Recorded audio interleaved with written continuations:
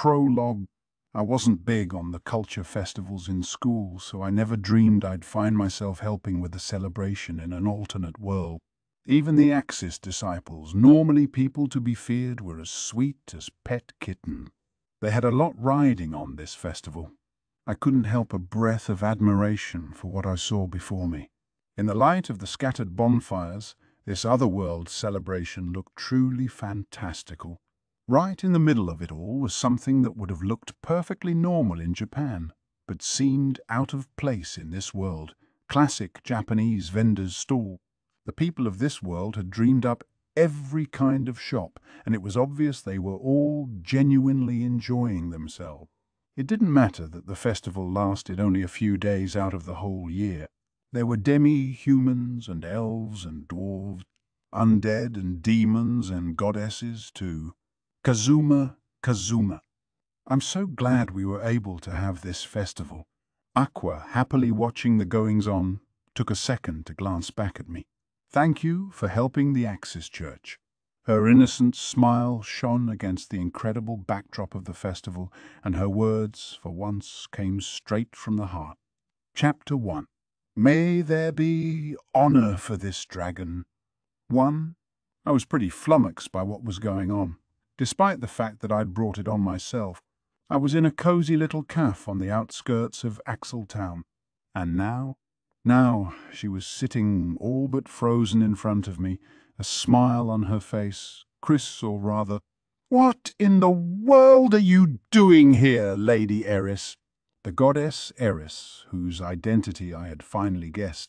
The day after I had rescued Darkness from being wed in order to pay off a debt, Axel's governor, old Derp, had mysteriously disappeared. Almost as if on cue, a slew of evidence had been discovered proving the man's evil deeds and general bad behavior. The next governor of Axel was to be Darkness's father. Along with that, Darkness's debts that I had taken on, and all the other money I had paid, such as the cost of repairs to the town after defeating the Demon King's General Beldia, or the cost of repairs to the governor's mansion after defeating Mobile Fortress Destroyer. All that was apparently going to come back to me. Oldup's son, Bolter, to whom Darkness had also nearly gotten married, had been cleared of any association with his father's wrongdoing and hadn't been punished. He was going to be Darkness's dad's assistant. Because her father wasn't yet fully recovered from his illness, Darkness was appointed as the acting governor, but at the moment she had shut herself up in her house and still hadn't come out. Maybe that selfish brat didn't like the new nickname I'd given her. Anyway, I was bringing Chris up to speed on all this. I'm not Lady Eris, I'm Lady Chris. I had started to suspect that Chris and Eris were the same person and tried to trick Chris into admitting as much, but she just kept smiling and repeating the same nonsensical phrase. So I said to Eris, "Hey, there's something I've been wondering about.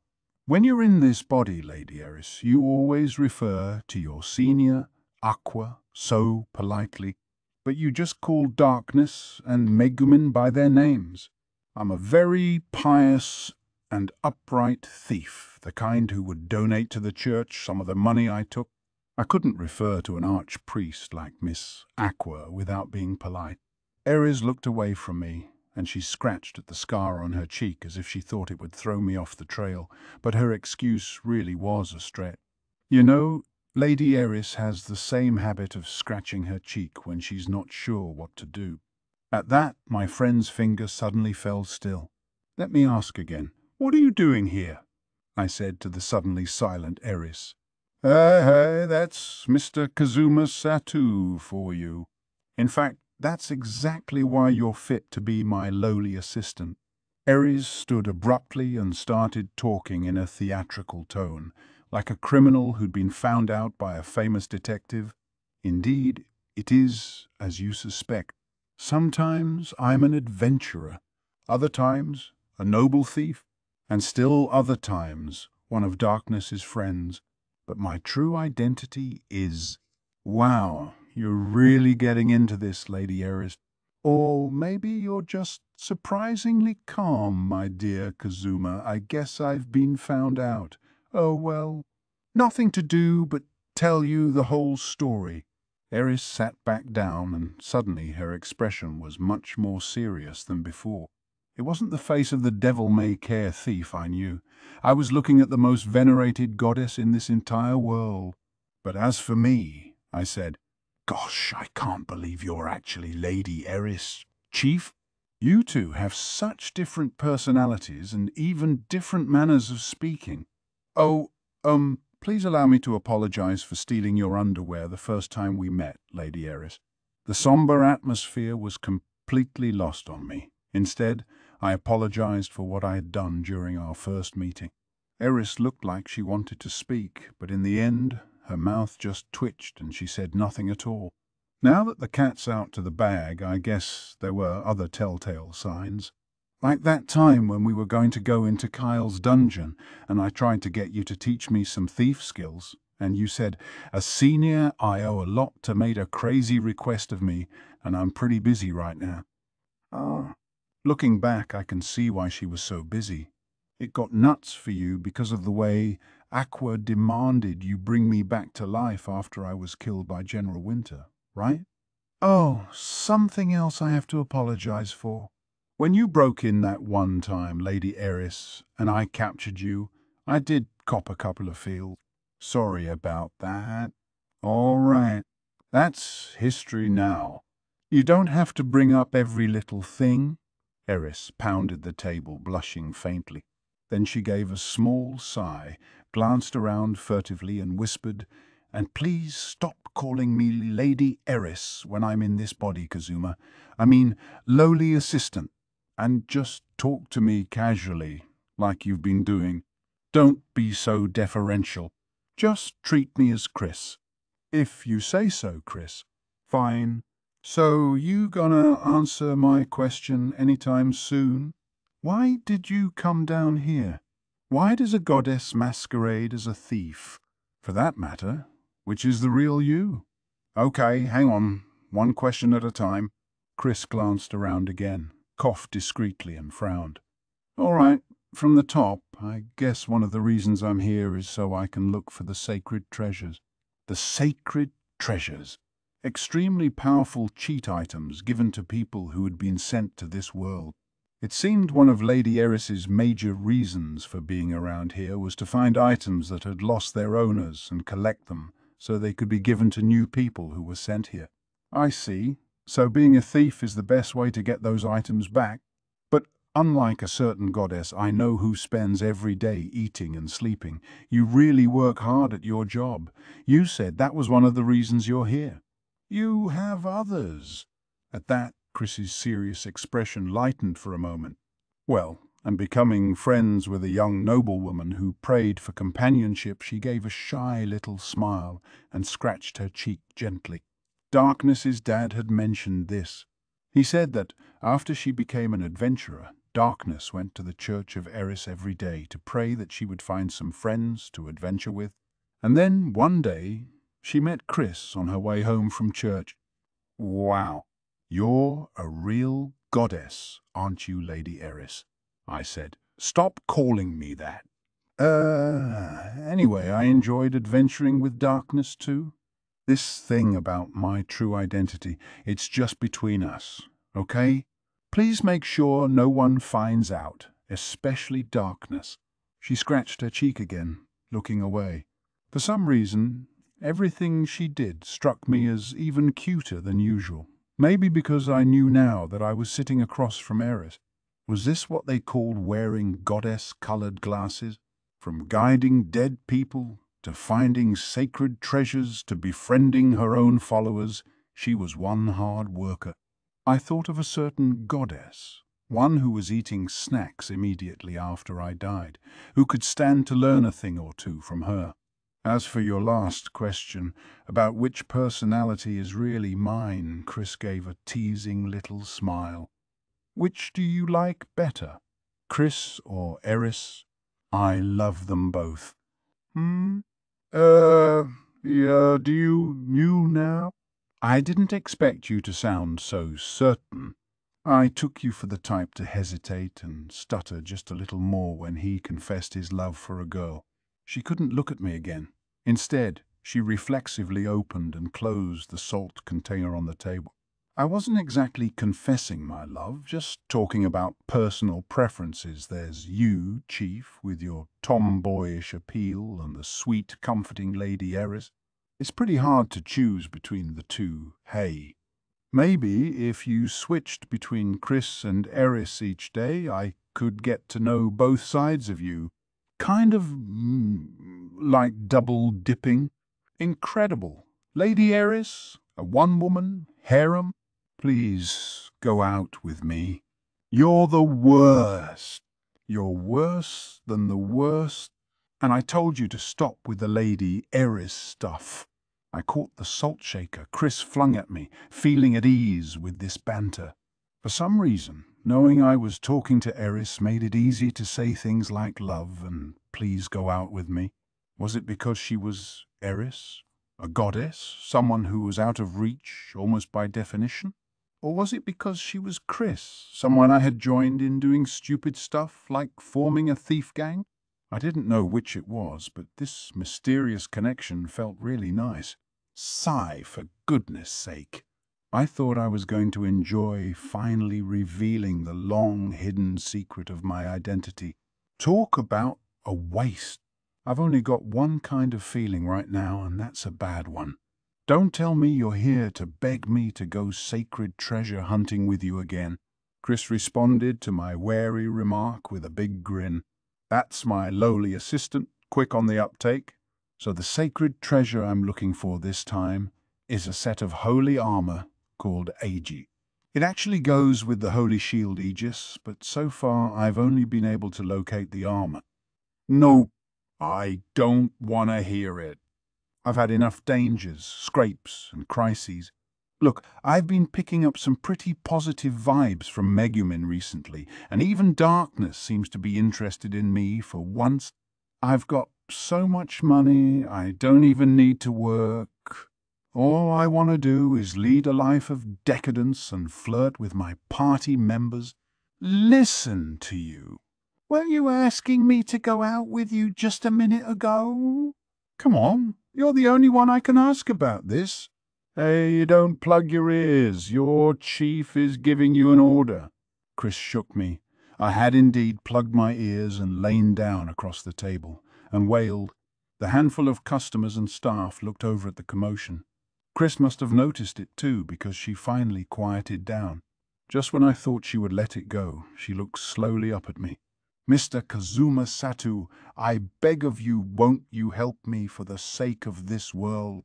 Sitting across from me in a pose of supplication was the goddess Eris, or rather, Chris, wearing Eris's disappointed face. Lady Eris, that's not fair. 2.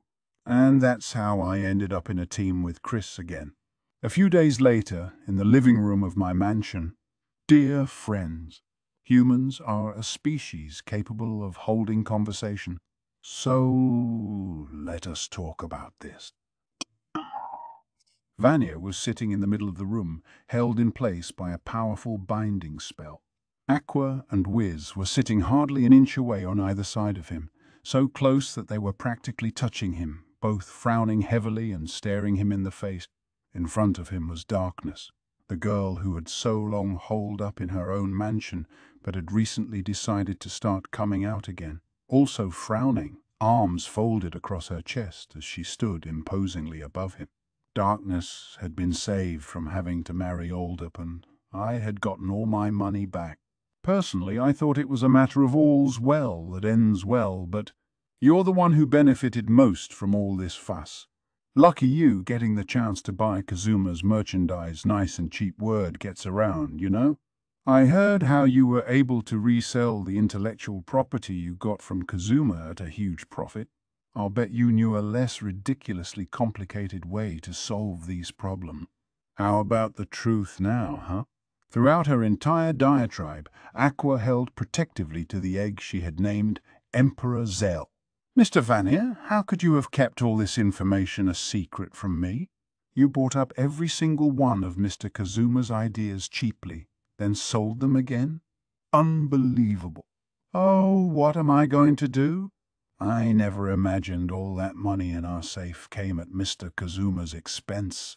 I'd love to return it, but it's already. Wiz covered her face, apologizing mournfully. Vanir seemed to take a certain pity at the sight of his employer apologizing so profusely. Now, calm down, O Yakuza lady and deadbeat shopkeep. Was there another way to solve that problem? Well, technically, yes, there was, but... Wait, what did you say, you deadbeat shopkeep? Vanir stopped trying to placate Aqua and Wiz. What happened to the money I put in that safe? That was not an amount that could be used in the blink of an eye. Wiz looked up from her hands and suddenly her face was shining. Oh, that? You should be proud, Mr. Vanir. Guess what? While I was looking after the store, a valued regular brought in a big load of manatite crystal. They were willing to sell them at half the market value, so I bought as many as I could with the money in the safe. This time I really did buy something good. From what I saw, those things have so much magical power that they have to be the purest manatite. Manatite is a substance that can restore an amount of magic in proportion to the quality of the crystal. It's awfully expensive for a consumable item, so naturally there was zero demand for it in a town full of beginning adventurers like this one. I could only feel bad for Vanir as he sat there absorbing Wiz's story. I decided I'd try asking him a question of my own. So, not that I think you necessarily planned all of this, but Aqua said Darkness's old man was cursed by a demon and you're the only demon around here, right? Yes, this was the reason we had suspected Vanir to begin with. Pwah! Ha ha! Behold, I say, far be it from me to place a curse that might endanger someone's life. The bestower of that curse was another demon, one famous for being not quite right in the head. He says and does all sorts of strange things. That pretty much sounds like you, I said. Aqua and Wiz grabbed Vanir's shoulders from either side while Darkness, the daughter of the man cursed in this recent incident, stood implacably before him. Hold knaves. Do you mean to imply that one of my revered station would say or do anything that would cause you to confuse me with a broken demon like that? Very well, let us discuss. I will admit that I, took the scenic route in resolving these events, and I further acknowledge that I orchestrated these developments in order to feast upon the animosity produced when that lord saw his bride stolen away before his very eye. But I implore you to listen, in particular the girl standing squarely before me who, thanks to recent events, was made blindingly aware of her feelings for this young man and whose at-home dress has consequently become skimpier than ever before. I take revenge for my father. Hey, my mask. Don't you try to destroy my mask. And your father isn't even dead. Darkness had launched herself at Vanir, who was still restrained by Wiz and Aqua, and very nearly succeeded in smashing his mask to pieces. As I sat there with my proverbial popcorn, I felt Megumin tug on my clothing. Kazuma, it seems we've now confirmed that Vanir was behind all this, and I'd like to go out and do my explosion for the day. Would you be so kind as to come with me? Yeah, sure. It doesn't look like this is going to wrap up any time soon. Maybe they'll have cooled off by the time we get home. I grabbed the minimal equipment I would need and headed off with Megumin. 3. I haven't thanked you yet, have I, Kazuma? Megumin spoke up from beside me as we walked. We were a little ways out of town, following a path toward a mountain valley that boasted lots of exposed rock. Thank me. Thank me for what? Ah, you mean when I went and apologized to the parents after you made their kid cry? That's water under the bridge. But next time, don't bully a little kid just because they made fun of your name, okay? Such a ridiculous thing is not what I'm referring to, and furthermore, I have no fault in that incident. That child was wrong to mock the name of a member of the Crimson Magic clan. While Megumin was still fuming, we reached our explosion spot. We came here virtually every day, It was sort of Megumin's equivalent of a hole in the wall. Don't ask what kind of hole, but there were big chunks of rock scattered everywhere. I got the impression this was less about getting off an explosion and more about satisfying her thirst for wanton destruction. If we had run into any monsters on the way, I had been thinking I would have her blow them away to help gain experience points. But sadly, the path was clear. I wanted to thank you for helping Darkness, Kazuma. Megumin had spotted an attractive boulder at the foot of the mountain and pattered over to inspect it. She didn't even spare me a glance as she talked. It looked like we had found today's target. Oh, that Darkness owes me an awful lot. I couldn't just let her leave the party like that. And anyway, I'm used to cleaning up your messes by now. No need to thank me at this point. I shrugged, speaking casually. Megumin backed away from the rock and chuckled. Even so, as I believe I told you back at Crimson Magic Village, she turned away from me, raising her staff in the direction of the boulder. Despite all your complaining, when push comes to shove, you are always there for us. I love that about you. She said it so easily. Hey, I really need you to stop throwing around that word and any others like it. We're not talking about the weather. I don't know how to react. If you say things like love way too easily, you're gonna cause a misunderstanding. Give it to me straight. Is this a serious confession? I spoke as calmly as I could, trying not to betray the trembling in my heart. I wonder, Megumin said, her back still to me, and giggled. I'm sure you would love to know. No, really, was she serious?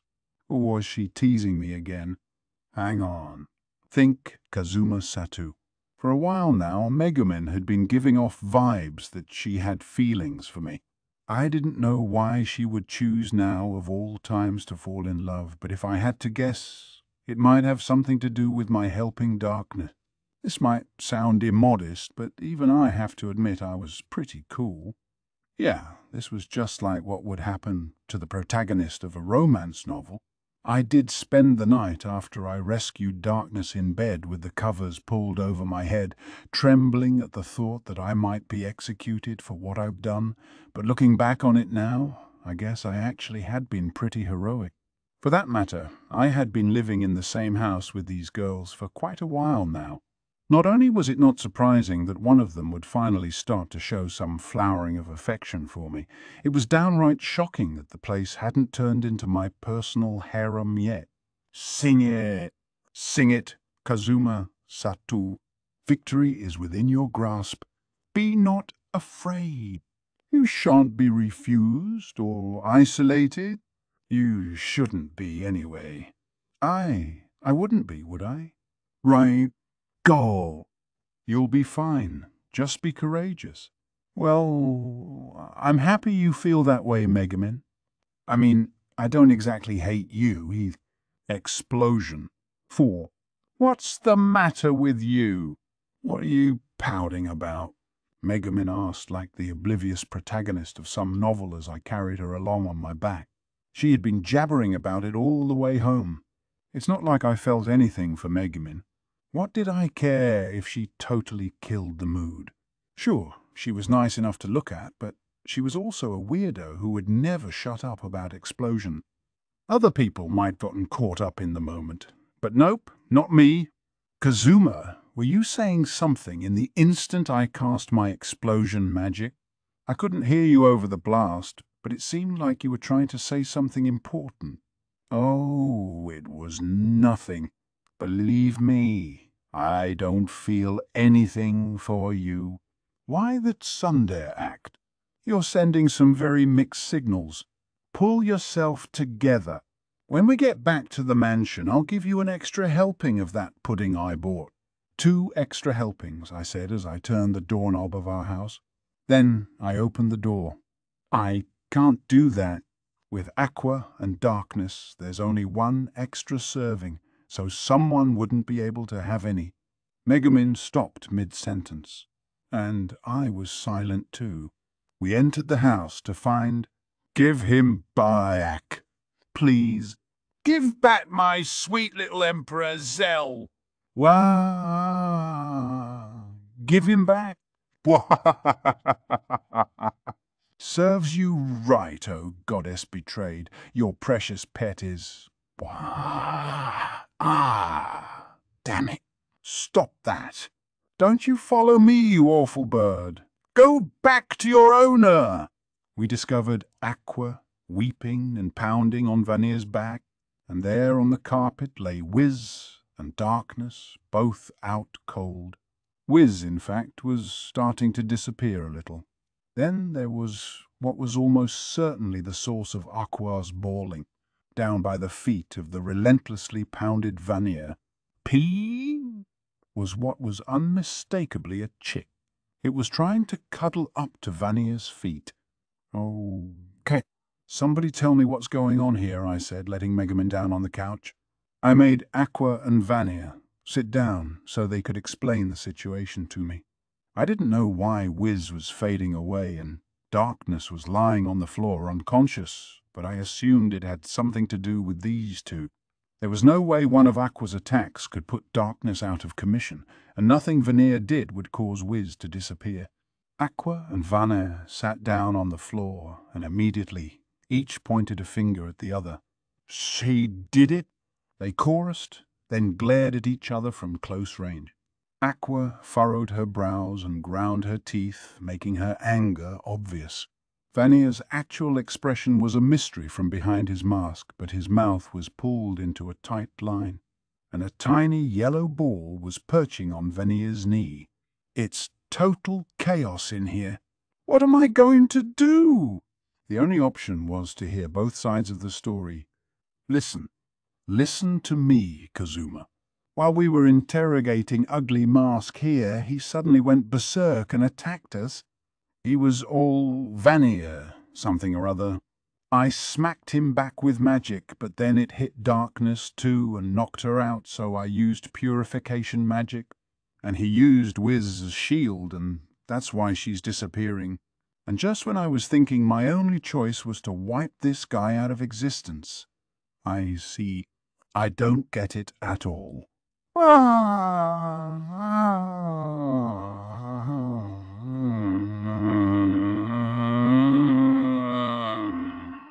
Underhanded woman who presents only lenient to her. Along with that muscle-headed girl and my traitorous shopkeeper, she assumed that my predominantly innocent self was guilty. Without so much as a lawyer to defend me, this trial was null, void, and unacceptable, and so I used my Vanir death ray attack in self-defense. It was this woman who deflected it and caused it to hit her buff friend, whereupon she further decided, altogether outrageously, to attack me with magic, so I grabbed my shopkeeper as a barrier and managed to escape unscathed. And just when I was thinking my only choice was to put an end to this battle that would echo through the ages, Emperor Zell hatched. Ah, I see. I don't get it at all. 5. Zeltman Kingsford, apple of the eye of the goddess of water, chosen from among the vast panoply of eggs in the world, of lineage strong and true, and a chick, a fine name, a strong name overflowing with intimidation. It's no surprise he should cleave to my person. Of course, he has a good name, and what do you mean, cleave? I can't quite excuse the fact that he does seem to like you, but this little one was chosen by me, a deity. He's destined to be the Emperor of the Dragons. As Aqua and Vanir exchanged barbs where they sat on the carpet, the chick sat absolutely motionless. He looked exactly like chicks I had seen in Japan. He had all the vulnerability of a newborn, yet he didn't seem the least bit intimidated by the goddess and the demon arguing right above him. Instead, he sat proudly on the great demon's knee, staring at him unwaveringly. Zeltman Kingsford, nicknamed Emperor Zell on the hope that he would indeed one day become the ruler of dragonkind. I plucked Emperor Zell off Vanir's knee. So what's the plan? Fried chicken for dinner tonight? No. Kazuma, this just goes to show what a monster you are. I swear, this masked demon is more human than you sometimes. No need to be so rude, oh pitiful cuckold. Do not equate myself, who keeps an eye on neighborhood safety while the children are coming home from school, with this man who, with the departure of our awful governor, now ranks as the most depraved inhabitant of Axel. I think I'm gonna cry. Anyway, I'd more or less gotten a hold of the situation. Basically, Emperor Zell hatched while Aqua and Vania were fighting, and he imprinted on Vania. I held Emperor Zell cupped in both hands, Megumin eyeing me jealously from the sofa. I guess she wanted to pet him. I passed the Emperor to her and went to check on Wiz and Darkness.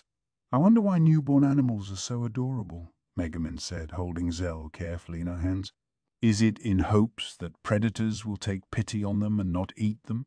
Meanwhile, I was heading over to Wiz and Darkness. Wiz was looking a little translucent, but there was nothing I could do about that. Instead, I hoisted up Darkness and gave her a few gentle slaps on the cheek, but she didn't wake up. Anyway, you're a bad influence on Emperor Zell, so scurry on home, Aqua said to Vania. I'm trying to make sure Zell learns only the very best lessons. Look at Megumin's relaxed expression as she gazes at Emperor Zell. Amazing. Just born, and Zell is already a lady killer. They say heroes love the fairer sex, so I think this bodes well for his future. You don't have to encourage me to show myself out. Thanks to that deadweight, and now passed out, shopkeeper, all the money I so diligently hoarded has turned into a bunch of rocks. Well, human, if you come by some pocket change, I hope you'll patronize Wiz's magical item shopper. He grabbed Wiz, now about half vanished, and said, Excuse me, but could I have some sugar water? At this rate, she'll be changing classes from a pseudo-leash to an extinct one. Bring me some nutritional supplements. Maybe if we douse her with sugar water or something, she'll revive like a rhinoceros beetle. I wondered what Wiz's day-to-day life must be like. Vania made for the kitchen as he spoke, but... Whoa! What's wrong, Emperor Zell? Megumin was startled when the chick began flapping around in her hands. She put him gently on the carpet. Why, even Megumin doesn't feel weird calling him Emperor Zell? He's a chick. So why does he get the most important-sounding name out of all of us? As we all watched, the yellow fluffball with the imposing name toddled over to Vania and cuddled up to his shoe. Aqua grabbed hold of me. Wow, Emperor Zell's been stolen from me. Kazuma, dear Kazuma, please slay that masked demon and get me my Emperor Zell back. Why me? You're in a better position to defeat him than I am. Plus, that's a chick, not a dragon. Doesn't that bother you? At that, Aqua went over to where Zell was huddled up by Vania and held him lovingly to her chest. If I were to destroy the masked demon he likes so much, Emperor Zell would hate me. And you may be too blind to see it, Kazuma, but this is an exceedingly rare type of dragon that's covered in fur called a shaggy dragon. No doubt about it. I understand not wanting to admit that you got had, but give it up already. That thing is obviously and without question just a normal chick. As Vania was getting Wiz some sugar water, he watched Aqua plug her ears and pretend not to hear me. Hey, I said to them, Darkness doesn't look like she's coming around. Is this normal? Vania peered at Darkness, puzzled. Your goddess supposedly healed her wounds, but it's rather staggering that she took a blast from my Vania death ray and is still breathing. It's called a death ray for a reason. Normally, people die from it. It is I who would like to ask you how she is still alive. She must have monstrous magic defense, but this incident is to the discredit of myself, who swore not to harm any person. When she awakens, ask her for me just how muscle-headed she is. That's gonna get me slapped, I said. Never mind. The only question is what we do with this little guy. I looked down at the yellow fluff ball who still refused to leave Vanier's feet. I was starting to think it would be just as well to let Vanier take him home. I cannot blame him for being so attached to me, idol of the local housewives, but there is an unbridgeable species gap between birds and demons. I apologized to Emperor Zell, but he must give up on me. I think he thinks you're his father. This caused Vanier to grunt thoughtfully. No choice, then. Hey, where does Emperor Zell sleep? Aqua pointed to the couch without a word. Hey, don't let the chicks sleep there. Vanier plucked Emperor Zell up off the floor and plopped down on the sofa. Zell sat still, which he seemed to do only in Vanier's hands. Boy, he was really convinced Vanier was his dad. Vanier leaned over as if giving the chick a hug, and then, with the bird clutched in his hand, skin shed. He intoned the words almost musically and suddenly split himself in two. Emperor Zell remained in the hands of Vanier's double, so he couldn't see the real Vanier. Our ready-for-anything demon held up a hand, while his unmoving husk clasped the chick. I believe this is goodbye for today. I keep thinking I've gotten used to the creatures in this world, but you really take the cake. 6. It was the day after our new mascot had joined the household. Hey, Kazuma, could you stop eating fried eggs in front of Emperor Zell? I can't help thinking he looks a little scared of you. Aqua was feeding Zell breadcrumbs. He's a dragon, isn't he? Then he doesn't have to be scared of me. More to the point, do something with Vanier's shell already. It's like having him sitting right there. I'm losing my appetite just looking at it. I gestured with my chopsticks at Vanier's empty shell, which had taken on the role of Zell's bed and next to which Aqua was now sitting.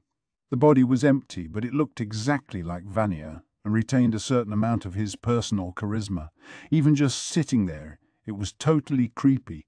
What am I supposed to do? Emperor Zell likes it so much more. To the real point, I wonder what's up with her right now. As Zell pecked at her fingers, which looked pretty painful, Aqua glanced over to the corner of the room. Looks to me like she's scared of our little yellow fluff ball. Curled up and cowering in the corner was Chomosuke. I had been worried that the black fluff ball might eat the yellow fluff ball, so this outcome was surprising, to say the least. It has to do with magical power, Megumin said, chewing on some toast and fixing Zell with a stare. Magical power. Yes, magical power. I feel an incredible magical energy from Emperor Zell, from the fluff ball. During the egg's incubation, Aqua and I, along with Vanier and Wiz and all the top-class magic users in town, poured our magical energy into it. It's well known that dragon parents warm their eggs with magical energy so that the offspring are born with powerful magic themselves, and it's fascinating to see that the same thing happens with chickens. We should probably report this to the people raising dragons out on the dragon farm. So what was her point? Was this critter really going to become the creature of legend Aqua claimed he was? So if we raise him right, he could become our ace in the hole against the Demon King and his... No, he couldn't because he is a chick, Megumin said. He can't use magic and therefore he can't magically fly like a dragon or use magical breath weapons like a dragon. You don't think one day he'll suddenly manifest some incredible power, or that he'll be extra tough, or... Oh, definitely not. Sometimes large amounts of magical energy can slow the aging process and extend one's life, but he is just a chick after all. He won't awaken to any special powers. The best we can hope for is that maybe he'll scare off wild monsters with his large amount of magic. What a waste. Oh, that's it. I can use Drain Touch on him. He'll be better than Manatite. I'm afraid that won't work either, because he is just a chick. If you accidentally drain too much and cut into his vitality instead, you could kill him easily. What to do? What to do? I wonder if I would get a big magic boost if I ate him.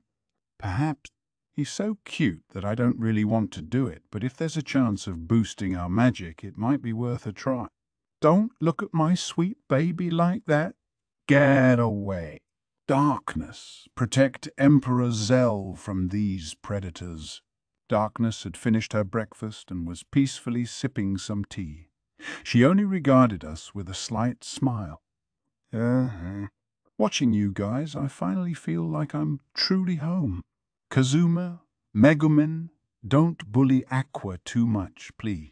We can all live in harmony together now. There's no need to fight. Just be friends. Her smile grew wider. She looked completely at peace. You sure went from shut-in to cheery in no time, I said. Already over the trauma of being dumped by that governor? A virgin divorcee is a new one to me. But hey, you just keep seeing how many weird distinctions you can pile up. He didn't dump me. He disappeared, and it's obviously because he ran away when his misdeeds were found out. Darkness shot back. And I'm not a divorcee. My family record is still clean. She grinned. Oh. She used her noble status to alter her family registry. Get a load of this hypocrisy, Megumin. She always used to crow about how the Dustiness family didn't take advantage of their position to do anything wrong, but when she's cornered, suddenly here we are. Darkness has indeed changed substantially, hasn't she? Megumin said. Her diligence and stiffness have disappeared, and I think her brain has gone soft. No doubt it's due to your influence, Kazuma. Darkness flushed bright red to know that I had seen straight through her little abuse of power. Both of you! Stop it! Darkness is a very dreamy young lady. She says cute clothes and stuffed animals don't suit her, but she loves them both, and when everyone's out of the house, she secretly comes to check on Emperor Zeal. She's a very good girl, okay? Such a sweet, pure young lady is perfectly free to alter her family registry and, hey, what are you doing, Darkness? I'm trying to help you. Darkness, tears in her eyes, had grabbed Aqua in hopes of shutting her mouth. At that moment, there was a knock on the front door. We heard it click open. I'm letting myself in. Sounds like you're all having a good time in here. Who should appear, smiling at this everyday scene, but Chris? 7. And that's the story. I've already asked my lowly assistant for help, but if possible, I'd also like all of you to assist me in collecting the sacred treasures. Chris finished her summary of the story so far and let out a breath. The entire time she had never once taken her eyes off Vania's shell, Akazel's bed, which had to be pretty distracting. Darkness frowned apologetically. I want to help you, Chris. I really do, but I'm sorry. With our governor gone to who knows where, and my father not yet fully recovered, I have to take care of overseeing this town. I'd have to wait until my father is better to help you effectively. No, I understand. That's important work. I'm happy just to know you're on my side. Thank you, Darkness. Chris smiled at her friend, then looked at the other two girls with eyes full of hope. If there's something I can help with, then I will, Megumin said. But I'm not sure there's much I can do.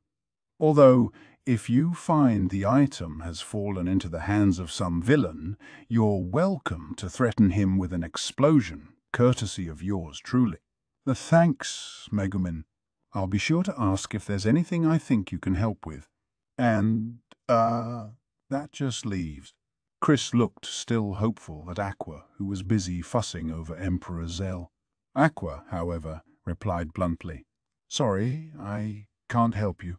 Everyone stared at her. Maybe they hadn't expected that reaction. You have nothing to do but feed that chick and lounge around, don't you? I said. You've got the most free time out of any of us. You could at least help a little. Aqua held Emperor Zell close to her chest and gave me a condescending smile. It ticked me off, but if I said something and she started crying and carrying on, this discussion would never get anywhere. Aqua kept stroking Zell gently. Maybe she was enjoying the feel of his fluff, as she said with a self-satisfied look, "Listen, Kazuma, I wonder, do you understand how a parent really feels?" "Why are you asking me that? If I understood that, would my buddies in my online game have nicknamed me Makes His Mum Cry Kazuma?" "True enough. That's what makes you you, isn't it, Kazuma? A guy who never goes to school, just plays games. When someone tries to get him to go to school, he throws ugly little tantrums, but you know what? Even the most worthless son is precious in the eyes of his parent." Did she think she was talking about me? Oh, she was gonna get it. "I happen to know that you people say a child only gets more beloved the worse he is. But I'm gonna make my Zell into the strongest, most venerated, and greatest dragon of all. He's going to learn to be a hero and stand at the zenith of the dragon world, and to that end, your ever-intelligent Aqua has thought of a plan. You know how they say children learn by imitating their parents?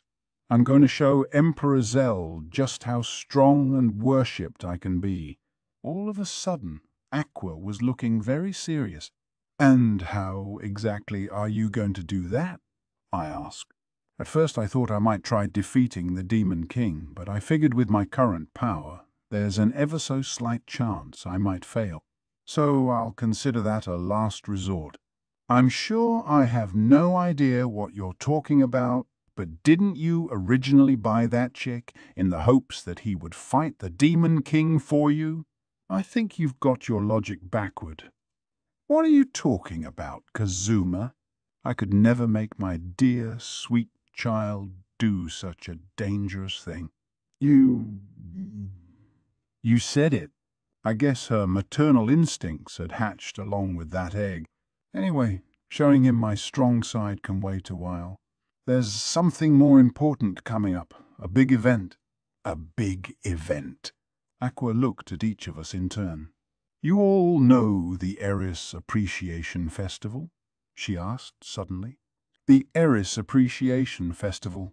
It was a celebration in praise of the goddess of good fortune, Eris, expressing joy and thanks for the safe completion of another year. It was a tradition observed around this time in every corner of this world. I glanced at Chris, who was sipping tea beside me, and she looked away in embarrassment. "So you have the Eris Festival in Axel too?" Megumin asked. "We celebrated it back in our village as well. It's said that if you dress up as Eris, the goddess of good fortune, on that day, you'll be safe all year until the next festival." Wow. She even managed to inspire a dress code. Impressed. I glanced at Chris, but she gave me a little shake of her head. "Apparently, it was just superstition. My family is involved in the Eris Festival every year," Darkness said. "The Dustiness family are all very devout Eris followers. We always make a large donation at the beginning of the festival." That seemed to embarrass Chris a little. "So I'll get to see people doing Lady Eris cosplay around here?" I asked. "Hey, that sounds kind of fun." "You think so?" Megumin asked. "I am not the biggest fan of that festival myself. It's not only women who dress up as Eris." I didn't need to know that. At that moment, Aqua pounded the table with a bang. "What are you all so excited about?" "I didn't bring this up so we could talk about how great the festival was going to be. You're completely leaving me. Ow, ow, ow, ow, ow. Emperor Zell, why are you pecking me? What is it you don't like about your mother?" Aqua's sudden outburst had startled the chick who pecked at her fingers. "What are you getting at?" I asked wearily, and Aqua said, "If there's an Eris festival, it's only fair that there be an Aqua festival too. This year we're going to cancel the Eris festival and have an Aqua festival instead." Chris spat out her tea. Ignoring the choking thief, Aqua went on with increasing volume. "I mean, don't you think it's unfair? How can they have a festival for Eris without having one for her senior goddess, Aqua? There's no reason they shouldn't let me have a festival once in a while. I want to show Emperor Zell my best side. What a thing to say right in front of him. Plus, everyone thinks Eris is so great. But you know what? Behind that sweet little face, she's got a devil-may-care side to her. And she tends to take things on herself and try her best to do everything alone. I can't even count how many times I've found myself saving that girl's skin. She's just not experienced enough yet. Chris was still coughing, and now she was red up to her ears. Has she really helped you out that much? I whispered to her. Jay, just once. But that was only after I had been super busy taking care of all this work she had foisted off on me, so that my own work just kept piling up. So then, when I was having trouble, she was like, "Sheesh, you're so helpless. Ares, you would be lost without me." All self-satisfied. But she did help me. Pooh, lié. As Chris and I sat whispering, darkness started in with distinct annoyance. My goodness, Aqua, it's because you keep bad-mouthing Lady Eris like this that you have such terrible luck. I'm sure all the trouble you keep getting into is divine punishment from Our Lady. You must be kidding. So you think that time the stray dog I was teasing suddenly started chasing me, or the time I dropped the ice cream I'd just bought where Eris is doing? For such a pretty face, she must be one mean girl. I glanced to my side where Chris was tearfully shaking her head. Well, whatever, Darkness said. I'm certainly not helping you. Like I said before, I'm very busy as acting governor right now. I don't expect to be able to spare a lot of time during festival season. Why not? And after I helped Kazuma rescue you when you were about to be married off and broke the curse on your father, too. You make a fair point, and it pains me to refuse you, but I am a devout Eris follower. That caused Chris to let out a small breath of relief. Fine, Darkness, you abandoned divorcer. Abandoned divorcee? Hold it, Aqua. Where'd you learn? What about you, Megumin? Come on, Megumin, how about it? You'll help me, won't you? Abandoned divorce of the abandoned divorcee looked at the floor as if she might cry. Meanwhile, Megumin was timidly petting Emperor Zell. I don't especially mind, she said. I'm not an Eris follower in particular, and I do know some Axis disciples. I owe them a very small debt from long ago. That caught Chris's full attention. Aqua looked overjoyed. That's my Megumin. And Kazuma, I know I can count on you. The hell you can. Help me, you dumb NEET. All you ever do is sleep. Please, I'm asking you. I'll even let you feed Emperor Zell for me. I'll let you do it just once. Not interested. And why are you acting like feeding that chick is some kind of reward anyway? I would like to try feeding him, Megumin said. Apparently, some of us considered it a reward. Anyway, cancelling the Eris festival? That's impossible.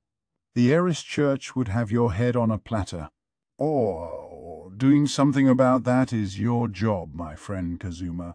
You always come up with a plan? Piss off, I said bluntly, and Chris sighed in relief again. Aqua, however, jumped up and declared, I've had enough of you, you cheapskate. Megumin and Chris and I will figure out something together. You'll see. Chris sounded more surprised than anyone had all day.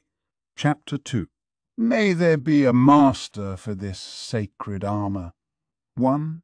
Summer sunlight seeped in between the thick curtain. I was just pulling the covers up over my head to block out the light when there came a frantic pounding on the door. Hey, Kazuma, how long are you going to sleep? You have clothes on, right? You're not doing anything weird, are you? You aren't, are you? I'm coming in. What the heck? It's so cold in here. First thing in the morning, and Aqua was already full of it. She started shouting the moment she came into my room. I stuck my head out from under the covers. Man, it's too early for this much noise.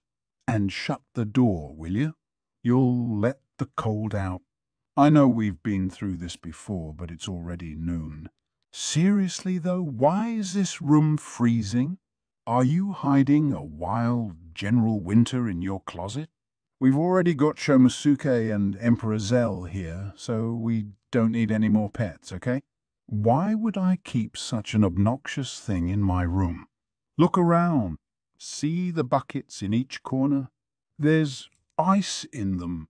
Aqua looked into the buckets with sudden interest. How'd you get ice in the middle of summer? I want ice too. It's so hard to sleep sometimes. You remember how Wiz was blabbering about buying up all that top-quality manatite? It gave me an idea. I used a portion of my moderate wealth to buy a bunch of cheap manatite, and then I made a ton of ice using free. It may be a summer day, but I can nap under the covers in a nice, cold room. I can't imagine anything more luxurious than this. Aqua looked at me with the covers up to my neck with a touch of envy. You, my dear Kazuma, are the smartest person I know when it comes to totally wasting both magic and money, but it does seem like tonight is gonna be another scorcher. Do you think you could make me some ice this evening too? Sure, I don't mind, but what gives? Weren't you going to go to the Axis church building today? After badgering Chris into helping her yesterday, Aqua had been all excited about going to church today to rally her followers. As someone who isn't venerated by anyone, Kazuma, you clearly would not understand, but it's a little embarrassing to go to your own followers and tell them you're going to have a festival to praise yourself. I plan to bring someone along who can casually propose the idea to everyone else. She reached a hand into one of the buckets, stirring the ice with a look of relief. Maybe you haven't noticed how single lady adventurers and the receptionist girls have been oddly attracted to me ever since I came into all that money, I said. What a weird thing for you, of all people, to get hung up on anyway. You normally just demand whatever you want without a thought to spare for anyone around you. I told you yesterday, I'm not going to help you. And I don't want anything to do with any Axis disciples. Get Megumin or Darkness to go with you. I tried crying to Darkness over and over, but she keeps insisting she's busy being governor. And Megumin said she's going to go see a friend today and doesn't have time to play with me. As she talked, Aqua hefted the bucket of ice and brought it over toward me. Hey, what do you think you're doing with that? I'm not going? I have no desire to go outside in this heat. Ah, hey, stop that! What do you think you're doing to my bed? I just dried out this futon. Don't get it wet again. If you get my bed wet, I swear I'll... Fine, I'll go with you. Just put down the bucket. A small building on the outskirts of Axel. This is it, Aqua said. I know it doesn't look like much, but I think that's perfect for expressing the humility of the Axis church. It looks like a strong wind might blow it over, I said. Aqua and I had arrived at the local Axis church building. Come to think of it, in all the time I had been living in this town, I had never been here before. Hey, who is it who runs this place anyway? We're not going to run into any more crazies, are we? I'm sick of characters. If anyone weird shows up, I'm going home. You don't have to worry. All the children of the Axis Church are wonderful people, but I haven't met the head of this particular church yet. I hear someone new took over just recently. As she spoke, Aqua put her hand on the door. Here? Is this all right? Take a good look, I hope this is the last of these things that you want from me. When we heard a man's voice from inside and we froze. These things. Indeed, I knew I was right to ask you. This is top class. Perfect. Don't worry, I know how to handle it. I won't be in any danger. And it's only for my own personal amusement anyway. The second voice was that of a woman. Aqua and I looked at each other. That's all well and good then, but don't enjoy it too much. It kills people every year. Be careful." It sounded like we had wandered into the middle of something serious. Surely the Axis Church wasn't involved in the black market, was it? Actually, it wouldn't be that surprising. Hey, Aqua, change of plans. Let's go to the police. Wait just a second. My children would never sully their hands with criminal activity. This has to be some kind of mistake. At least wait until we hear their side of the story. Your little gang of followers sexually harasses Eris disciples and does all sorts of ugly things to them. That's a crime, if there ever was one. Whatever the case, this didn't seem like a good place to be. If the people inside knew we had overheard them, they might try to silence us with extreme prejudice. I was just about to drag the uncooperative Aqua off by force when, "Goodness, you have not changed a bit. Are you that fond of this white powder?" That was Megumin's voice. Aqua and I were shocked to suddenly hear one of our friends. What was Megumin doing in there? And had she just said something about white powder? Wait a second, if Megumin is part of such underhanded dealings then? Is this really such good stuff? Megumin's voice went on. You recommended it to me as well once, and I've developed an interest in it. Hold up. Listen, lady, this may look like just white powder at first glance, but when you dissolve it in warm water... No, wait, stop. I mean, we're sure that's Megumin in there, right? Not someone else who just happens to sound like her. Aqua and I were trying to decide whether to charge in there when we heard something we couldn't ignore. If you're curious, why not try it? It's okay, Miss Megumin. Everyone's scared the first time. But once you've experienced it, I'm sure you won't be able to stop. I kicked open the door.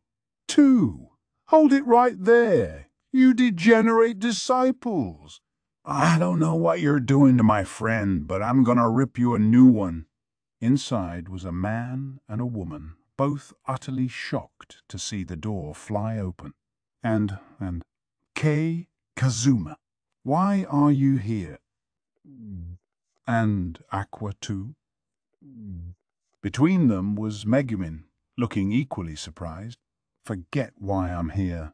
Hey, you criminals, don't move a muscle! I know I'm not much to look at, but I'm actually a famous adventurer around here, and if you try to resist, I'll show you what I'm really made of. My threat caused the woman, she looked like an Axis priestess, to tremble with the white powder in her hand. Wait. Yes, this is contraband, but I was the only one who was going to use it, so... As if I'd believe that. I just heard you offering some to my companion. Don't play with me. What am I going to do if my friend gets any crazier than she already is? I'm going to burn that awful stuff up with Kindle. As I spoke, I held out my right hand. The priestess discreetly stuffed the powder back into a bag. Aqua rushed past me, shouting, "God blow!" and slammed her fist into the man, who hadn't really been following what was going on. It caught him square in the solar plexus, and he crumpled to the ground without even a squeak. Hey, what do you two think you're doing? Megumin yelped, barging in here and causing chaos. I ignored her, facing the priestess with my fists raised. Quiet, Megumin. Now listen to me, you crappy cleric. When do you get off leading an innocent young girl down the path of evil? I'm all about true gender equality. I don't care if you're a priest and a woman, I'll still beat the crap out of you. You'll pay for getting my friend involved in this awful stuff. Your goddess might not be willing to raise her followers right, but my holy fist should be plenty for you. Aqua grabbed hold of my arm to keep me from decking the priestess right then and there. Hey, Kazuma, don't jump to conclusions. I'm sure this young lady can offer some explanation. This guy here doesn't look like an Axis disciple, so I was more than willing to pass judgment on him, but I can detect the aura of a pious Axis follower from this girl. Wait until we've heard what she has to say. The priestess looked at Aqua, her eyes going wide. Who are? Ah, well, look at that. Hey, I can't do anything bad. Very well, I lose. Burn this stuff and hand me over to the police. No sooner had she looked at Aqua than her shoulders went limp, and she confessed her crime. Ms. Next to her, Megumin looked from me to the priestess and back, still totally confused. If you're not going to resist, then we won't hurt you, I said. But we will need you to come with us to the police. You can make restitution for your crime there. Yes, I understand, eh? Miss Megumin, do you think you can still regard me so politely after seeing me this way? You needn't look so worried. After I've paid for my crime, I'm sure we'll see each other again by evening today, if I had to guess. A fleeting smile passed over her face. Evening today? What do you mean? You're going away for a lot longer than that. What do you mean? Illegal possession of gelatinous slime is mostly punishable by a short lecture. Gelatinous slime. What exactly does that slime do? Do you become an addict if you use it, or turn to ash, or— Nothing of the sort, Megumin said. Why would you ever imagine such terrible things would happen? Gelatinous slime is popular with old people and children because of how pleasant it is going down and the kind of wobbly quality it imparts to food. That caused me to shut my mouth. Okay, hold on, but wait. Earlier, that guy was saying people die every year from it. A lot of people wolf it down without chewing thoroughly, and it gets stuck in their throat, choking them to death. Did you know it's a popular gift for young wives to give their mothers-in-law on their birthdays? Wait, okay? You guys said this stuff was illegal and it's a white powder and everything. So having it is a crime, right? The priestess shook her head with a sad expression. There was an incident in Arcanlesia in which the Demon King's army used gelatinous slime in an indiscriminate terror attack. It was terrible. Every bath in town was turned into gelatinous slime. Ever since then, people have been researching this stuff, convinced that if the Demon King's army used it, there must have been some reason, some nefarious side effect. Questions of safety have led to recommendations not to eat it. Why would the Demon King's army do a stupid thing like that? But for me, there's no substitute for gelatinous slime, so even though I know people will scold me for it, I just can't stop. The priestess burst into tears. Personally, I was starting to think it was time to head home. "Oh, pious Axis follower," Aqua said, placing her hand on the priestess's shoulder. "Remember thou the seventh of the Axis precepts." The priestess looked up at her. "The seventh precept? Follower, do not practice self-denial.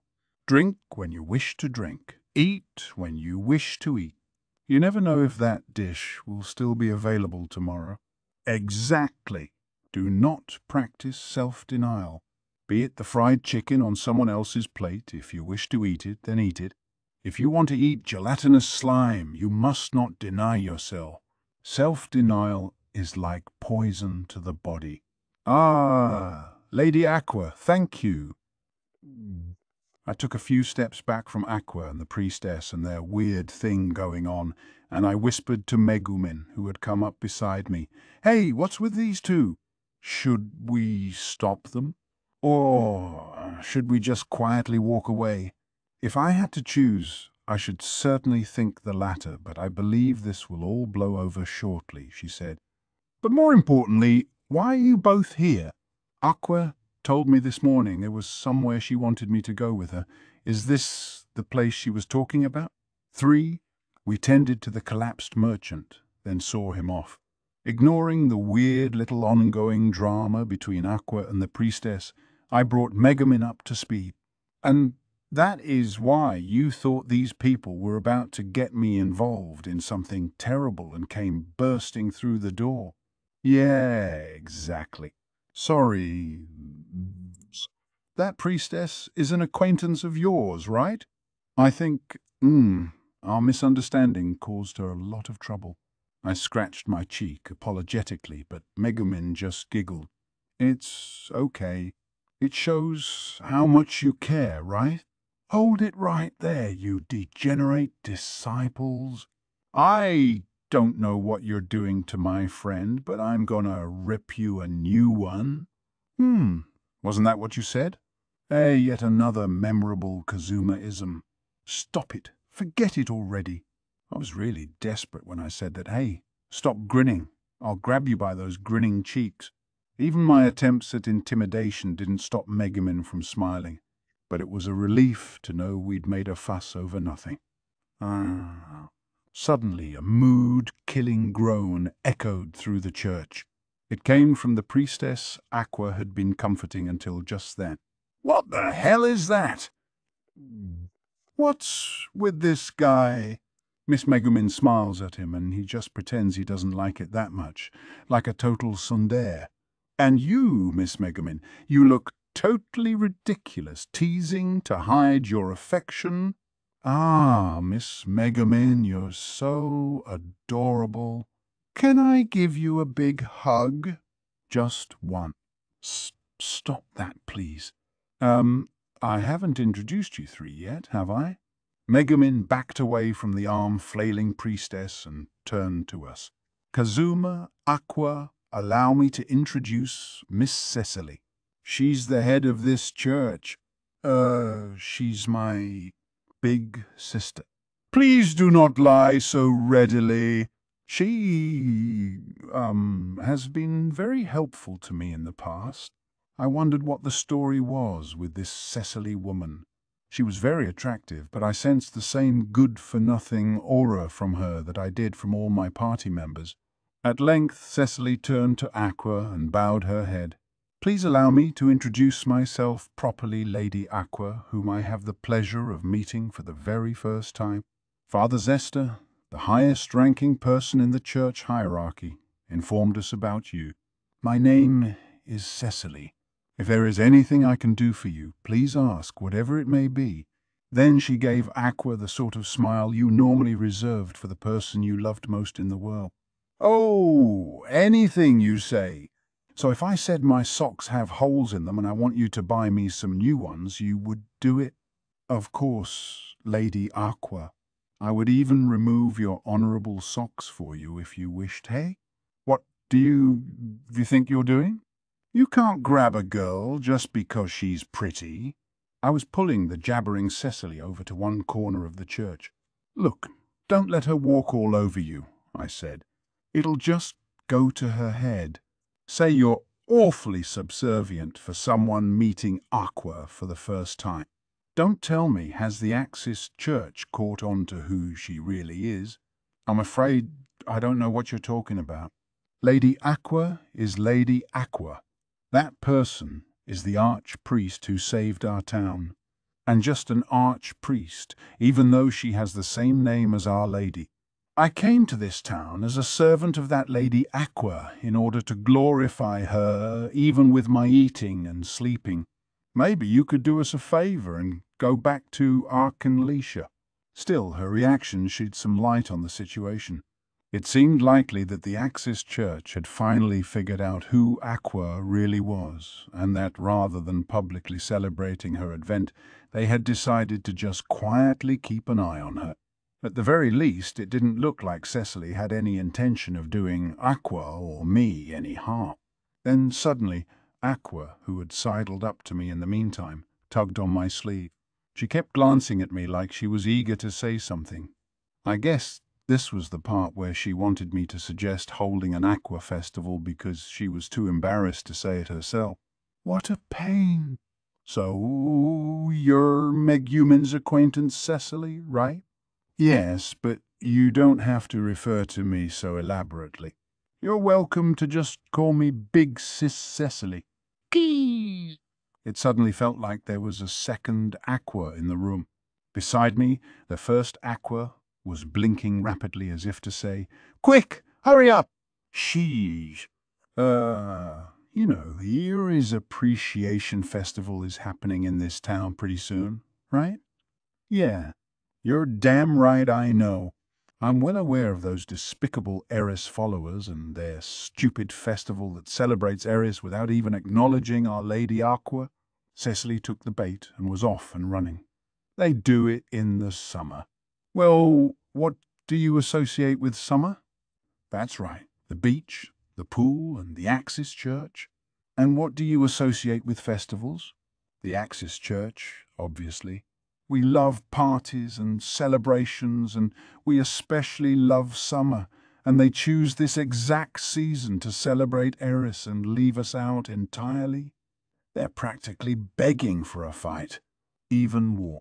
This means war. Is this the only kind of person in the Axis Church?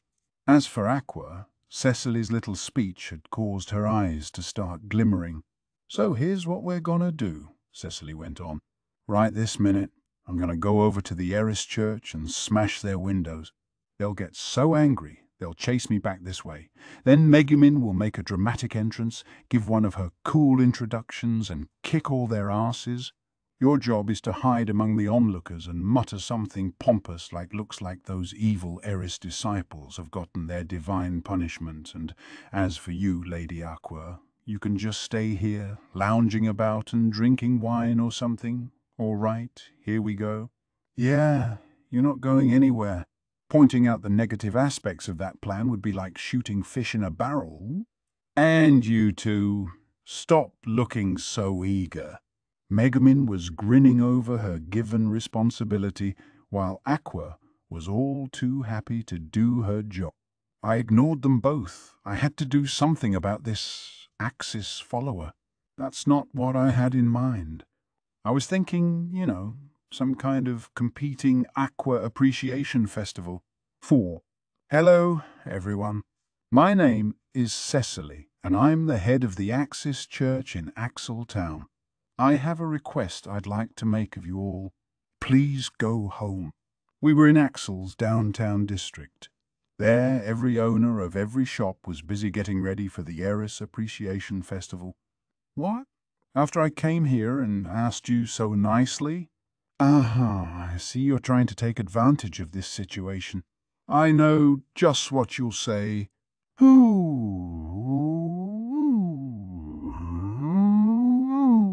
Ms. Beautiful Axis Priestess, if you want us to listen to you, first show us how sincere you are. And then you'll take my generous body and... Well, I won't let you get away with this, you heathens.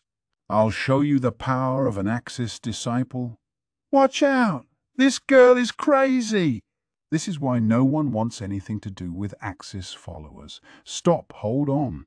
Somebody help! Before my very eyes, Cecily was strangling the man who served as the president of the downtown district. Hey, Megumin, you're her friend, aren't you? Go stop her. We're not friends. We are acquaintances. Please do not be confused on that point.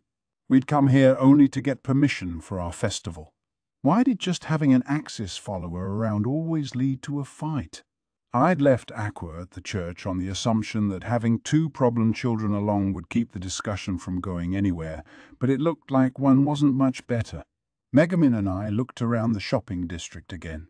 Staff at the various shops were busy preparing the goods they wanted to sell at the festival, as well as making what appeared to be streamers. The scene really brought back memories of Japanese culture festivals. I had been sent to this world just after my own culture festival concluded. I ended up not going to school on the day of, but if I had known I was going to end up in another world, maybe I would have. I think my class had decided to do a fried noodle stand. I looked back at Cecily, who was still busy upbraiding the president. Sure, they were Axis followers, but they just wanted to have a celebration. Thinking about Japan had made me a little sentimental, and I went over to try to stop Cecily from choking the guy to death. I had originally just kind of been dragged along here, but seeing all this gave me a very slight change of heart. Okay, Cecily, that's enough of that. It's not getting us anywhere. Let me talk to him. Cecily's hands relaxed on the man's windpipe. Through a fit of coughing, the president said, I don't care who talks to me or what they say. We won't. Are you perchance Mr. Satou, the exceedingly rich adventurer? What was that? A new nickname? I mean, not that it wasn't appropriate. Cecily seemed to calm down now that the president looked ready to talk. She straightened her disheveled clothes, clasped her hands as if in prayer, and gave the man a beseeching look. "We were thinking," she said, "about the annual Eris Appreciation Festival. We would like it to be changed to an Aqua Appreciation Festival. Go home." "You're just going to get in the way?" "Come over here with me, sis," Megumin said, dragging Cecily off before she could attack the president again. He looked thoroughly intimidated as I whispered to him, "I'm really sorry about the trouble my companion is causing, although we did come here in connection with what she's talking about." "You mean the Aqua Appreciation Festival that insane Axis girl mentioned?"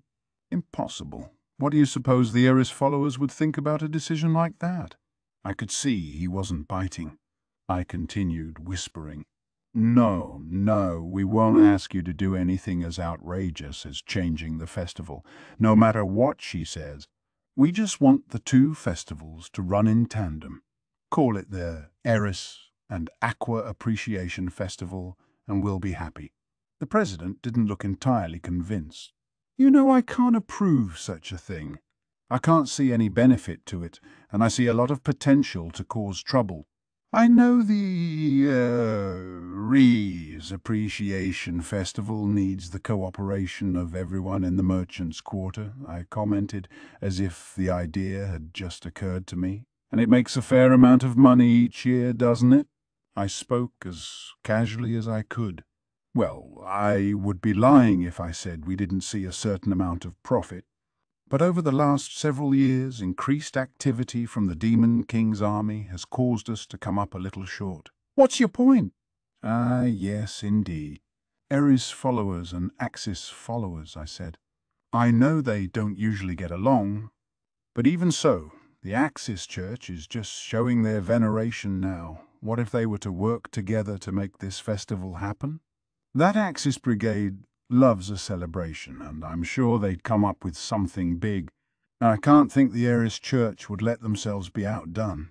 "Tell me more," the president said, leaning in. "We pit them against each other, fan their mutual hostility to make this festival bigger and bigger. And of course, a rising tide lifts all boats." The president rubbed his chin thoughtfully, looking serious. But I wasn't done enumerating the advantages. "There's one more thing. Where does the funding for the festival come from each year?" "The funding. The Eris Church covers the majority of it, with the nobles and us merchants making up the difference." I leaned in, like the president was doing, and said, "If the Axis Church is so eager to participate, why not get them to contribute too? The two religious organizations between them could fund the entire cost of the festival." "Yes, let's do it. Let's absolutely do it." "Ah, now I see how someone as young as you got so rich, Mr. Satou. I would love to ask you to be the advisor for this festival. Not for free, of course." Oh, I hadn't been expecting that. I wasn't exactly hurting for money, but I wasn't going to pass up such a tasty opportunity. "I would love to if you'll have me. I'll give you my best ideas. Now let's go make some easy money." "Ah, what a wonderful proposition you've brought me." We started laughing so suddenly that people turned to look at us. Somewhere in the background I heard two voices whispering, "Should we really be trusting him to handle this? Even your big sister is starting to feel a little anxious." At the cafe that had quickly become my customary meeting spot with Chris, I reported to the thief everything that had happened. "And so that's what we're going to do." "But why?" "Why is that what you're going to do?" I figured there was no way. How did my senior ever manage to convince the president of the shopping district to go along with this? Chris pounded the table, her voice loud enough to be heard all over the cafe. "Oh, yeah, I had to work pretty hard to persuade him, but in the end, he was happy to do it." "You persuaded him?" I had my arms crossed and was nodding in appreciation of my own fine work. In contrast, Chris was weeping openly and very upset. Why? I know how much you hate having to put yourself out even the tiniest bit, so why would you get us into something as convoluted as this? The way things are going, I'll have to forgo my own celebration to help with my seniors' festival. That's the stupidest thing I've ever heard. Listen, why should you have to help? We can just say you're backing out. Chris had her head in her hands.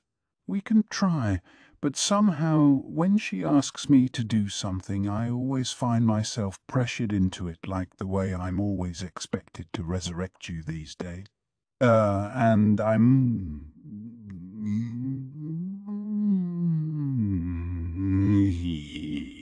I swear, there's a good reason for all this. I explained to the still thoroughly agitated Chris what I had discussed with the president, leaving out the parts about my being an advisor and there being an honorarium. You see, all this anxiety over the Demon King's army has made it hard for people to get excited for anything, even a festival. So I wondered what would happen if we brought in the Axis Church, which seems to love throwing parties. I hoped we could bring everyone just a moment's relief from their fear, a chance to forget what was upsetting them. I guess I can't really object when you put it like that, but when did you start caring so much about the well-being of the townspeople? Goodness, what a thing to say to someone who's defeated so many powerful enemies and even helped find a sacred treasure. I'm full of good deeds. Sorry. That's not what Okay, I get it. Maybe I can play along. I don't think my senior will go for anything all that crazy anyway, will she? So, the whole co-hosting thing is just an idea for this year. Knowing Aqua, she'll probably be happy to do it this once, and next year everything can go back to normal. Hey, why aren't you reassuring me about her craziness? Is this going to be okay? And you said the Axis Church is better at parties? My festival isn't gonna disappear next year, is it? I mean, not that I'm begging to be celebrated, all right? I understood that she was concerned about the future of her festival, but Chris was starting to sound almost as annoying as Aqua. Maybe all goddesses were this way. Well, let's table that for now. Have you found out where the sacred treasure is?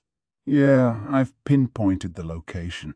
The only problem is it's a little dangerous. A noble named Undyne has it, but he's got a reputation for collecting weird things. A noble who collected bizarre artifacts. Based on my experiences so far, I got the impression the nobility was composed entirely of freaks and weirdos. If it's a noble we're dealing with, why not ask Darkness for help? She could pressure him to give the item to her family. That would never work. It sounds like Undyne obtained this item illegally, and I'm sure he'd play dumb. Among the nobility, he's notorious for doing anything he has to in order to get what he wants.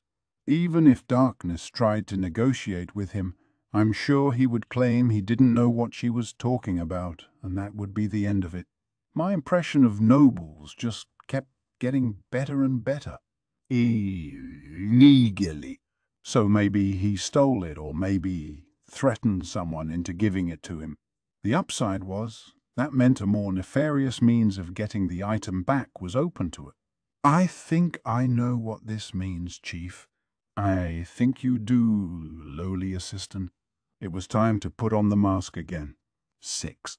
I had a quick look at Undyne's mansion, and on the way home I mulled over how to break into it. Aqua had gotten back before me, and when I arrived, I found her making a commotion. She was pounding on the door of the first-floor toilet. Come on, Darkness? Please. When Kazuma gets home, I'll help you yell at him. Please come out of the bathroom already. We can't afford to let you shut yourself up in there. The toilet on the second floor is backed up. Somebody didn't clean it. Please come out of there. Come on, hurry! Apparently Darkness was holed up inside.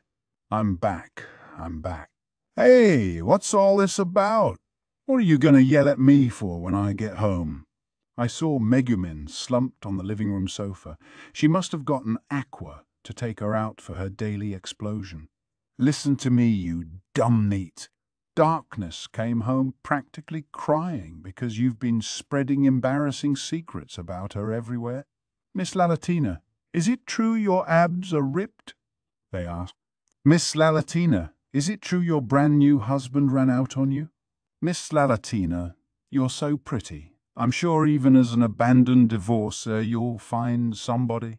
Every adventurer she meets teases her. Come on, Darkness, come on out.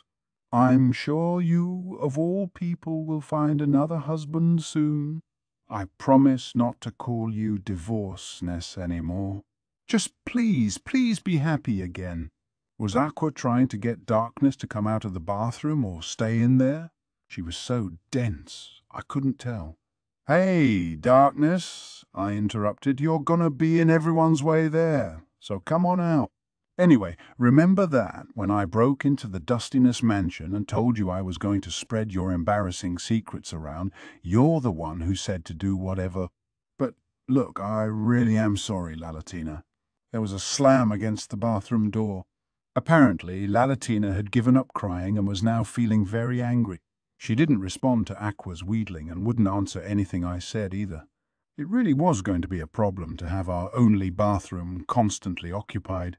Look, I was wrong there, but so were you. I may have been looking for trouble, but you gave it to me. I apologize, so let's bury the hatchet. I can pee while standing, so it doesn't make much difference to me, but if you don't come out soon, I think Aqua might not make it, so hurry up and be nice again. I told you, goddesses don't use the bathroom, so I absolutely will make it, Aqua shouted, fidgeting. It's just that I'm responsible for cleaning the downstairs toilet. If Darkness doesn't come out, I won't be able to do my job. There's absolutely no other reason for this. So come on out. Much as I wanted to enjoy putting the screws to Aqua at that moment, cleaning the upstairs toilet was, as I recalled, my responsibility. I would hate for Aqua to point that out, so instead I made one final appeal to Darkness. Listen up, Darkness. We've been around each other long enough for you to know me pretty well. If you really insist on not leaving the bathroom, believe me, this will end with you crying and apologizing and begging me to stop. The immediate response to my words was a derisive snort from inside the bathroom. Then Darkness finally broke her silence and said, "You've known me long enough to know that I can turn even the worst experiences into pleasure." What? Are you going to resort to your specialty, saying mean things about me? I'm holding your bathroom hostage. I can just plug my ears and ignore whatever you say, so you're the one at a disadvantage here. House Dustiness outdoes all other families when it comes to endurance. Let's go, then. Let's see who can last longer. Today is the day I stay in here until you call me Lady Dustiness and cry for me to forgive you. At that, I went over to the heavy table in the middle of the living room and dragged it over so it was in front of the bathroom door. The bathroom was in a hallway right outside the living room. The table was just about as wide as that hallway, so by pulling it over there, I effectively blocked the bathroom door. I whispered something to Aqua, then walked away. Aqua watched me go, then turned to the door and announced, "Hey, Darkness.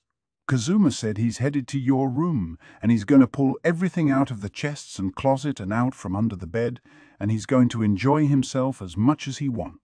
And then he just walked off. There was a huge crash from the bathroom. Next came the smack of the door hitting the table as Darkness tried to get out. I completely ignored both noises as I headed up the stairs. I heard the door hit the table several more times, and then Darkness was shouting, "Kazuma, stop it! Stop, you fiend! Cease! Desist! This is a joke, isn't it? Aqua, Kazuma's still there, isn't he? Megumin, is Kazuma still there?" Her voice got more and more frantic and weepy. To make things worse, Megumin, from where she sat on the sofa, listlessly petting Emperor Zell still sleeping in the arms of Vanir's empty shell, joined Aqua in saying, "No, he's not. Kazuma, I was wrong. I was... Hey, let me out. I can't get out of here." "Aqua, Megumin, let me out." "Kazuma, I was wrong. I'm sorry." "I'm so sorry." "Please forgive me, Lord Kazuma." A little while later. My favorite underwear. What happened to darkness after that?" Megumin inquired. We were all sitting at the table discussing what we would do next over dinner. "If you want to know, ask her." "Aqua, what happened after we left?" "I helped get permission for your festival. Will you be able to handle the rest on your own?" "Sure. Now that we've been approved, everything else should be fine. Just leave it all to me. I have an idea." Having wrangled permission from the shopping district president, I was going to leave everything else entirely in Aqua's hands. I would be lying if I said that didn't worry me a little, but hey, I wasn't an Axis disciple, so there was really no further reason for me to be involved. It was my hope that the Eres and Axis churches would get competitive and make the celebration bigger and bigger. I would do my part to fan the flames, but otherwise leave them to celebrate however they like. Fight, then fight some more. "Hey, Kazuma," Darkness said. "What exactly does permission for this festival entail?"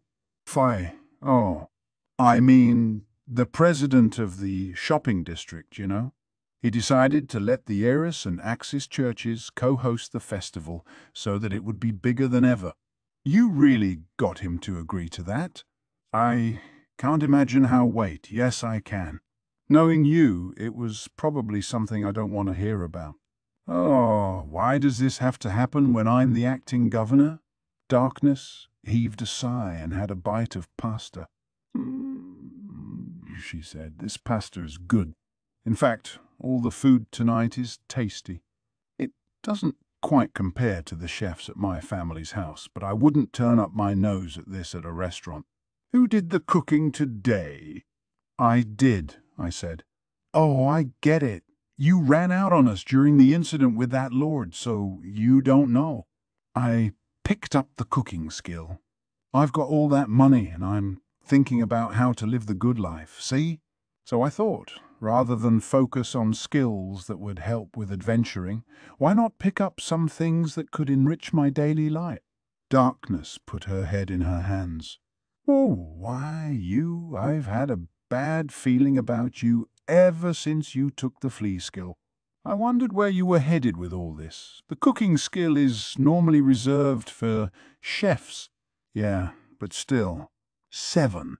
After that, Aqua started going to the Axis church on a daily basis, leaving our lives largely peaceful. But one night, it was well past midnight, so late that dawn would be coming in just a few hours. Chris and I stood outside our target, the Undine house. "Why did you pick so late at night, lowly assistant?" "We could have started the operation a little earlier, couldn't we? Humans sleep more deeply at this time of night. Right after they fall asleep, the tiniest noise can wake them up. When I was living with my family in Japan, I learned this was the best time to sneak to the kitchen for a snack. I'm using hard-won wisdom from my own life here." We were no longer Kazuma, Satou, and Chris. We had become the lowly assistant and chief of the silver-haired thief brigade. I had my mask on again, and I was dressed all in black and carrying a big bag. Happily, it was cloudy that night. With no light from the moon or stars, everything around us was pitch black. "Fine, I won't bug you about it. Hey, what's with the big bag? What's wrapped up in that cloth?" Chris seemed to have taken an interest in my baggage.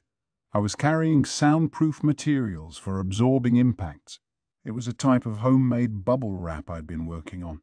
My first prototype had been used as a stress reliever by a certain crazy someone, but I had gone on to make second and third prototype. We were going to be stealing armor after all. If we tried to just carry it off, it would probably clank, clank, clank enough to wake up the whole house. Chris listened to my explanation with considerable admiration. Now I get it, say, lowly assistant, you had bubble wrap in Japan, right? It's supposed to be fun to pop the bubbles. Can I see that for a second? I'm not letting you pop these. It takes forever to make this thing. Come on, let's get going. Under the cover of night, we made our way toward the mansion. Honestly, this particular hit wasn't going to be very difficult. It was nothing compared to infiltrating the royal castle, and although Undine was a noble, his mansion was nowhere near as large as Darkness is. There were no guards patrolling outside, and it wasn't even clear if there was anyone keeping watch indoors. I was making full use of the fact that second sight allowed me to see in the dark as I pressed myself to the wall of the complex. You know, Chief, I've been wondering. You're a goddess. Can't you see in the dark like Aqua? This body is my temporary form on this plane. I haven't incarnated myself directly like my senior did, so I can't see through demons and undead, and I can't detect evil. But on the other hand, I don't radiate a goddess's aura, so undead don't bother me. That made sense. Attracting zombies would be the last thing you would want at a time like this. Okay then, Chief, give me your hand. I'll guide you. I don't need to hold your hand to know where to go, lowly assistant. When we broke into the castle, I followed you just fine. That was completely different. There was moonlight and everything, but tonight there isn't a star in the cloudy sky. One careless moment could cost you your life. Don't underestimate this job just because it's easier than getting into the castle. Come on. Give me your Kazuma Satou. Sexually harassing me will result in severe divine punishment. Got it? Like, you'll suddenly feel really sick to your stomach, but when you run to the bathroom, you'll find out someone else is in there. And then, just when you think you finally made it, you'll discover there's no toilet paper. I'm sorry, I got carried away. Please forgive me. Unlike Aqua's weirdly vague divine punishments, Eris had some very unpleasant wrath in store. Trembling slightly, I followed along the wall until we got to the back entrance of the house. Let's not worry too much tonight. There were no guards, and with our detect trap and lockpick skills, we'll manage somehow. The real issue is after we get the armor. I'm not sure how much my invention will dampen the sound. Let's trust your work, lowly assistant. And if push comes to shove, we can always force our way out like we did at the castle. Chris seemed to be downright enjoying herself as she unlocked the gate. Thinking back on it, I guess that was kind of fun, and rife with tension for some reason. You know, that mask of yours really is cool, lowly assistant. You said you bought it at the magic item shop in town, right? And I think that weird doll on your couch was wearing something similar. When this job is over, you'll have to show me where you bought it. Sure, but you're not going to get into a fight with the staff, Chief. Aqua and the part-timer at that place really don't get along. It's a battle every time they see each other. I'm not going to fight anyone. That senior of mine, she'll argue with anybody she lays eyes on. Come to think of it, Chris had mentioned that this was a temporary body for her. I wondered if Vanilla would be able to figure out her true identity. It seemed like Chris couldn't use her goddess powers in this form, and there was actually a chance he wouldn't sense anything from her. No, if her identity just happened to get out and it turned into a huge battle, that would be a problem. Maybe it was best not to let them meet. There, it's open. Let's get to work, lowly assistant. Just as we'd guessed, there were no guards in Undine's mansion. Maybe it had something to do with the crime rate being relatively low in this town. I worked my way down the lightless hallway. Chris was using her sense treasure skill, and we were heading toward whatever was setting it off, but, Chief, you don't have to stop in front of every single piece of loot. Let's just find the sacred treasure, go home, and get some sleep. Yeah, sure, that's what I want too. It's just Every time I see treasure, it stirs the thief blood in me when I think of all the poor children I could help with even one item. My hand just... Chris seemed drawn to every painting and exquisite item we passed. Do your Robin Hood thing on your own time. Anyway, if you have to steal something, there's probably stuff in the treasure vault that's a lot more valuable. And smaller? Yeah, I guess so. It looks like you've started to learn a thing or two about thieving in spite of yourself. Lowly assistant, aren't you about at the point where you have enough levels to change jobs? Why not reclass from adventurer to thief? I have every intention of living a dissolute life of pleasure, so I'm fine as an adventurer. We're weak, but we can learn a lot of skills. I'm thinking I'll get Create Earth Golem next. Then maybe I can make a golem to do my chores. You sure love to waste your magic and skills. If I may offer a goddess's perspective in view of your eventual confrontation with the Demon King, you might want to go for something a little more useful. What a thing to say to the guy who died more times than anyone else in this world. We moved on, following Chris's sense treasure, until finally we arrived at a room with a thick door. That was when I got a reaction from a skill I was happy to have, but that I didn't normally have a use for. Detect trap. I guess you can't blame them for having one trap, Chris said. Let's see, an alarm, say, lowly assistant. I'm a lot of things, but I'm not stupid, I said. I promise what happened when we broke into the castle won't happen here seriously, I mean it. Stop looking at me like that. While Chris disabled the trap, I used my sense foe skill, just to make sure we hadn't woken anyone up in the meantime. It wasn't an enemy. No, not an enemy, but I did feel a strange aura from inside the treasure room. It wasn't human, but it wasn't a monster either. There, got it? Locks picked, lowly assistant, Chris said, and she put a hand to the door. Wait, just a second, Chief. There's... But before I could tell her about the mysterious aura, the door was open. What's wrong, lowly assistant? Inside the vault was no one. It couldn't have been my imagination. I could still detect the aura nearby. But the only thing there was a huge pile of weird items. Assistant. Lowly assistant. Look at this! I'll bet this is worth plenty. Oh, no fair. I had my eye on that. I forgot all about the aura and became completely enamored with the treasure. Just to be clear, Chris said, you have to donate the full amount you get from any treasure you steal, okay? We may be stealing from a villain, but we're not doing it for profit. Ooh, look at this thing, Sparkle. This looks wicked expensive. Oh, what's this weird stone? Aqua loves weird stones. Maybe I should bring it back for her. Ahem. Lowly assistant. Are you listening? That's off limits, okay? For real. You hear me? That was when I noticed, for all the gold in this room, the crucial suit of armor was missing. Chief, I don't see that sacred treasure or whatever. What? Dang, you're right. So why does this place give off a divine-level treasure aura? Still a little bugged about the aura I'd felt earlier, I looked in the direction it was coming from. There was a wall there, and nothing especially out of the ordinary or... Why? As I ran my fingers along the wall, part of it suddenly recessed and then spun around like a rotating wall at a ninja hideout. A hidden door? Way to go, lowly assistant. I may not look like much, but I'm confident I have the next best luck to you, Chief. Just a little banter as we entered the room beyond the wall. Smack in the middle of the room stood a suit of armor, bound hand and foot with chains as if to hold it in place. Made entirely of silver, it looked like a work of art. There wasn't a single seam on the whole smooth surface of the suit.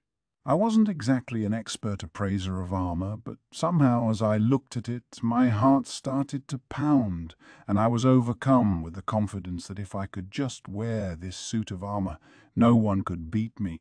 It's I breathed. Aes, the holy armor. It's the toughest armor in this world, granting victory to anyone who wears it. We approached the chained-up armor for a closer look. Hey, it's got some scratches on it, I said. Chris placed a reverent hand on the armor. Yeah, so it does. I guess because it spent all that time protecting its master from the Demon King's army. The owner of this armor never lost a fight, no matter how brutal, to the bitter end. She seemed to be inspecting each of the little marks and scratches. To the day your owner died of illness, you did your job. She accompanied her murmur with a gentle touch of the armor. Wow, this is the sort of thing that makes her seem really goddess-like. I was admiring Chris's face in profile when it happened. Hey, kiddo, hands off the merchandise. A man's voice reverberated in my mind, shattering the solemn atmosphere. It looked like Chris could hear it, too. Kiddo. Are you talking about me? Okay, wait. Hang on a second. Was that you talking just now? You, the sacred armor ages. So you're not a boy. In that case, go ahead and touch me a little more. Let me start over from the top, huh? A pleasure to meet you both. My name is Sacred Armor Aegis. I'm a sort of hybrid sacred treasure that can both speak and sing. You're welcome to call me Mr. Aegis. Hey, since when did sacred treasures speak so fluently? Was this what I had felt with my sense-foe skill? Oh, I'm just a little surprised, Chris said. None of my information said you could talk. So, Aegis? I believe I said Mr. Aegis, punk. I'm not a punk. Why is a sacred treasure like you got such a bad attitude anyway? Chief, let me remind you, we've broken in here in the middle of the night, and now is not the time to be arguing with an inanimate object. Remember what we're here for. Well, the argument with the armor had advanced so far that Chris was pounding it on the chest, gently, but I pulled the load off my back to remind her of our original objective. Chris's face turned serious, and she set her hand on the chest plate of the armor. That's right. Okay, Mr. Aegis. We broke in here because your power is needed once again. I'll find you a new owner. There'll be an outworlder, just like your last master. Someone who'll come here from a land called Japan to save this world. Then she smiled as if to encourage the armor. What are you going on about? Why should I have to do that at this stage in the game? Count me out, yeah? 'Cause if you want my power, that means you want me to make like a suit of armor and protect my owner, right? Dumbest thing I've ever heard, ya dig? I may be armor, but it hurts to get hit and it scratches my awesome, gleaming body. What kind of owner are we talking about anyway? Is it someone, like, worthy of me? Chris's smile froze on her face. I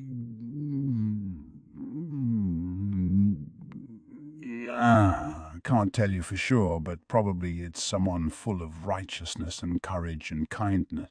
Not what I meant. I don't give a crap about what's inside. It's looks that matter. Are we talking big boobs? Hourglass figure. Just so you know, underage kids get a big NO from me. You know, maybe I'm more into the cute girls than the really hot ones. My last owner was a fighter, and I think I'd like to do that again. Minimal clothes on under the armor, please. Hey, do we really need such lowbrow armor? Let's just leave him at the bottom of the sea. It's not that I don't sympathize, lowly assistant, but this is a sacred treasure here. In fact, I definitely do sympathize, but just grin and bear it. Apparently, we were destined to take this ridiculous suit of armor home. Without another word, I started pulling the bubble wrap out of my bag. Hey now, what's the dark-haired kid up to? Do you think you could tell me exactly who you guys are? Come to think of it, didn't you say something about breaking in here in the middle of the night? Aegis seemed to be talking in my direction. You got it.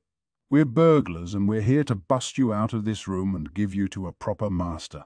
Your sacred armor, a sacred treasure, right? Then do your damn job. Chris watched me pulling out the bubble wrap from the corner of her eye as she worked on Aegis's chain. Not too many girls get sent here from Japan, so I'm not certain we're going to be able to accommodate everything you're asking for, she said. But if any young women do come through, we'll be sure to prioritize you. It was at that moment that Aegis exclaimed, in a voice loud enough to be heard around the entire house, "I'm being kidnapped." I thought about pointing out that you don't kidnap a suit of armor, but I gave it up. Chapter 3. May everything be left to this capable advisor. 1. Last night was awful. Aegis's shouting brought the entire household running, and Chris and I had to flee without the chance to steal anything at all. I was pretty sure nobody saw us, but I'm never entirely comfortable being on a wanted list. I got back home before dawn, and when the excitement of the episode had finally worn off, I lay down. Good morning. Hey, Kazuma, wake up. It's morning. Tried to sleep, only to be rudely interrupted. Aqua's announcement came just as I was burying myself under the covers, so I flung open the door and lit into her. Do you know how early it is? I haven't slept a wink all night, and I'm finally going to get some rest, so pipe down. She normally slept almost as late as I did, but I had a suspicion as to why she was up so early on this particular day. Oh, you haven't slept, Kazuma? I guess that makes sense. After all, I already know why. I was stunned to hear her say that. I was sure no one had seen me come back to the mansion. Could she have noticed me? For that matter, how did she know I had been out thieving? Maybe she wasn't the complete idiot I took her for. You were too excited to sleep because you knew preparations for the festival were starting today? Don't worry. It's nothing to be embarrassed about. It's a festival, after all. I guess I was the idiot for thinking I had to be wary of her. Aqua, full of excitement, pulled the curtains open with a whoosh and tossed me some clothes to change into despite my unwillingness to do so. Can't the festival preparations wait until afternoon? Why do they have to start so early? Kazuma, what are you talking about? We're adventurers, aren't we? We're preparing for monster hunting, obviously. When we're talking about preparations for your festival, that's exactly what we're talking about. I had no idea what we were talking about anymore. Darkness and Megumin are ready already. Come on, Kazuma, get it together. Otherwise, we're all going to be late. Be late. Seriously, what was going on here? I changed my clothes, as instructed. We arrived at the Adventurers Guild, and I opened the door to discover it was packed inside. Look at this. Why would there be so many people here today? The place was overflowing with adventurers looking at the bulletin board for work. This made zero sense. It hadn't been that long since we had all gone and hunted the Kowloon Hydra together. Their purses should have been stuffed. And yet, those going to hunt the lesser wyvern nesting in the mountains, over here, please. We especially need a thief who can use bind, and given that this is a flying enemy, an archer who knows D-die, the reward is commensurate with the enemy's strength. We have 6 more spaces available. Bug-type monsters are swarming the forest. There are a lot of them, so we need plenty of people. This is going to be a large-scale hunt involving about a dozen people, any class, any level. There are also a lot of herbivorous monsters on the plain. I do hope some of you will help take care of them. If left to their own devices, they'll attract the huge monsters that prey on them. We need to get rid of them before that happens. The Guild is currently offering a variety of free items to support this effort. The hunt reward is also greater than normal. This is your chance to make some easy money." "Hey, what's going on here?" I asked. Aqua replied, "Obviously, the festival can't be held safely if we don't get rid of the monsters around here, so everyone's in a frenzy. Strong monsters appear in the winter, but in the summer, it's weak monsters that are the most active. This season even sees an increase in hunt rewards. It's a great opportunity for adventurers to save up a little money." Okay. But that still didn't really explain why everyone was here instead of lounging around after the windfall from the Hydra. I saw a group of adventurers I recognized and went over to them. "What's up, guys? You're here too." "I know Dust doesn't have any money, but why are the rest of you with him? You should be rolling in cash." It was the party of Dust and his companions. Keith, checking to make sure his bow was in good working order, looked at me, a little puzzled. "I would have expected you to be first in line for a hunt this big, Kazuma." "Why me?" "Yeah, it's kind of weird that you're not more excited about this, Kazuma, Mr. Regular at that shop. This time of year, most male adventurers forget everything else and go on these huge hunts." This from Dust, who was sharpening his sword with an uncommonly serious expression. "What's the big deal? Are you guys that excited about the festival?" "Festivals? The female adventurers are busy clearing out the monsters around here so the festival can be held. A lot of the ladies are faithful Eris followers, you know. But for us men, it's not like that. All the guys here want to go into the forest to hunt monsters." "The forest? Wouldn't around town be a much better place to hunt monsters than in the woods?" "Come to think of it, with all the other adventurers working so hard, maybe we could just take it easy." I was thinking it was getting about time to go home. There was one male staff member handing out support items to everyone in the crowded guild who said, "Everyone hunting the monsters that are currently swarming the woods is an especially serious responsibility, so please do your best. Whether or not we can enjoy a nice, peaceful festival this year is in your hands. Please help with our monster overpopulation problem." Apparently, this was his way of encouraging the adventurers. "Say," I said, "how are killing these monsters and having a pleasant summer related?" Aqua looked at me, puzzled. "Because if there are too many monsters around, people won't be able to work in the nearby woods, right?" "Yeah, I get that, but that would be more than just a problem for the woods, right?" Megumin had a response to that. "Sika, Sika." Just one word spoken with fear and loathing. "Sika, Sika." So the singing, insectoid heralds of summer existed in this world too. "Yes," Darkness interjected, suddenly looking very serious. "If there are too many monsters in the woods, the cicada catchers can't do their jobs. If the cicada catchers can't do their jobs, then obviously the cicadas fly over to town. And the cicada migration usually happens to coincide with festival season." "Okay, but who cares about cicadas? Aren't they a quintessential part of summer? They live in the ground for ages. Then in summer they pop up and make their raucous yet short-lived music. Don't torment them just because they're a little annoying. That's human ego at work, and I hate that kind of thinking. In order to do my part in leaving those bugs alone, I'm going to go home and go to sleep." As I spoke, I grabbed Darkness and Megumin both by the collar in order to drag them with me. "Oh yeah," Aqua said, crossing her arms. "I forgot that you're a stupid jerk who doesn't know the first thing about this world, Kazuma. Well, listen to me. The cicadas here are on steroids. Japanese cicadas live for about a week. But the ones here, hopped up on magical energy and vitality, can live for up to a month." "Okay, so they like to live large. So what?" "I'm sure there's some kind of catch, right?" I said. "Like maybe the droppings they leave behind when they start flying smell really bad or something. But hey, even bugs have to answer nature's call. And so what if they live for a month?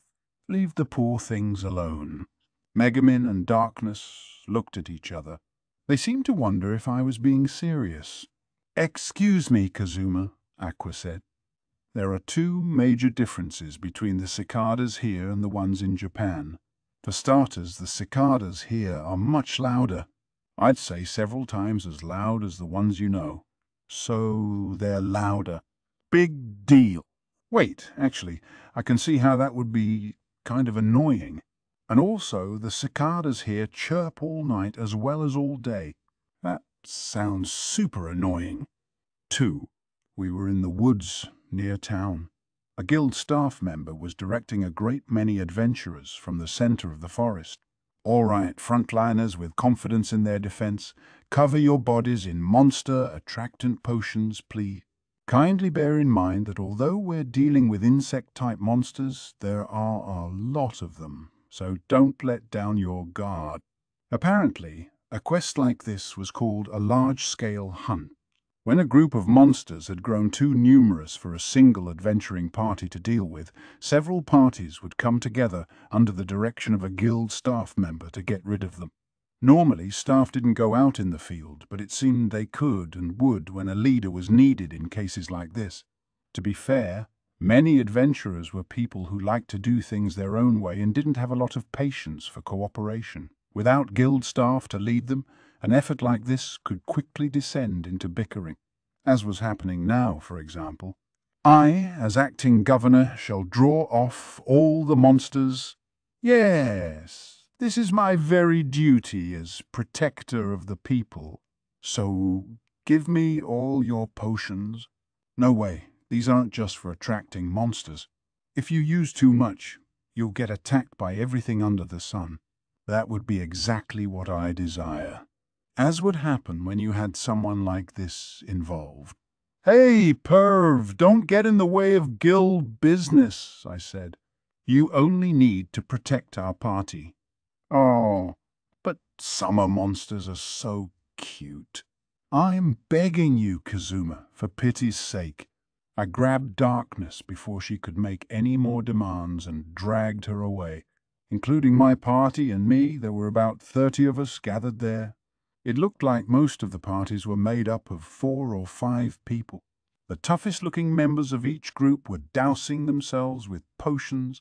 Darkness followed them, taking the potions she'd been given and, "Hey, you listening to the guild person?" Darkness was taking the potions, of which she seemed to have received more than her fair share, and applying them liberally to herself. Despite my annoyed tone, Darkness replied, Hey, I can't spend every day telling you to work and then fail to stand in the vanguard myself. Crusaders are living shields. I'll take on every attack. But hey, it looks like you're actually kind of into this today. I'll keep you safe, so go slaughter the enemy with complete peace of mind." Darkness actually sounded kind of cool. Maybe she was really excited to finally be on a quest again. She gave a fearless smile, full of confidence. "Well, obviously," I said. "When it comes to the safety of the townspeople, I'm sorry, but those monster cicadas are just going to have to die." "I think you'll find I'm a little bit different today. Just watch and see." Darkness was right. Somewhere along the line I had gotten pretty fired up about this. When I had learned how the cicadas of this world behaved, I understood why all the other guys were so eager to do this. They were cicadas. That's right. If they cried and chirped all night, then of course a certain establishment specializing in sweet dreams would be unable to provide their services. And apparently, this would go on for an entire month. Darkness and I seem to have set the tone. The both of you are full of vim and vigor, I see. In that case, I shall show you that I will vanquish more monsters than anyone. Kazuma, just you watch. Megumin gave an equally confident smile, as if she thought she was competing with us. I knew how this sort of thing went. Obviously, next would be... What? Why is everyone looking at me? Oh, no reason. I was just thinking that this is right about when you usually get carried away and do something stupid. Aqua, who was acting surprisingly mature, replied, "Eh, excuse me, but just what do you take me for? I am capable of learning, you know. Wait and see. You three are getting carried away, and by the end of this hunt, it's going to cost you, whereas I, ever intelligent, have learned. I've learned that getting carried away never leads to anything good." I could hardly believe my own ears. Was Aqua, the same Aqua who could get us in trouble no matter what we were doing, who could attract the undead just by standing around? Was she? To see Aqua grow up like this caused the tears to well in my eyes. Whoa, what's wrong? What on earth is going on? Hey, Kazuma, why are you crying? I averted my eyes from Aqua's anxious jabbering, rubbing them gently, full of appreciation for my companion's genuine growth. Maybe Darkness and Megumin couldn't hear what Aqua and I were saying, because they were looking at us in confusion. All adventurers. The first wave of monsters has arrived. We have plenty of insecticide ready. Let the hunt begin. The guild staff member's voice rang out. Insect-like monsters were approaching us, loosing ear-splitting cries as they moved to attack the people who had enemy attractant potions slathered all over them. Oh, wait, there's so many of them. Back up, somebody. An adventurer shouted. I looked to see them being attacked by a flying beetle the size of a small dog, and that was plenty big enough to be terrifying. I'd heard that the horns of a flying beetle could punch through the windshield of a moving car. I didn't know what made the beetles around here so much bigger, but they seemed likely to be proportionately more troublesome. As I watched in contemplation, the flying bugs ploughed on. They twisted their little bodies as if they were going to start spinning, their horns thrusting upwards. One adventurer took a horn to the stomach and started writhing in pain. There was a screech of metal. The adventurer had been wearing armor. But even so, damn it! He stabbed me in the stomach, even if it was only a little bit. Watch out, they'll punch right through cheap plate mail. As the adventurer fought back tears, I saw the bug lodged firmly in his armor. These beetles really knew how to hit where it hurt. Other adventurers quickly teamed up to extract the beetle from the first guy's armor. At the same time, the wounded man began to glow faintly. Oh, healing magic. The adventurer was surprised to discover his pain disappearing. Maybe Aqua had healed him. Next, the bodies of all the adventurers acting as our shields began to glow as well. Aqua was casting support magic on all of them. What's with Aqua today? She's actually being useful. I was seized by a mixture of surprise and admiration. I can handle 20 of them. 20, I say. Bring me more. Smack in the middle of those acting as our shields was my very own crusader, stopping more attacks than any of them and shouting happily while she did it. Today, Darkness seemed reliable and even a little bit cool, just like she'd said she would be. My companions were showing sides of themselves I'd never expected. Far be it from me to be the only one who didn't get in on the action. I took the insecticide I'd been given by the guild, which came in a device made of bamboo and shaped a bit like a water pistol. Then I squirted it at the oncoming bugs. Adventurers around me did the same thing, trying to support our protectors. It wasn't just horned beetles flying at us. There were creatures that looked like stag beetles and others that looked like praying mantises. There was a variety of others as well, all of them much bigger than normal.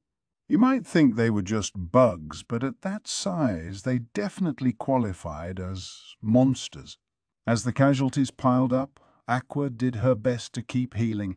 She wasn't even getting all carried away. She was quiet and businesslike. I brought my insecticide to bear, hoping to back her up when I felt a tug on my sleeve. Is it not time yet? Kazuma, has my moment not yet come? Megumin, seeing everyone else hard at work, was getting impatient to let off her explosion. I was sure she was eager to show what she could do. But I'm sorry, but I don't think you'll have a moment today. We're in the middle of a forest, remember? If you use your magic, you'll take out half the trees in the area. So just be quiet and... Explosion. Megumin intoned her magic spell as if she had never had any intention of letting me finish. From high above our heads came a massive roar and a blinding flash of light. A violent wash of air came down along with them, leaving behind it a bunch of toppled adventurers and darkness. Apparently, the small bug-type monsters couldn't withstand the force of the shock because they had all dropped to the ground and stopped moving. There was a lot of moaning going on. Aqua had managed to recover and was hurrying busily from one person to the next, casting healing magic. Megumin, from her place collapsed on the ground beside me, had only this to say: "Megumin has leveled up." You dumbass. I sat up, angry, and dragged the all-too-pleased Megumin up with me. Why the hell would you do it when I said not to? Just look at this mess. You need to apologize to everyone right now. It's because you told me I would never have a chance here, Kazuma. The adventurers of this town are already accustomed to my explosions, so they're fine. Megumin was boldly defiant, and what was worse, she was right. The adventurers scattered on the ground were pulling themselves to their feet without so much as a word of complaint. This is some group. As I approached them, Darkness was trying to get up off the ground, but her heavy armor was giving her a rough time. As she lay there struggling, she said, "What's this?" My body is tingling. She looked puzzled. I glanced at her armor and my eyes just about bugged out of my head. Holy crap. Your armor? You've got ants all over your armor. Darkness's landing spot on the ground was swarming with ants. This was probably what came of ignoring the staff and slathering herself with every enemy attractant potion she could find. I took a step back, but Darkness tried to catch the eyes of Aqua and me. "Ah, way, Kazuma, help me!" It tickles. The ants must be getting into my armor. Hurry and spray me with insecticide or create water or... With her armor on, she couldn't scratch herself, but neither could she quickly take her armor off, so she was reduced to thrashing and yelling. It sounded like a pain to deal with, and besides, she'd brought this on herself. I ignored her. The guild staff member, who had also been knocked over by the explosion, stood up without a word, perhaps accustomed to us rowdy adventurers pulling stunts like the... "Good work, everyone. Now get ready for the second wave." Second wave. The guild person sounded casual, but along with the announcement, we could hear a distinct humming of insect wing. The shaking and quaking from the explosion had presumably upset the rest of the bugs in the forest. "Well, this is no good." I have a really, really bad feeling about this. Aqua, belying how calm she had been all day, cried to me with an expression of distinct unease. She wasn't wrong, though. We soon saw hundreds of bugs, who were all very angry that we were invading their territory. "Fall back," I shouted. "Fall back." The adventurers and guild staff around me scattered in all directions. Oh, sniff, and I tried so hard this time I was a good girl and didn't get carried away or anything, and still. The lot of us was on the road home. I heaved a sigh, dragging along Aqua, whose hair was in disarray from the swarm of insects. Riding on my back was Megumin, who was still in awfully high spirits over having taken out an entire army of monsters all by herself. Although they had ultimately ended up in some danger, the rest of the adventurers had been part of a major hunt in relative safety. The massive reward for slaying all those monsters would be split equally among everyone, so they were all looking pretty happy too. And then there was Pant Kazuma K Kazuma. This is an entirely new sensation. This is completely new to me. Maybe there were still ants in Darkness's armor because she was bright red and running her stupid mouth, and despite her complaints that it tickled until just a little while ago, she seemed altogether pleased with the situation at the moment. Remind me again why I gave up everything I owned to rescue this pervert. 3. The days after the hunt were both busy and fulfilling. Mornings, we would go out hunting monsters, and in the afternoons, we would busy ourselves with preparations for the festival. I wasn't normally big on monster hunting, but for the sake of my beloved shopper, for the sake of the upcoming festival, it hardly seemed much to our. Maybe even a hikikomori like me wanted to experience the fun of a school culture festival. I met with the other leaders of the downtown district on a near-daily basis, giving them a wealth of advice, all purely from the innocent desire for this celebration to succeed. 1 week until the festival.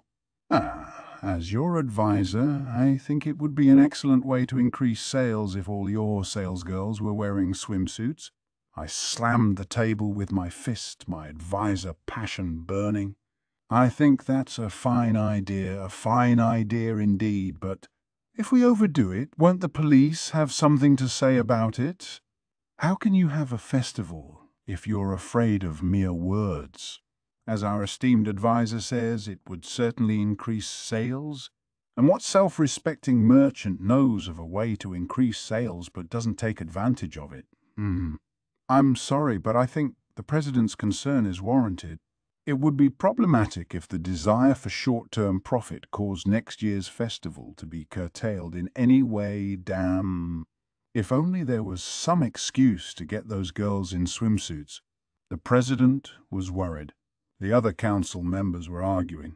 And as I watched them, a plan came together in my mind. I've got an idea. That changed the tone real quick. You do. What is it, dear advisor? I looked back at them. The celebration this year is partly the Aqua Appreciation Festival. That's right, the name of the goddess of water is on the marquee. Everyone drew a collective breath. So we have salesgirls in swimsuits here and there, and we splash them with water. Then we explain that we had them wear swimsuits because you can get them wet. Besides, I hear the festival is held at the hottest time of year. Well, we wouldn't want anyone to get heatstroke, would we? If anyone tries to object, we just say, so when they collapse from overheating, you'll take responsibility. Bureaucrats hate the word responsibility. That'll quiet them down. Brilliant! Mr. Advisor, you're a genius. When this festival is over, I want you to come be an advisor for my establishment. The council chamber was filled with the sound of applause. Hey, Kazuma, Darkness said. The festival committee sent us something that says guidelines for heatstroke prevention and outline of the Aqua Appreciation Festival. You're a member of that committee, right? What's going on here? Oh, yeah, it's supposed to be real hot during the festival. They're going to be spraying water here and there to keep people cool, and you can't expect the salesgirls to wear their usual work clothes in that situation. What if the water made their underwear transparent? Swimsuits will keep anyone from being embarrassed. I never got a chance to be part of a festival like this in my own country, so it's really important to me that this one succeeds. Oh, I see. Sorry, my gut instinct thought something weird was going on. But if that's the case, then I understand, and I give my permission. You're right. This is the first summer festival we all get to experience together. Of course, we want it to succeed. And thus I managed to get Darkness, still not quite accustomed to being governor, on board. 3 days until the festival. Not everything went so smoothly for me as advisor. I had some pretty serious arguments with the operations committee as well.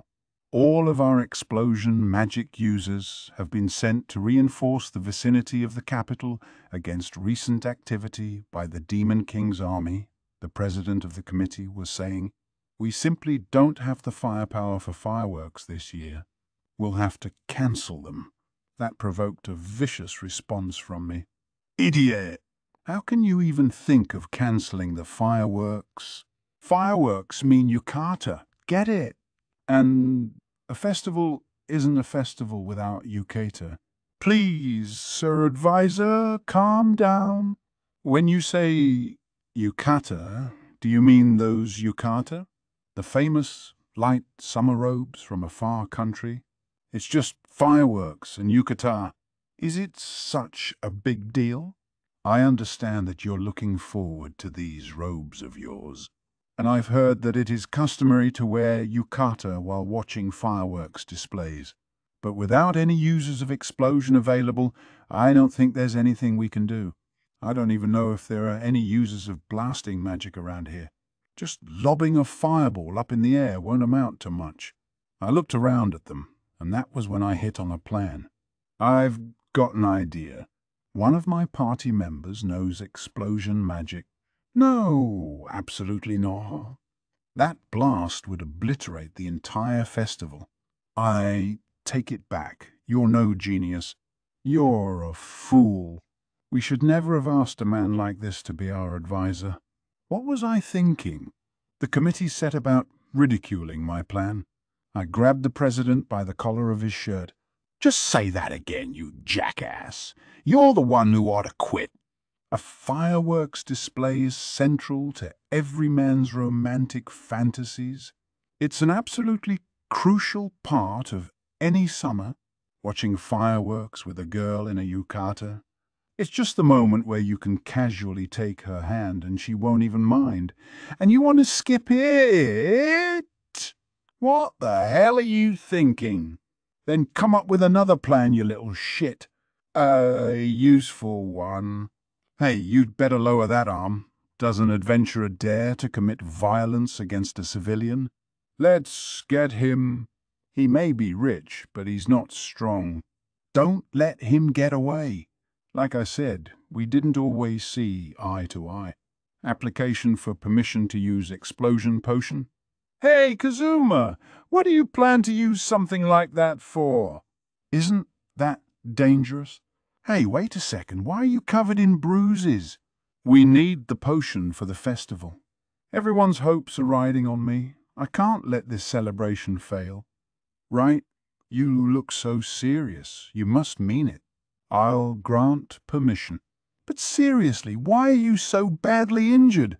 There are some things a man just has to fight for. These wounds are marks of pride for me. I got them defending what matters most.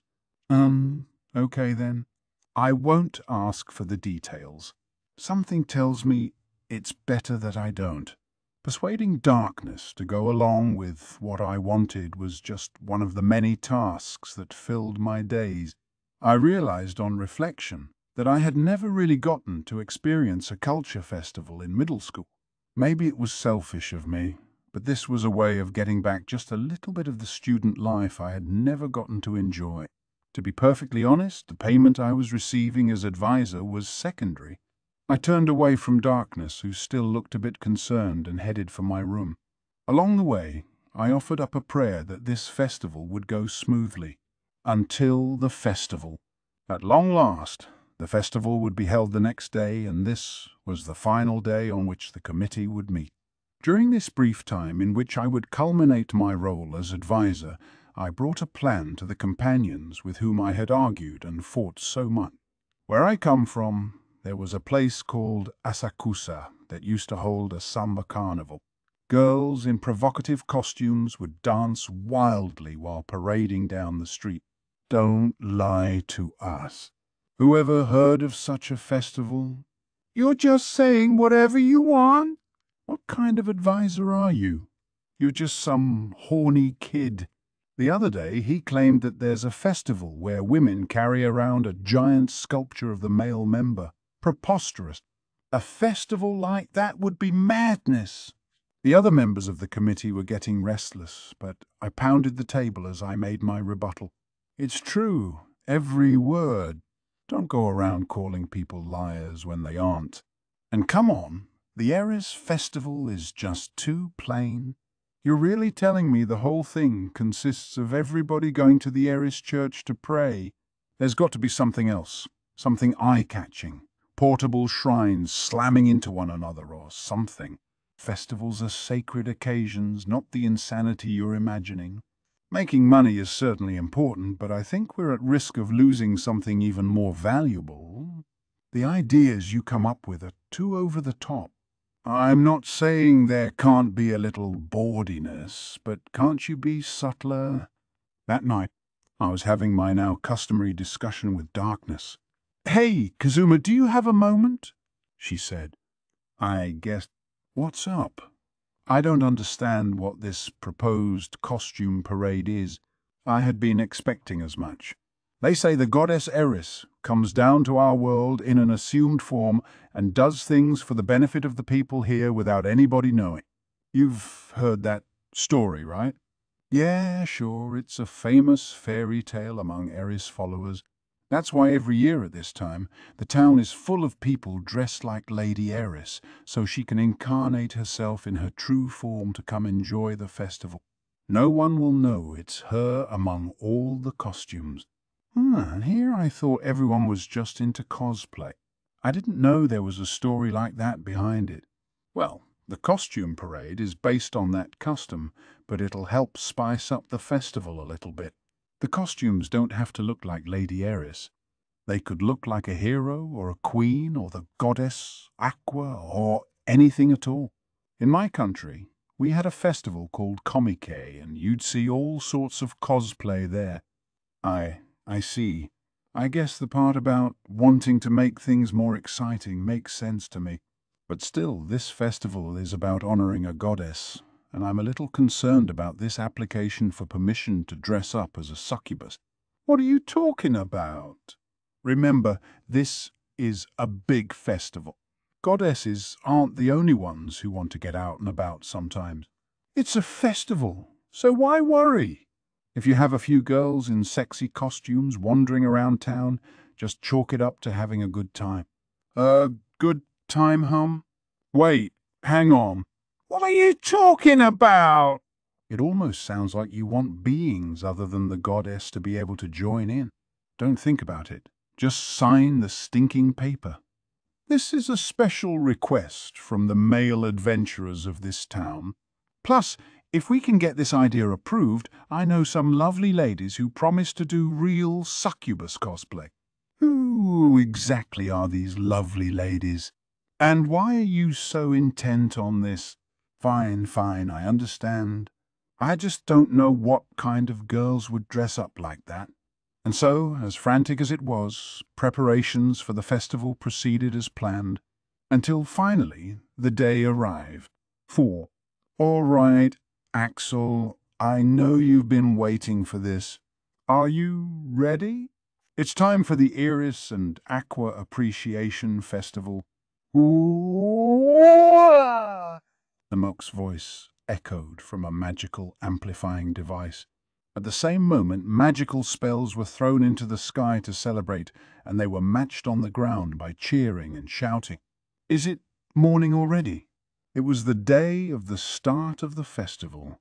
In an attempt to make up for the time spent working all day every day since the night before, I had been binging the game Aqua brought back from Crimson Magic Village. The ruckus outside alerted me that morning had come. I came downstairs, famished, to find Megumin eating breakfast by herself. Good morning, Kazuma. Aqua and darkness and now you. Everyone's up very early this morning. I'm not exactly up. I've just been playing a game in my bed since last night. Are you telling me Aqua and darkness are awake already? I don't see them anywhere. Did they go out?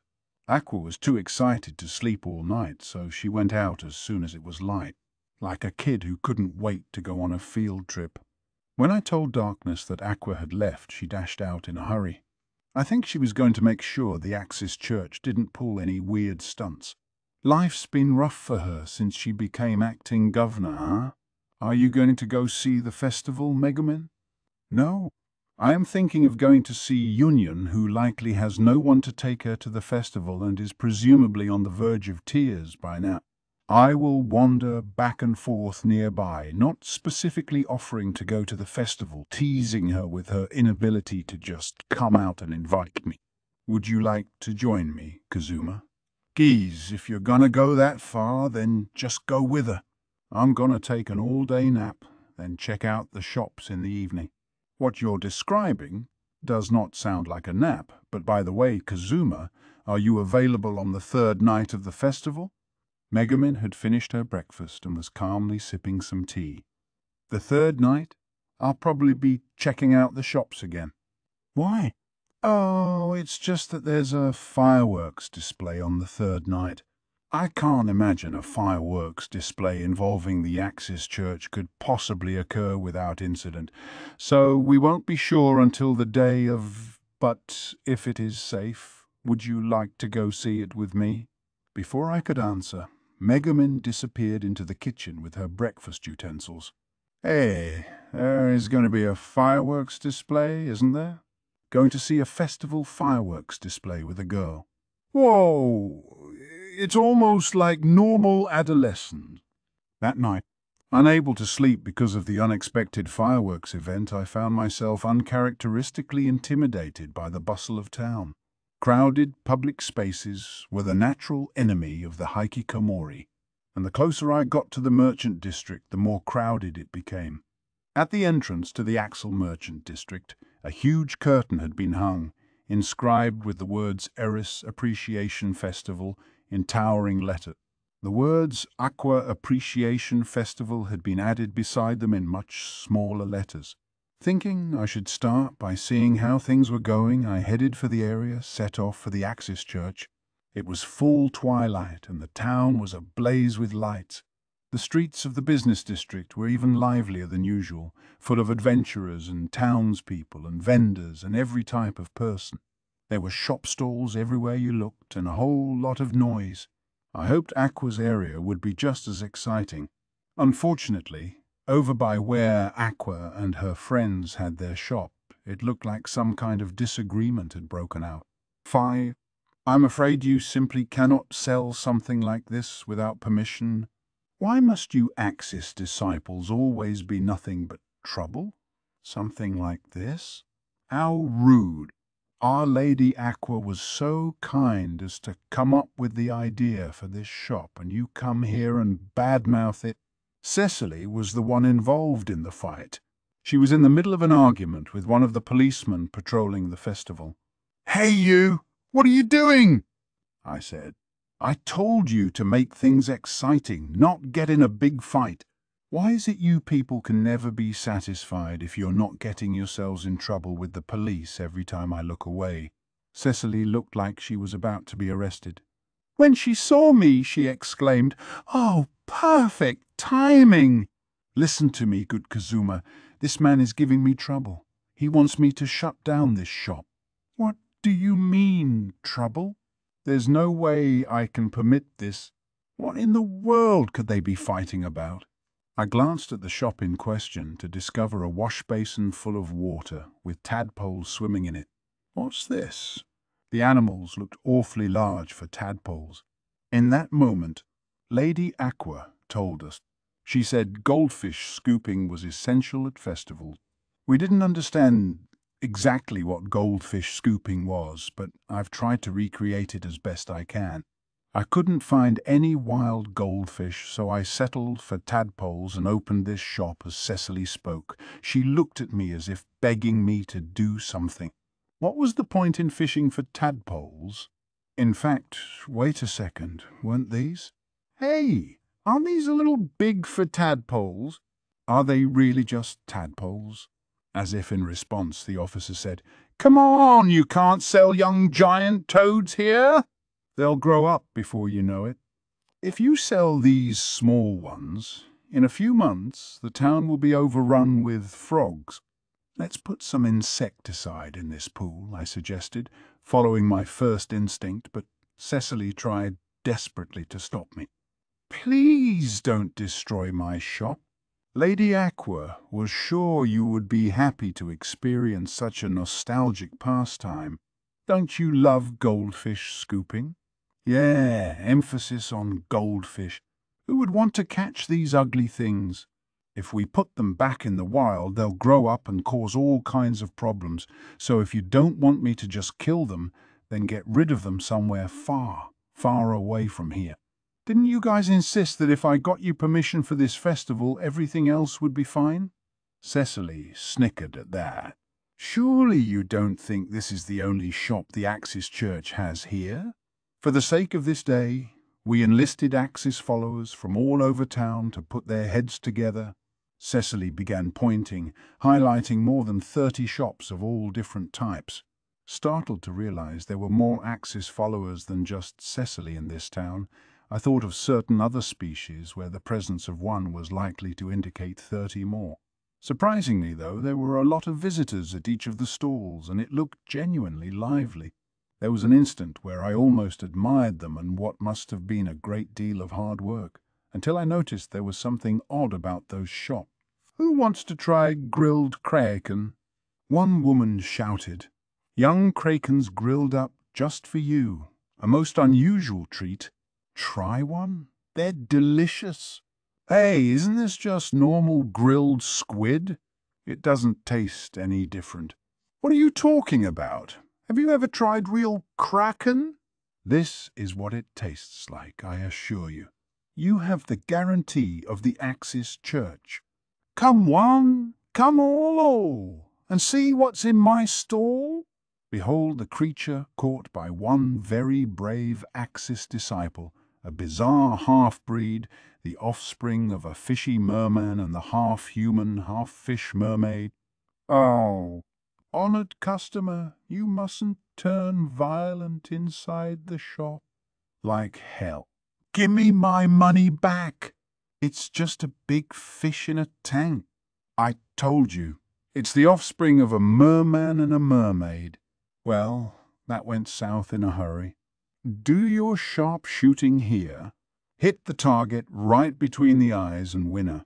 Hey, the character you're using for a target looks just like Lady Eris. Does your blasphemy against her know no bounds? Eris followers trying to antagonize us on the very first day of the festival. Patrol Mayan, come over here, please. I need you to arrest this Eris follow. Hey, what are you doing? You're supposed to get rid of this woman, not my shop. So you had one guy already getting shut down by the police. And then there was, hey lady, is this a real dragon? Yes, of course it is. There's a craze for dragon raising in the Axis Church right now, you know. Only 500 Eris each. You should buy one. And then there was the moron who had painted some lizards she'd caught nearby and was trying to convince passing kids they were dragons. 500 Eris? That's my entire allowance. I won't be able to buy anything else, so forget it. Plus, they look an awful lot like lizards. That's your choice, I guess. But then these poor little things will be leftovers. And you can hardly just release an unsold dragon into the wild. It would be much too dangerous. They'll have to go to a shelter somewhere, and if they still can't find owners, I'm sure they'll have to be put down. The poor dragon. Cowed by this ridiculous charade, the kid started to sweat. No way! Those are just lizards, aren't they? You can set them loose anywhere. He looked like he was about to cry, but the idiot running the shop decided to appeal to the goodness in a child's heart. Heavens no, these are genuine dragons. Are you sure you won't buy one? Can you live with yourself, not doing that for them? B, but if I buy one, I won't have any allowance left. So you won't buy one? Is that it? Believe me, you'll regret it. Oh, you poor dragons. Now you'll go to a shelter for sure. I'll send that dumb chick of yours to a shelter. Grat. What do you think you're doing to these kids, you jerk? I smacked Aqua on the head. 6. You were the victim of a fake dragon-selling scheme, and then you turn around and try to victimize others the same way? What are you talking about, Kazuma? Don't you know? A little bit of ripping off and swindling is par for the course at a festival. Doesn't that ever happen in Japan? And also, I'll have you know that Emperor Zeal is a genuine dragon. I put my head in my hands, our resident lizard vendor, Aqua, in tow. I still hadn't found a single serious stall. I should have known it was a mistake to leave things to this group. Even with me diligently fanning the rivalry between the two churches, Aqua and her friends were simply too much of a risk. What you guys were up to doesn't even count as a little, you idiot. Not only have you not made this festival more exciting, you've pissed off all our customers. And on top of that, Darkness said she was going to be looking around the festival personally. When that hardhead gets wind of this farce, you'd better believe the Axis Church will never be allowed to participate in a festival again. That last detail seemed to finally alert Aqua to the gravity of the situation. Well, how about this one then? Come here, Kazuma. I've got faith in this shop. There's nothing shady about it, and it's making more money than anyone else. She dragged me over to a particular shop. It was a little stall in the far corner of the area that had been dedicated to the Axis Church. To my surprise, there was an actual crowd around it. When I got a good look, though, my knees buckled. There, her face drawn, was Chris. Chris was just wandering around looking like she had plenty of free time, so I asked her to help out with this shop. What is she doing? I mean, seriously, why was the goddess of the Eris Church helping out at an Axis shop? Chris was sitting there, hugging her knees, her expression dead. She waved to me weakly.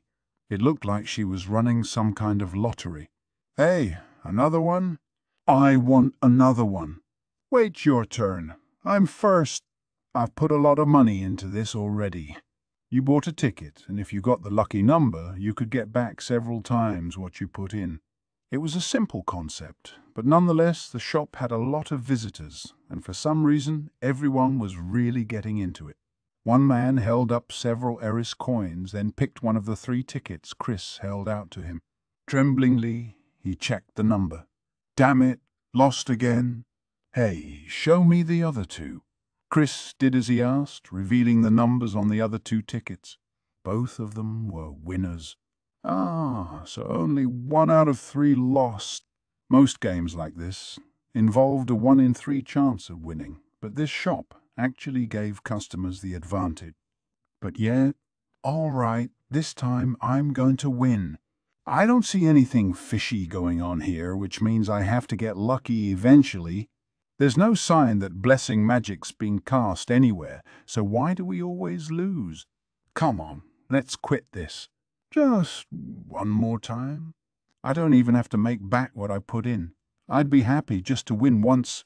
I can't leave with nothing but misses. There was every indication the customers were at an advantage, yet they kept losing, and that both upset them and made it impossible for them to back out. It was too bad for them, but they were facing. Okay, this is it.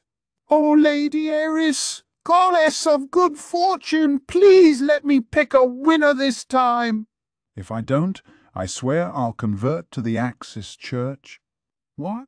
Wait just a second, Chris exclaimed, but it was too late. The man was already grabbing a new ticket. This is the one. Damn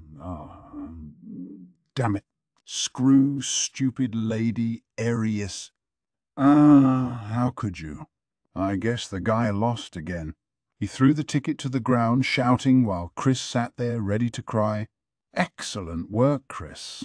I knew it was worth forcing you to help me with this. Not only did you run the game, you even earned the Axis Church, a new convert.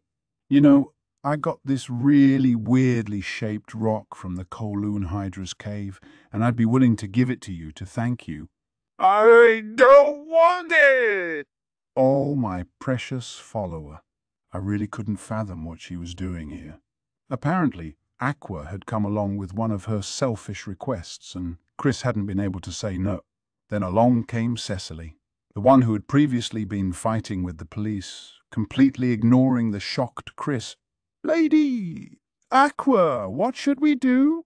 Now that one die-hard has given up, all the rest of the customers are following him.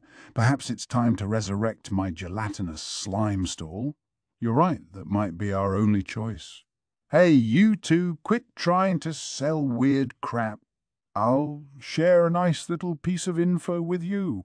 7. How did this happen? I hadn't had any intention of doing any real work, but at this rate, the Axis people weren't going to be any match for the Eris followers. I'd wanted them to liven things up, but they were just going to ruin everything and get kicked out.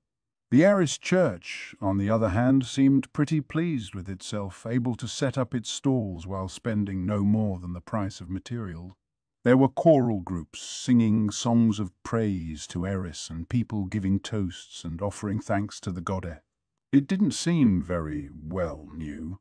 If anything, it felt like an old, established festival, and to look at the Eris followers, smiling and drinking wine in honor of their deity, it started to seem perfectly natural to have an Eris Appreciation Festival. Come on, Kazuma. What am I supposed to do? This is when you pull out those party tricks of yours. For once, your powers can come in handy. Once you've attracted enough customers, then come help with the cooking. Cecily can entertain the guests. Chris, maybe you could help us cook. Oh, ho, so I'll be drawing in customers, Aqua said. You can trust me on that. I just need to rely on my looks and give those men the hard sell. Is that it? Cecily said. Leave it to me.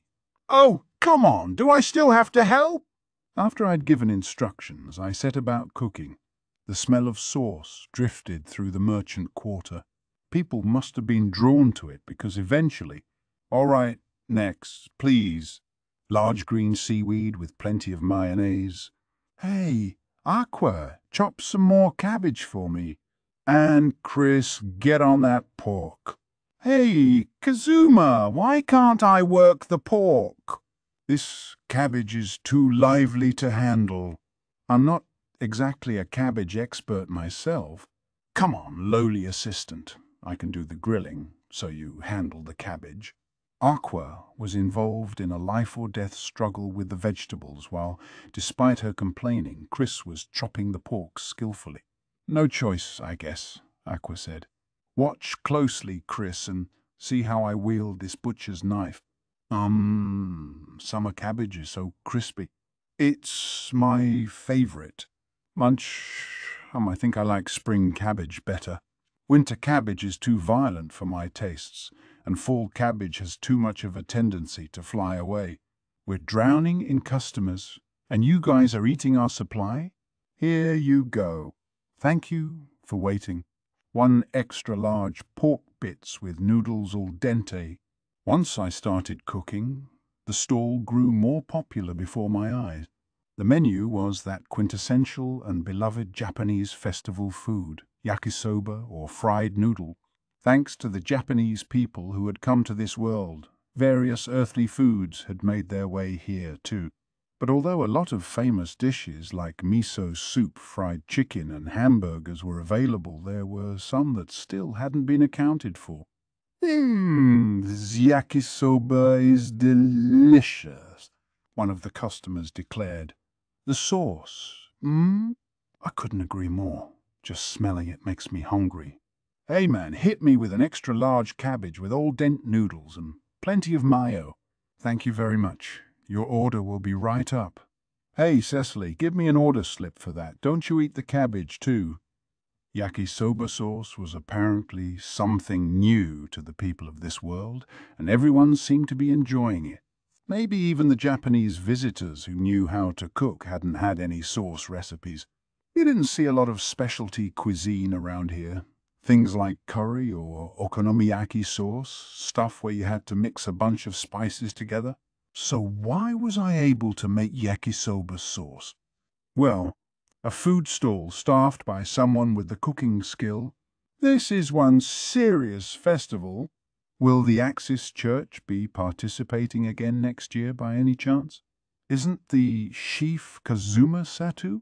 He's a pretty well-known adventurer. Guess he can cook too? That's right.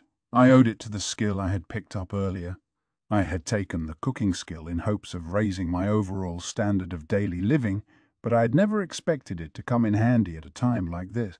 It wasn't a skill that most of the Japanese imports here took, or rather, it was one they couldn't take, because a bunch of op-cheaters would never deliberately stay as adventurers, the weakest class. The Eris Church seemed to value tradition in their festival, so I decided to go up against it with something more contemporary. The novelty, or maybe just the sheer unusualness of it, seemed remarkably well received, not to mention the fact that Cecily was casually wrapping the orders in application forms for the Axis Church. Aqua's eyes sparkled as she took it all in. "You hear that, Kazuma? They're praising Axis followers. This is all so fresh and new to me. Who wants gelatinous slime on the side? Sweet, jiggly, gelatinous slime. Stop it. That stuff's illegal. No weird toppings." How about that, Aqua? A human doing a little honest work is making all the money.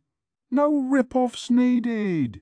Honesty is the best policy. Heck, with how popular this place is, maybe I should open a real restaurant. I know I already have so much money. I never need to work again, but I just can't stop smiling. Say, lowly assistant, it sort of seems like people are shifting away from the Eris booths and coming over here. I'm starting to question what I'm doing here. That night, all of the Axis stalls got written up, with one exception, a modest yakisoba shop. 8. All right, so here are the sales for today. Wow. The staff of the downtown council had gathered in the council chamber. When the sales for the first day of the festival were reported, all of us, including me, let out a shout. That's nearly twice an average year. This festival is a huge success. Our dear advisor was exactly right. Getting the Axis and Eris churches to go at it paid off big time. Not that the Axis church seems to have made a lot of money, but they sure provoked the Eris church to take it up a notch. Gosh, it might have been nice if the Axis followers had worked a little harder, but this is still a strong result. There is one bright spot on the Axis side, though. This place calling itself Yakisobaya did really well. I hear it only just started this evening, but it's going to open earlier tomorrow. That means we can expect even better sales from it. There might have been a lot of fighting in the run-up to the festival, but with results like this, everyone was all smiles as they looked at me. Apparently, because the merchants were handling this festival in lieu of the governor, a portion of any taxes raised during the festival would be paid out to them as a reward. And of course I, as advisor, was entitled to my share. Frankly, to those of us on the committee, it didn't matter which of the churches won the festival, as long as we made money. About the fried noodle place, I said. Honestly, most of the Axis places were kind of worthless, so I recreated a dish from my country and sold that. You can count on me as your advisor for tomorrow, too. As a matter of fact, I have a special plan. Oh, how... The collective gaze turned to one of admiration. That's our Mr. Satou. I've heard you were connected to the recent success of Wiz's magical item shopper, and now I'm sure the rumor was true. Ah, I can only tip my cap to such great success in such a short time. I hope we can expect more of the same tomorrow. Hey, all this praise is kind of embarrassing me. I just wanted to recreate a Japanese-style festival. Well, just you watch. As your advisor tomorrow, I'm going to get really serious. Ooh. And so the first day of the festival came to an end. 9. Hey, Kazuma. Are you perchance thinking of going to help the Axis Church? It was day 2 of the Eris and Aqua Appreciation Festival. It was still dark out, but people were already starting to gather in the downtown area. As I prepared to leave the mansion, darkness spoke to me in a leaden tone with noticeable bags under her eyes. Yeah, that's the plan. What's with you? You look awful. Darkness twisted around sleepily on the sofa. I'm not surprised. I never dreamed being the governor would be so much work. This is suffering unlike anything I experienced before the festival. Did you know some moron released young giant toads into the lake that the Kowloon Hydra used to live in? I don't know what they were thinking, and then there were complaints of swindling at some freak show and a haunted house where Axis followers dressed up as zombies and molested visitors. Crap! I recognized some of those problems. Then there were the reports of Axis disciples pushing over the shop stalls of Eris followers, demanding money from them to operate, a request for male staffers in swimsuits, and one place tricking kids into buying colored lizard. I decided to make Darkness a cup of tea. She took the cup and sipped at it listlessly, then let out a weak sigh. Thanks. I feel like I've aged a lot in the last few days. That's rough, but just think. This is exactly how I feel every time I have to deal with the problems you guys call.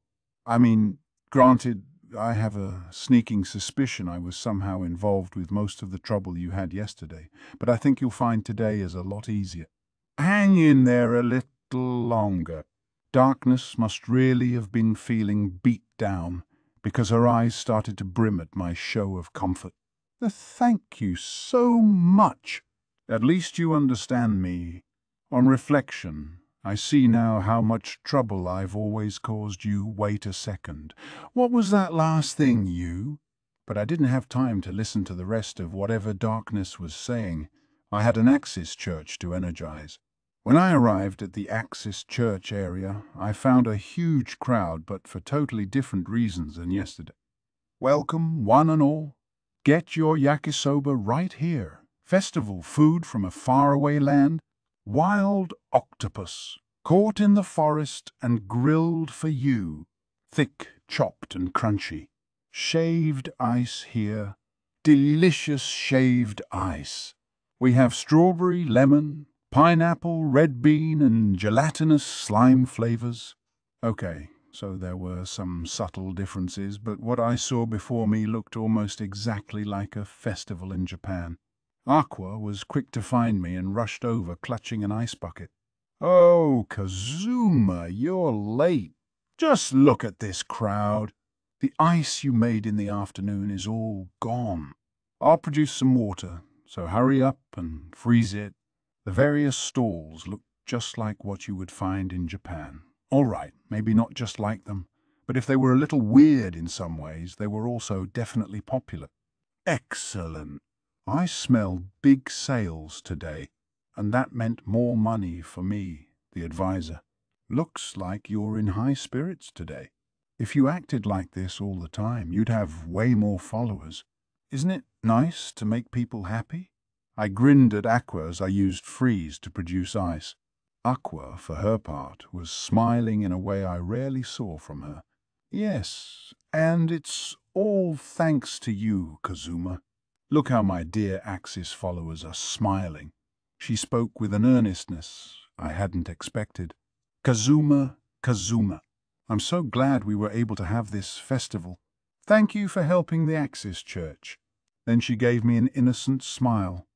Did she go crazy from the excitement or something? I thought about the cicada hunt, how she had learned that getting carried away only led to tears. There was something weird about Aqua recently. Was it Emperor Zell?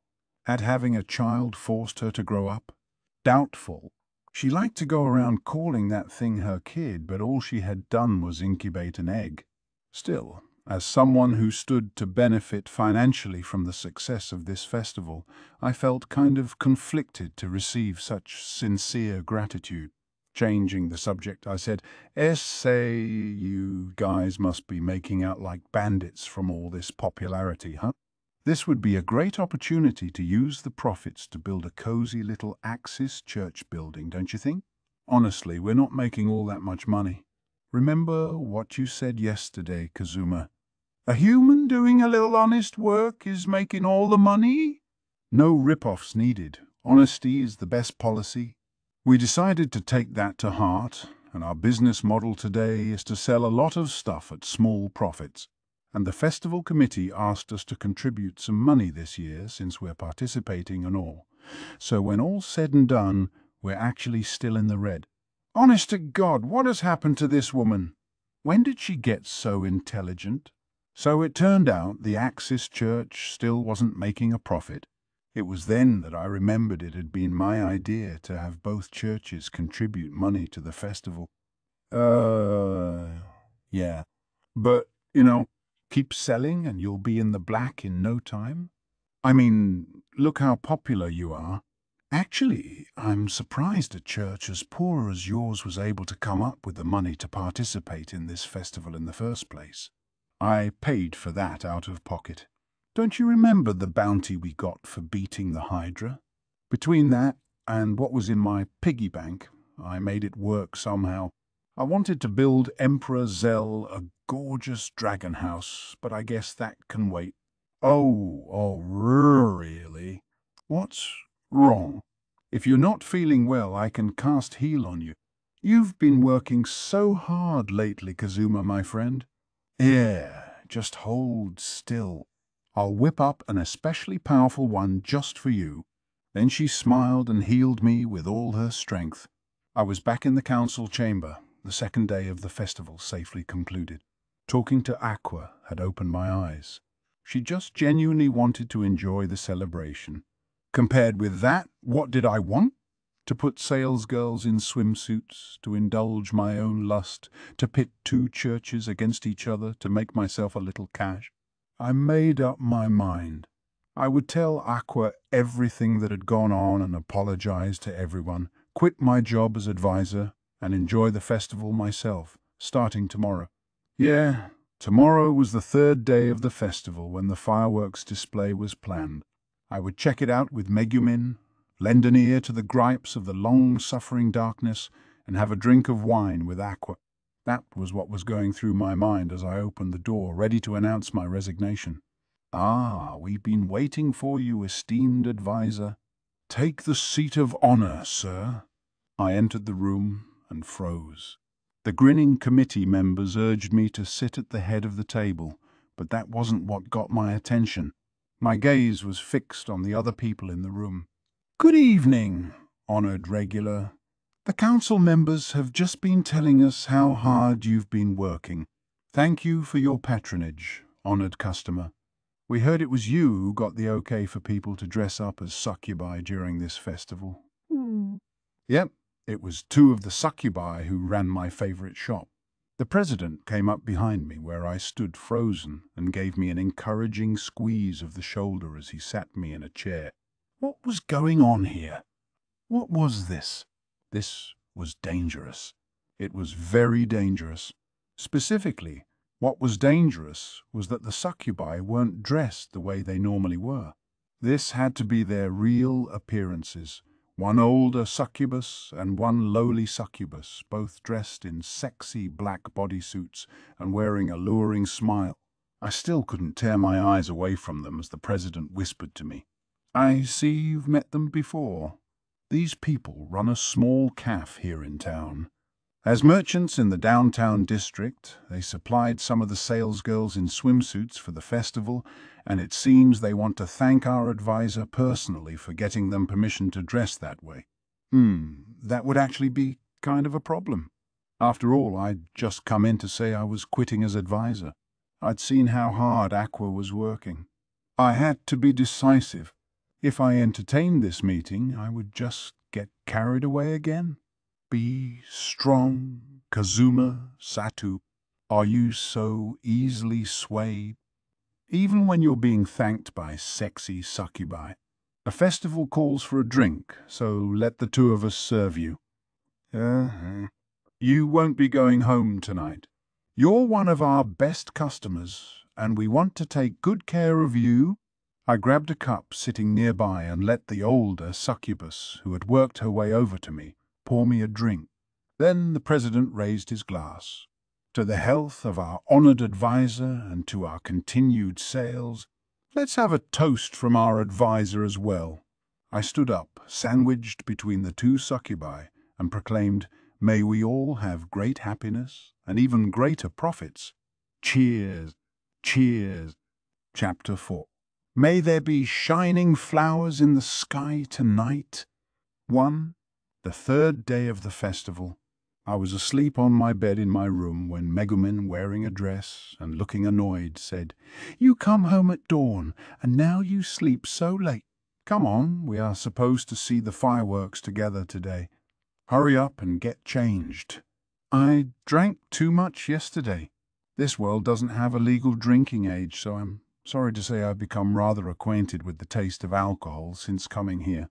I'm afraid of what might happen if I go out in a big, noisy crowd of people right now. You are the worst. Normally, when one has a date with a girl to go see fireworks, one tries to take it easy on the alcohol the day before. What were you even doing last night? You seemed in awfully high spirits when you came home. There was no way I was going to tell her I had a succubus lady spoiling me rotten. Call Darkness, get her to use her authority to move the fireworks display to tomorrow. As much as I admire your refusal to actually abandon our date, I think continued selfish requests on your part are going to drive Darkness insane. She already has her hands full with Aqua and the others today. Wait, how's that again? Last night, Aqua and her friends had seemed to be doing pretty well. So what happened? As I lay there, trying to think things through, Megumin tore the blankets off my bed and thrust my clothes into my hands. Yikes. Wait a second. What are you doing? Stop that. Why are you trying to pull my clothes off? You do the weirdest things sometimes. Nearly being stripped certainly woke me up. Your nakedness is hardly something to move me now, Kazuma. In the battle with the Kowloon Hydra, your clothes melted right off. Come on, if you aren't going to take your clothes off, then I'll do it myself. The idea of being stripped naked by a girl wasn't entirely unpleasant, but I didn't want to think about what Aqua or Darkness would say if they saw us. I got out of bed, changed my clothes in front of Megumin, who didn't even pretend to look away, and quickly washed my face and got ready. I admit, even I didn't expect you to change in front of me so readily. I thought you weren't moved by my nakedness view. That drink of water has me feeling a bit better. By the way, you said something about Aqua causing trouble. What's going on? Yesterday, the Axis shop stalls did quite well for themselves, better than the Eris ones, in fact, and the Axis disciples are letting it go to their head. Specifically, they claim the Axis Church should be granted more selling space because of their superior income. I thought back to how Aqua had looked the day before. Were the cracks starting to show already? No, it was too early to draw any conclusions. She'd been reborn. She'd shown she could learn during the cicada hunt, and she had displayed such humility yesterday. Some of the Axis disciples must have gone rogue. That had to be it. But I've got a bad feeling about this, so I think I'll let Darkness handle it. Yeah, I think I'll steer clear of the Axis booths today. Let's go see some fireworks. Maybe Megumin had her suspicions, too, because she agreed immediately. Indeed, it's a summer festival. Why not take a break from unpleasant and dangerous things for a bit and go on a date? That's right, we finally had a summer festival here. I normally manage to get dragged into every fight and argument that came along, but surely I deserve to relax and enjoy the celebration. Somehow, I kind of figured this would happen. Why the smart remark? Come on, hurry up. Megumin, looking perplexed, took my hand as I stood dejectedly at the entrance to the downtown district. Megumin, this is the first time I've ever gone to a festival or seen fireworks with anyone. I don't seem like weird or anything, do I? I really tried to go all out here. There is nothing weird about you except that excitement. I'm asking you, please, to try not to go to pieces at this festival of all places. Megumin had set my heart fluttering with words like date, but then Union came along. I greeted Union when she met us at the gate and shuffled along behind the two girls, my shoulders slumped just a little. It is still a bit early to be alone with you. After the fireworks display, let's go home together, Megumin whispered in my ear. In the past, I've always kept myself shut up in the house during festival time. To think the day would come when I could go enjoy a festival like this. I'm so glad I left Crimson Magic Village. Mr. Kazuma, what's wrong? You're behaving rather strangely. Why? It's nothing. I'm just excited about the festival. Say, Union, why would you stay home when you could come to the festival and have a chance of running into a friend? I mean, as a high-level hikikomori myself, I understand the feeling. You don't go out to festivals or crowded places? Yeah, sounds like common sense when I put it that way. Megumin's little ambush had put me into something of a panic, and Union looked at me strangely. I'm not a hikikomori like you, Mr. Kazuma. I was afraid that if I went to the festival by myself and ran into all my classmates having fun there without me, they might pity me. I wouldn't be able to stand it if they were to say, "Oh, we're so sorry for not inviting you," or whatever else. I get it. Stop already. I was wrong. Just don't say any more. We'll keep you company today. Oh, damn it. What is it with me these days? I feel like Megumin permanently has the initiative. And what's all this about going home together? She can't just mean going home, can she? She must have some special event in mind after that, right? Is it okay for me to get my hopes up a little bit here? Man, girls are no fair. I mean, look how crazy she's made me just by whispering in my ear a little. 2. I'd had my way with the shooting gallery using my Deidai skill and taken advantage of my immense luck to bankrupt the lottery store. I think you should learn what it means to have mercy, Kazuma, Megumin said. She's right, Union added. The woman at the shooting gallery and the man at the lottery store were both crying. They said they would have to close for the day. I had been walking around and checking out the various shops with the 2 Crimson Magic clan girls. Listen up, you two, I said. Festivals are a battle against the shopkeepers. Back in my country, the people running the booths would show off some expensive item that you could win if you were lucky enough, but they could sell every ticket and there still wouldn't be a winner. Or you'd win something and go home all excited, only to find out you'd won a clever fake. Sometime I want to sit down and properly hear about this country you're from, Kazuma, Megumin said. But I have to say, this year's festival does seem more fun than usual. Were you the one who suggested the costume parade? Everyone was really enjoying themselves walking around in whatever costume they liked. I even saw some crazy people dressed up like succubi and incubi. I wouldn't be surprised to discover there were even some real ones wandering around. I had to be careful. Megumin was proving sharper than I'd anticipated. I looked around the festival. Axeltown looked totally different from normal. There was Vania selling masks at the world's creepiest mask shop. In among the succubi happily buying up his stock was Megumin. Even she seemed to want a mask. There was Union, who had somehow gotten roped into helping Vania. It wasn't just demons enjoying the celebration. Animal people, short-eared elves and dwarves, races you didn't see too much of around here, could all be found wandering about. Bonfire light gave everything a fantastical look. I had never felt so much like I was in another world as I did today, I thought. This really is another world. Before I knew it, I found myself whispering the thought aloud. Standing next to me, Megumin was watching me closely with a hint of concern, looking as if she wanted to say something. What? You look like you're trying to hold in an explosion. Oh, it's nothing. Megumin, who would normally speak her mind regardless of whether she was talking to a king, a queen, or a general of the Demon King, was strangely reticent. Maybe I should tell her sometime that I wasn't from this world. Not that anything would come of it or that anything would change. She might just think I was crazy, like how Aqua could never get Megumin to believe her when she said she was a goddess. Maybe it was because my life was newly stable, but there were times recently when I actually didn't think it was such a bad thing to have come to this world. Maybe I really would tell her and the others about my country someday. At that moment, though, a rumble I could feel in my bones came from the direction of Axel's reservoir. The fireworks display had begun. Flowers of every color burst in the sky above, accompanied by the oohs and ahs of the crowd. Megumin looked up at the sky.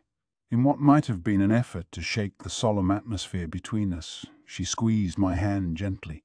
"Kazuma, let's hurry over. If we don't get to the battle, we'll be too late."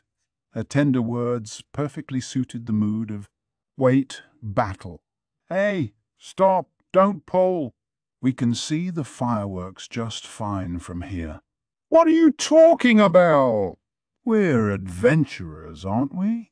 If we do not aid the defense now, who will protect the festival?" What was she talking about?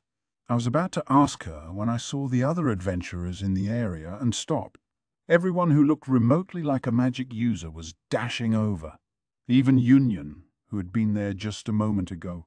I chased after Megumin, shouting, "Hey, tell me what's going on!" "Seriously, what is this? Isn't this a fireworks display? Where is everyone going?"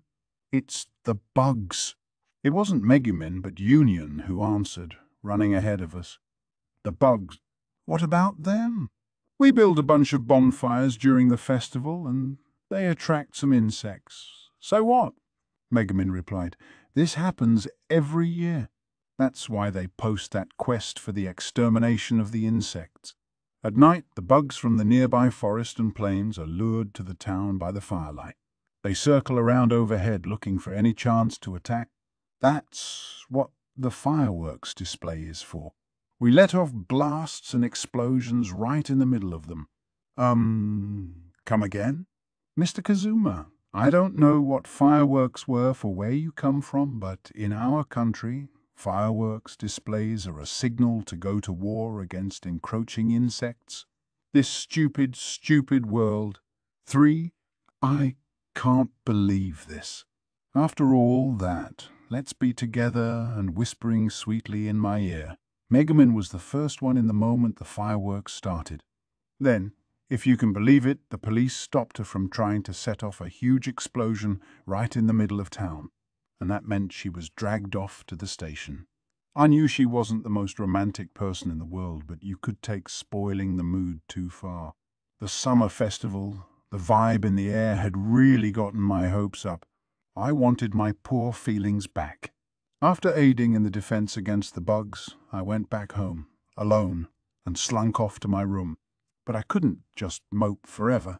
While I had been running around the battlefield like a chicken with its head cut off, we were at a festival. Why would I bring my bow and arrows?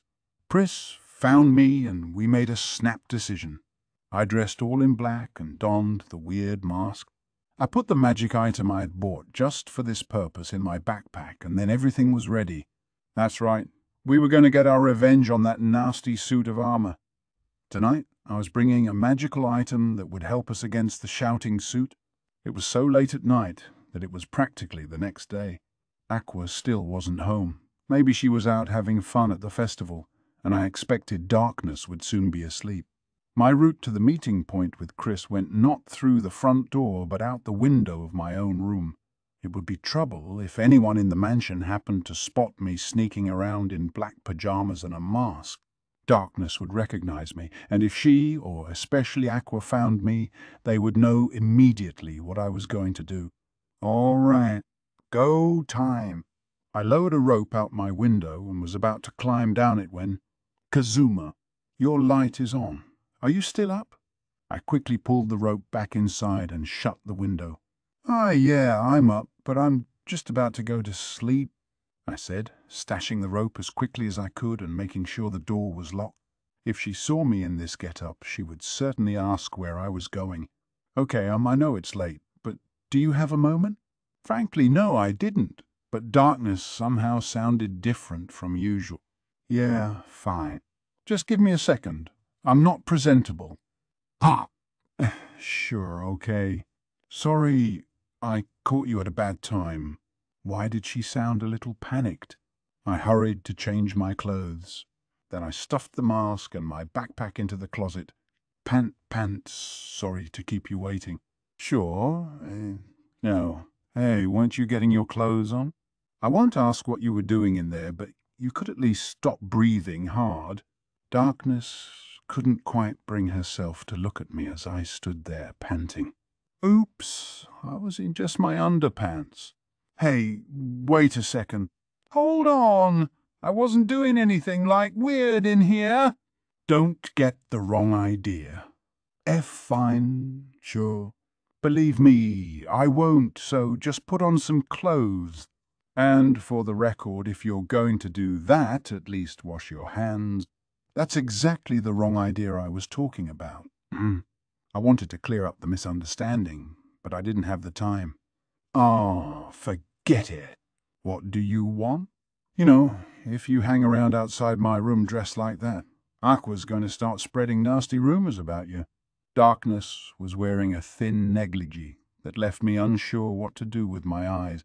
If I hadn't been about to try to sneak out of the house to go pilfer a sacred treasure, I would have looked her up and down to my heart's content. Of course, I did it anyway. So, are you just going to let me stand out here, or can I come in? There was something in my closet I definitely didn't want her to see, so I would have been happier to leave her in the hallway. But I could hardly say that, so instead I just sat down on my bed. Whoa, what's up all of a sudden? Is it something that couldn't wait until morning? What? Well, I guess maybe it could, technically, but, well, you know, both of us have just been so busy recently, we don't even see each other much here at home, right? Darkness's half-baked attempt at an answer was accompanied by a nervous glance around my room as she settled uneasily on my bed. Her fingers worked restlessly for a moment before she seemed to find her nerve and looked up at me. Kazuma, I've apologized to you, but I haven't properly thanked you, so I just wanted to take a moment when we were alone to say how grateful I am. Her voice was quiet but firm, and she looked straight at me with a very serious expression. Could she mean? Is this about when I saved you from that lecherous lord? That was just something I decided to do on my own, and you don't need to thank me for it. I mean, you apparently took on our debts without mentioning it to anyone, but I never thanked you for that, right? I tried to sound light-hearted, but Darkness didn't look convinced. While we were chatting, Chris was waiting for me. What an annoying girl! I didn't need her to thank me. I was fidgeting, almost hardly paying attention, when Darkness gave me a smile that made my heart ache, as if she might burst into tears at any moment. You've shown me fun things and new things, things that were sad and things that made me angry, a wealth of emotions and experiences I never expected to have as a daughter of the nobility.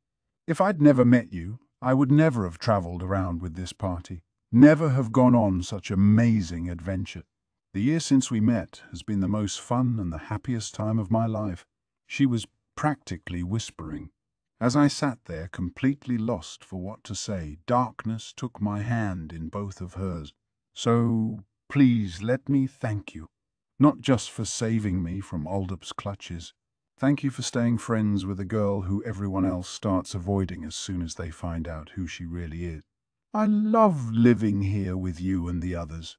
It's like, yes, I don't even know my dearly departed mother's face, but I think if she had lived, I would have known this feeling sooner. She was starting to stutter, as if she was feeling shy. That's why I want to thank you now, for always being with me, for rescuing me when I had even given up on myself. Thank you from the bottom of my heart. Darkness suddenly switched to the more elaborate tone of a noble, but she was still holding my hand, and now she squeezed it gently. I thought my heart might burst from sheer nerves.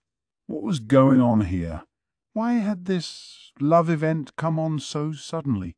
Hadn't I been going down the Megumin route? I thought we had been feeling pretty cozy, that I was more or less settled on that branch, and then suddenly here comes the noblewoman path. Even I thought I was hardly making sense at this point. What the heck? Why is this happening? No, wait. Calm down. Take it easy, Kazuma Satou. She's just thanking you. You're not a virgin. What are you getting all nervous for? Hold on. I am a virgin. More to the point, I can't get carried away here, not if you think about it sensibly. I mean, Megumin and I were enjoying the fireworks just earlier and feeling pretty good about ourselves, and now I'm getting in good with darkness on the very same day, and if someone were to say you're something else, Kazuma, I wouldn't be able to deny it because no, wait, that's not the point. What am I even thinking? I'm so confused. I just wait. This is no time to panic. This is darkness. We're dealing with darkness who always says the weirdest things. Darkness who gets ticked off at the drop of a hat. Darkness with whom I very nearly crossed that last and final line. So tonight, see, I wanted to thank you. Darkness who was blushing, darkness whose face was drawing closer to mine. Darkness who was licking her lips because maybe they were dry. Yes, that's the darkness we were talking about, Kazuma Satou. And now you've come this far, so show that you're a man. I just needed to be cool and take the lead, really go for it. Dee don't mention it. Megumin thanked me once when we were alone together for helping you too. And you know it's all good. I mean, we're buddies, right? Okay. That wasn't quite as cool as I'd hoped, but I'd give myself 80 out of 100 there. Let's just keep really going for it. Geez, you bring up Megumin at a time like this? Some guys really know how to kill a moment. Okay, not going. Darkness stood up, a mixture of annoyance and disappointment on her face. But speaking of her, we got word from the police. They said she would be released late tonight. I guess it was cruel of me to try to be in your room right when they were letting her out. As she spoke, darkness leaned over toward me. Her lips brushed my cheek ever so gently. Then she stood up again, biting her lip. That was the kiss on the cheek I promised you for beating the Kowloon Hydra, she said. I'll have to thank you for saving me from Alderp some other time. As I watched her go, I started shouting, The hell, darkness! Wait, you can't get me this fired up and then leave me with a stupid kiss on the cheek. You, Megumin, everyone around here just likes to get a guy's hopes up. I want a do-over. Do-over, do you hear me? I know you've got it in you. Just muster up that courage and take the next step. I truly cannot fathom what is wrong with you. I want our moment back. 4. Darkness stormed angrily back to her room, and I buried myself under my covers to try to get some sleep. Then I realized I had completely forgotten about Chris and rushed out to our agreed-upon meeting point, 2 hours after we had agreed to meet there. When I arrived, there was Chris, wearing black clothes and a mask over her face just like I was. You are so late, she exclaimed. What could possibly have taken so long? Sorry, there was some stuff with darkness. I never thought she would come to my room so late at night and looking like that.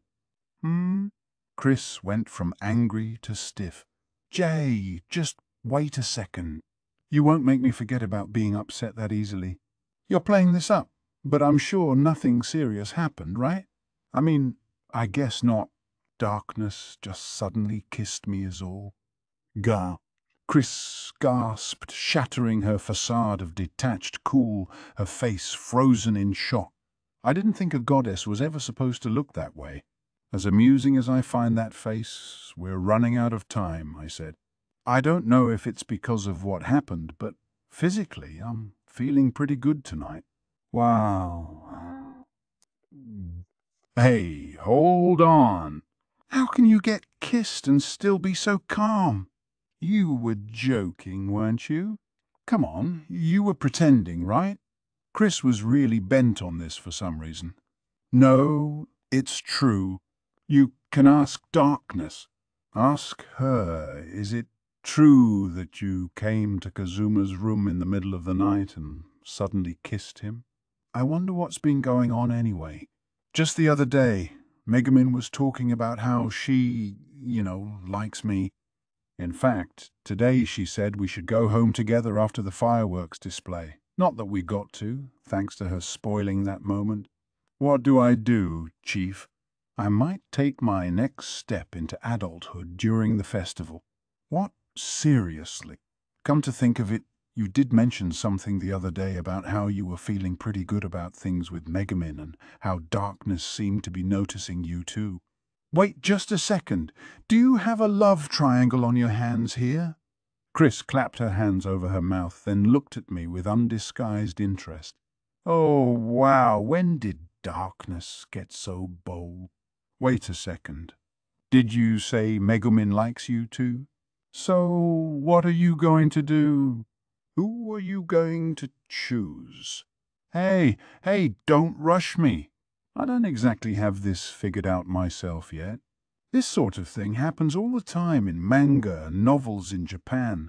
All the pretty girls you meet fall in love with you. You start up a harem, the thing is. I've got no complaints about either of their looks, but you know what they're like on the inside. Plus, the way these scenarios go, I'll probably trip the flags for some more girls along the way, so it's a little early to start making any choices. Tell me, Chief, what do you think I should do? I'm starting to think maybe you should just drop dead. I have to admit I'm surprised that. When did things get this way between you all? Maybe goddesses were immune to talk of love, or maybe she was shocked to discover that her friend Darkness was suddenly going to step into adulthood before she was. But in any event, I was reduced to dragging the dizzy Chris along behind me as we headed for Undine's house. It was a cloudless night, a beautiful full moon in the sky. There was a reason we had decided so abruptly to go thieving tonight of all nights. No doubt the mansion would be on alert after our last break-in, but with the festival going on, we assumed they would let their guard down just a little bit. Tonight, however, was the night following the fireworks display. Nobles had a responsibility to protect the town, and the guards at this mansion had been among those sent to the battle. That meant they would be good and tired, and given that this festival came but once a year, there was also a good chance there would be some drunken partying going on. I still had my little plan to deal with the yelling armor, but if my idea should fail and we were to be pursued, we would simply remove our black suits and masks and fade away into the crowd.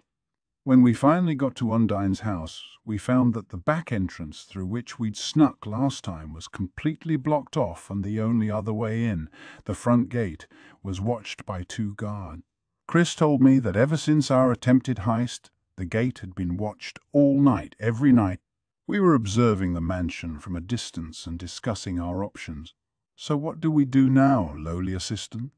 This place isn't as big as the royal castle. A few guards really could be a pain. Good question.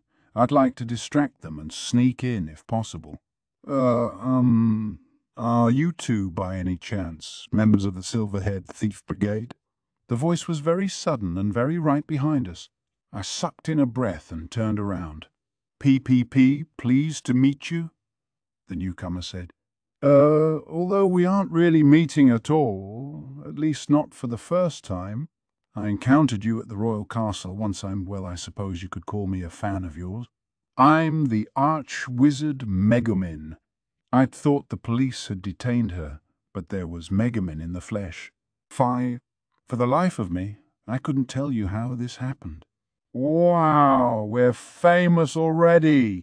I mean, famous enough to get a 200 million Eris bounty on our heads, I guess. Chris seemed at once embarrassed and elated to be told Megumin was a fan of hers. I wanted to point out that this was not the time to be so self-conscious, but I was more interested in wrapping this up without getting in trouble. Chris and I were both speaking in manufactured voices, but a sharp enough listener would probably be able to tell who we were. Megumin, however, was too excited for that. For a thief gang to earn a bounty on their heads, that's really amazing. Oh, yeah, I wanted to ask you. When you broke into the castle, was it because you knew the princess possessed a dangerous sacred treasure and you wanted to protect her? Oh, yes, that's right, I said. We're what the world calls righteous thieves. Normally, we're on the side of the common people, but we can't ignore a woman in danger, even if she is a princess. Wherever people are in trouble, whether noble mansion or royal castle, we'll sneak right in. That's us, the Masked Thief Brigade. Oh, woo. I had to admit, the envious way Megumin was looking at me felt pretty good. Hang on, lowly assistant. Aren't we the silver-haired thief brigade? No fair changing our name. I'm the chief, remember? You're one to talk about unfair, chief. Remember how when things were going south in the castle, you said we should call it the Masked Thief Brigade and I could be chief? We briefly ignored Megumin and her glittering eyes while we had a sidebar. So, what are you doing here? Megumin asked. This is a noble's house, is it not? One who is not known for his decency. At that she looked even more expectant than before. I looked at Chris and she looked at me, and then we both nodded. Megumin, that was your name, right? As it happens, we're after a certain object that resides in this house, an object crucial to the future of mankind. Thievery is never an activity to be praised, but this is something we must do. Yes, even if it puts a bounty on our heads. Wow. Woo. Megumin looked at us like we were genuine heroes. It's true. We're about to break into that house, Chris added, and we're going to get ourselves a trump card to use against the Demon King's army. If you feel you need to tell the police, we won't stop you, but I hope you'll believe us when we say that this is for the sake of all humanity. Yeah. Yes, I believe you. And, of course, I won't report you, Megumin assured us. But in exchange, let's say, there's something I'd like to ask. She was fidgeting, looking weirdly shy. Then she bowed her head and gave us a letter. Please read this. It's a fan letter I wrote describing how cool and attractive you both are. I've been keeping it with me at every moment, in hopes that we might meet again someday. Come to think of it, I did remember her saying she wanted to give a letter to the thieves after we got back from the capital. Actually, my heart was pounding to get this letter. Megumin thought she was just writing to the heroes she was so enamored of, but for me it was sort of like getting a love letter. I was about to take the letter carefully when, "Thank you, young lady. I'll read this with great interest when this job is over." Chris grabbed it instead. Hold it, Chief. She was giving that to me. I don't think so. Megumin was giving a fan letter to the Silverhead Thief Brigade. Okay? It's not addressed to you. It's to both of us, so it's only right that the chief should take it. As we began fighting as quietly as we could over the letter, Megumin bowed to us again. Thank you so very much for accepting it. There was something I was looking forward to after the fireworks display, but unfortunately things didn't go as planned, and I was feeling down, but thanks to you, tonight wasn't all bad. Then she gave us an innocent smile. 6. It's a good thing we made it through that without being discovered, Chief. But I can't tell if running into someone like that at this late hour is good luck or bad. Between the both of us, I don't think we can have bad luck. We even got a fan letter out of it. Megumin had left us saying that she wished she could help somehow, but that she had to hurry home and apologize to someone. Then she had said goodbye, but we could still see her taking little worried glances back at us. Could the someone she had to apologize to possibly be me? Chief, do you think I could go home for today? I bet I could score a Megumin event by being at my place when she got there. You certainly not go home. This is the perfect night to break in. What do you mean by Megumin events anyway? At least choose between Megumin and darkness. It looked like I wasn't going to get out of this. We'd better make this quick then. At that moment, I noticed Chris trying to pack the fan letter away close to her chest. Chief, what say we have a little contest to see who gets to keep that letter when this job is over? Okay, a simple battle of rock, paper, scissors. Nothing luck-based. The unexpected turn of events had made it necessary to get back home as soon as possible.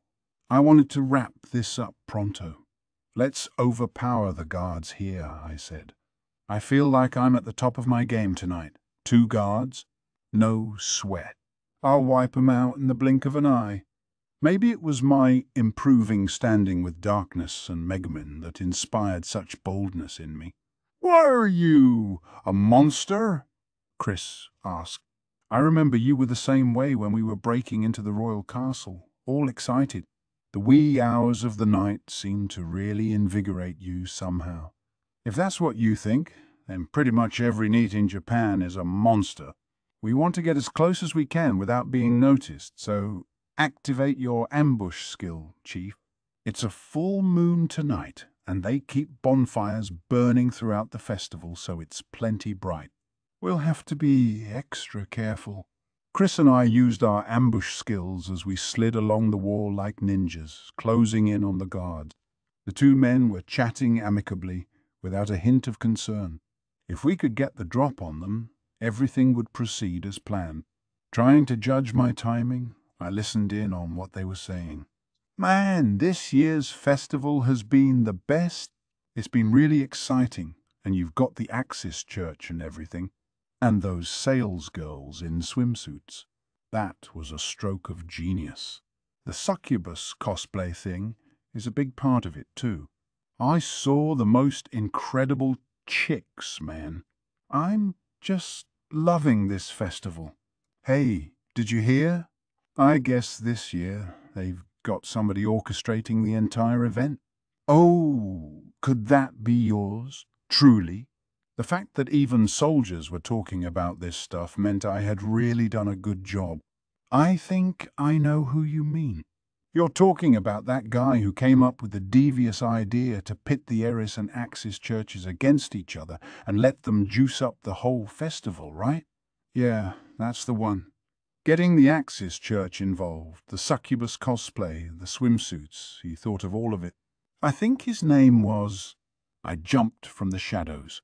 The 2 panicked guards reached for their swords. Drain, touch, but I slapped a hand over each of their mouths and drained their magical energy. Before the 2 guys could deliver their very unfavorable information in front of Chris, they both quickly fell silent. "Ooh, whoa, now, lowly assistant, don't go too crazy." Though I suppose I am glad you took them by surprise. It did seem like they were about to cry out. I decided that with the form I'm in tonight, I could do it. And I did, didn't I? Don't worry, just leave it to me. Actually, it had been a pretty close call. Sure, the guards might have been about to shout, but if they had gotten another word out, I might have been in for some real divine punishment. Chris dragged the 2 unconscious guards into the bushes.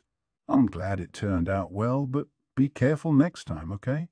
After having to go out and fend off the bug attack this evening, everyone here will be tired, careless. We won't get another chance like this. I know that. So let's hurry up, because I want to head home and flirt with Megumin. Weren't you in a good place with darkness just before you came here? If you get yourself stabbed one of these days, don't come whining to me, okay? And I won't be granting you any more resurrections if that's how you get yourself killed. You hear me? I wish she wouldn't say such unsettling things, but I was going to be fine. It wasn't like either of them had asked me to go out with them, so it didn't matter what I did with whom. They couldn't complain. But, you know, Chris went on, what those guards said kind of bugs me about there being an orchestrator for this festival or whatever. Do you know anything about that lowly assistant? Meh, not a thing. Now I had a whole new reason for wanting to get this job over with. Our second break-in to Undine's mansion was going as smoothly as the first. It helped that we now knew the layout of the house. Still, the fact that things had gone this well without any hiccups had to be related to the fact that I was with the goddess of good fortune herself. I hated to consider the possibility, but if I hadn't tripped that alarm in the vault at the royal castle, things might have gone just as easily there. At length we reached the same treasure room we had before. Standing in front of the hidden door, we nodded at each other. I pulled what would be our key item, this time out of my pocket, then pushed open the secret door. As we entered the room, before Aegis had time to shout, I flung on the ground the crystal I'd bought at the magic item shop. When the crystal shattered, a special barrier surrounded the room. This was an item I had purchased not at Wiz's shop, but at another magic item place that sold things that were actually useful. What I had gotten was a magic crystal that temporarily put up a weak spirit barrier. It should prevent Aegis's telepathy from traveling beyond this room. Chris came in after me, reaching into her backpack to pull out something else we had gotten at the magic item shop, a cloth wrapping with a mild magic blocking effect. We would wrap Aegis in it to prevent him from using his telepathy at all. I wondered who could be bursting in here, if it isn't the cat burglar twins. You don't take a hint very well, do you? Here, everyone, get them! Aegis started shouting the moment he saw us. I ignored him, loosening the chains that held him in place. Hey, what are you? You think you've got time for that? A big bad noble owns this house. If he catches you, it's the death penalty, you hear me? Hey, it's awfully quiet out there. What's going on? You think we'd just wander back in here without a plan? I said. Your telepathy won't reach the rest of the house. Too bad for you. I laughed nastily, letting Aegis know that this was payback for last time. Well, what have you done? Hey, stop, okay? Parley. I demand parley. You want my power, right? Okay, if you find me a suitable owner, then I'll cooperate with you. I'm willing to compromise on who it is. Just work with me here. Aegis was begging us now. His flippant attitude had vanished. I removed another chain. Too bad you didn't say that the last time we were here, dumbass. I guarantee your next owner will be a man. A big, burly macho type, so steel yourself. Don't screw with me, kid. Stop it. Just imagine if you were a sentient suit of armor. You wouldn't want to be worn by some stinky dude, would you? Wouldn't you rather defend a gorgeous young woman? I sympathize, believe me, but you have no idea what you've put us through. Don't expect us to go out of our way to accommodate you, jerk! Lowly assistant, I know I'm in no position to judge, having argued with the armor last time, but you don't sound very adult. Chris backed away a little at the sight of me fighting with this inanimate object far more viciously than she ever had. No. A woman. If someone has to wear me, I want it to be a woman.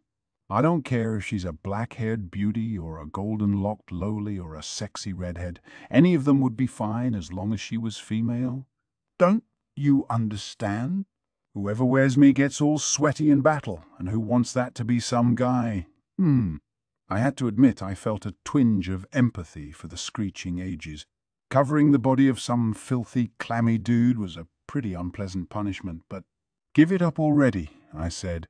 And by the way, making a scene on the way home won't get you anywhere, okay? Chris there has some coverings that prevent weak magic from getting through. We're going to wrap you in them to get you out of here. Speaking of which, you're awfully demanding for an inanimate object. Selfishness and immobility don't go well together. As I spoke, I removed the last of Aegis's chains. Grrrah! An impact on my chin set my head spinning. Lowly assistant? Just a second. How are you moving? I tried to listen to Chris while also grasping my wobbling head to steady it. I looked at Aegis, struggling to comprehend what was happening when I've decided I'm going on a journey to find the beautiful woman who can wear me. As much as I enjoyed my life here, being waxed by the maids every day, it's always possible more clowns like you will show up. I'm going to find my own master. What greeted my eyes was Aegis, now free of his chains, gently shadowboxing, and also talking crazy. Chris said desperately, "Wait just a minute, Aegis. This world needs your power. If you like, maybe I could wear you until we find you a new master." Fuck that. As if I would enjoy covering some thief who I can't even tell if they're a guy or a girl. I told you, I'm going to find my own master for myself, all right? If you really want, though, I could go down the checklist to see how compatible we are. Face, a rank, job compatibility, C rank. I'm not even going to bother ranking your chest. Sorry, but it's going to be a no from me. Grah. I thought maybe you'd work with me if I played nice. But if that's how you want to do this, we can use force, bind. Chris had finally had enough. She flung the wire she kept at her hip at him. She was going to stop Aegis. What you gonna do with that? You wanna tie me up? Boy, the cuties always turn out to be freaks in bed. Except she didn't. The wire fell limply to the ground. Aegis raised both hands and shrugged in a "What can you do?" gesture, mocking Chris openly. Bind. I activated the same skill, but my wire dropped to the ground too. Sure, just keep trying, kid. Don't you get it yet? What do you take me for? I'm the legendary sacred armor Aegis, remember? The strongest, most magic-resistant, most skill-neutralizing, owner-healing, singingest, dancingest armor in the world. A couple of cut-rate pickpockets like you don't have what it takes to beat me. What a jerk! Okay, Chief, I guess skills don't work on him, but if they could hold him with chains, it must mean he's not as strong as all that. Let's pin him down and tie him up. Right? I'll come from the right. You come from the left. Aegis adopted what almost looked like a karate pose. Oh, still wanna come at me? I'm the master of the Iron Fist, literally. My entire body is a weapon.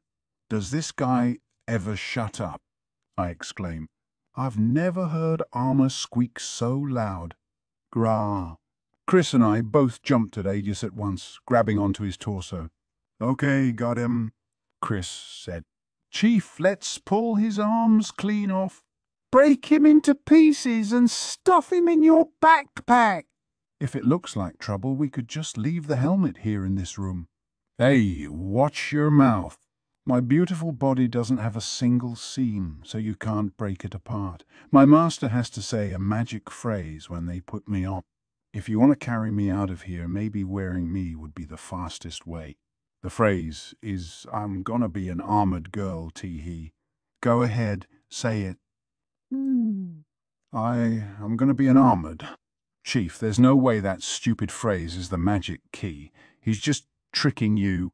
Whoa, hey, this guy's surprisingly strong. Aegis was trying to leave the room, dragging both of us along with him. Chief, this is bad. If he gets out of the room, we won't be able to block his telepathy. Oh, come on. Ace! For goodness sake! I'm Eris, the goddess responsible for this world. It's my duty to oversee you, so please just come along quietly. Yeah, okay, sure.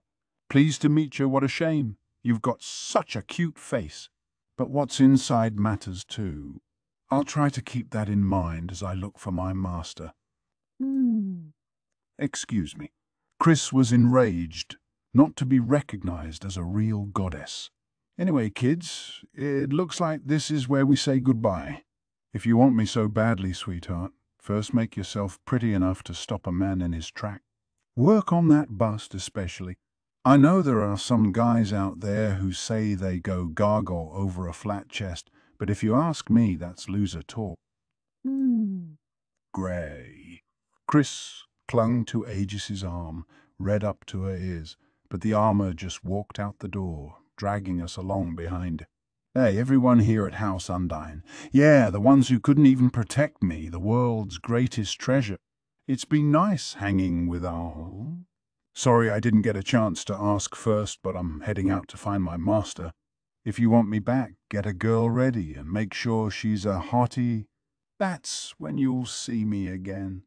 The telepathy echoed throughout the entire house, strong enough to make my head hurt. I'm free, free as I've ever been. Today, I might as well be a bird. Aigis kicked. Aigis shook us loose, ran out of the treasure room, and then jumped out a window that had to be at least 3 stories up.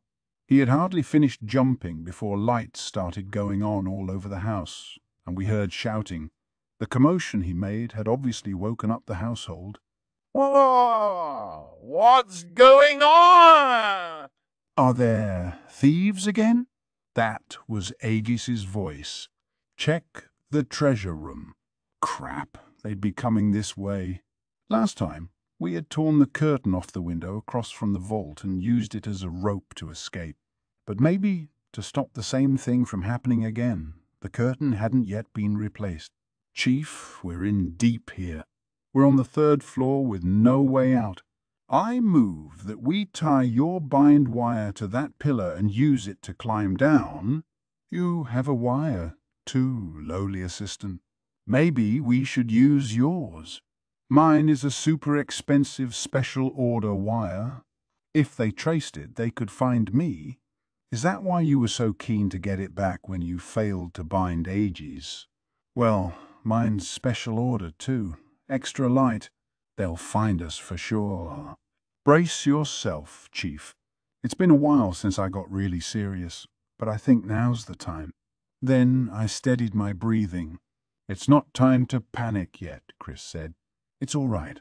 I'll manage something. Don't forget who I am. I'm the goddess of good fortune, right? Chris gave me a mischievous smile, and that was when it happened.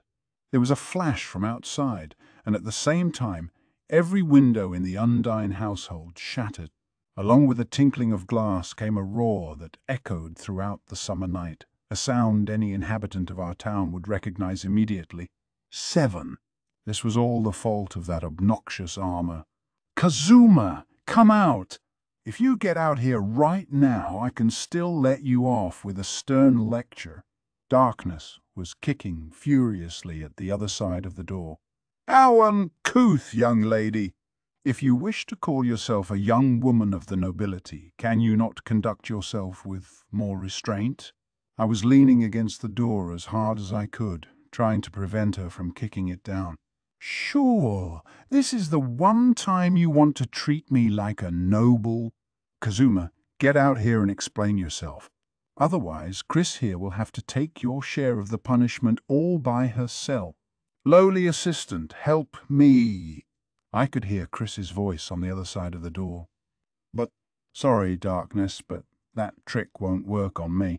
Sure, that was Chris's voice. But the chief I know and trust would never let herself be captured so easily.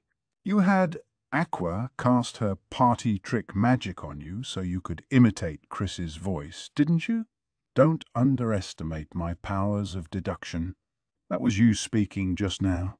What are you talking about, lowly assistant? You don't have powers of deduction. Chris's pained voice tried to counter my flawless logic. I was currently holed up at an inn.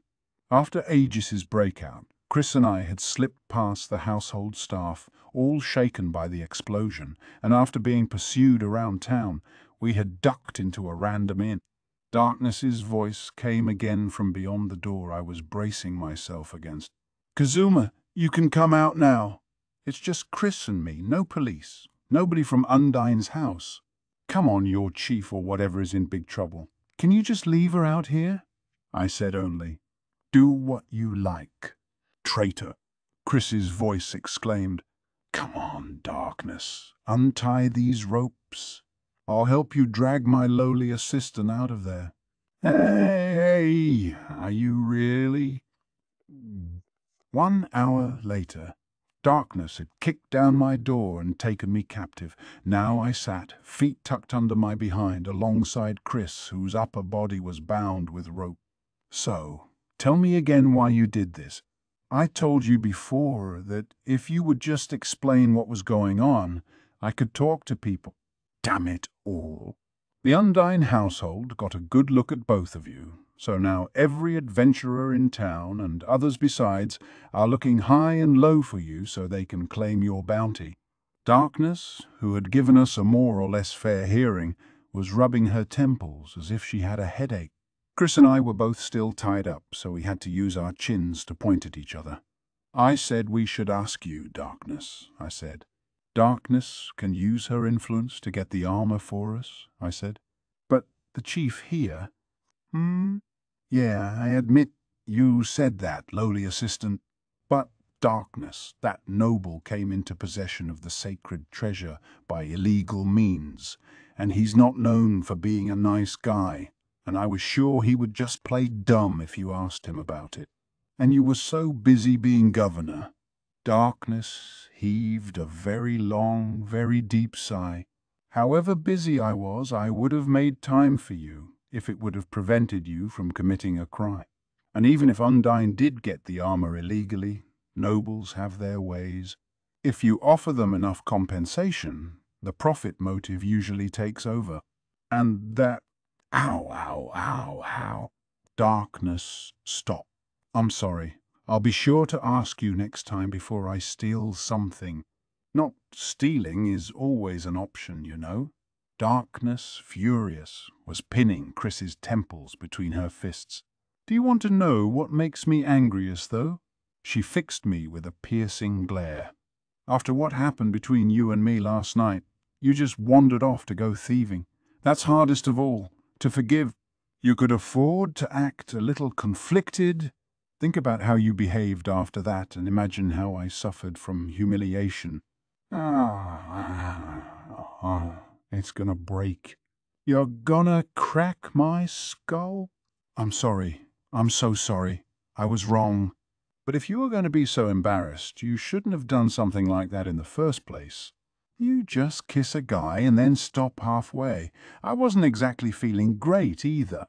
Darkness had me in a hawk talon grip, and I thought my head was about to cave in. What? That was when Chris suddenly made a very strange noise. Then she started to tremble, just enough that it was almost audible.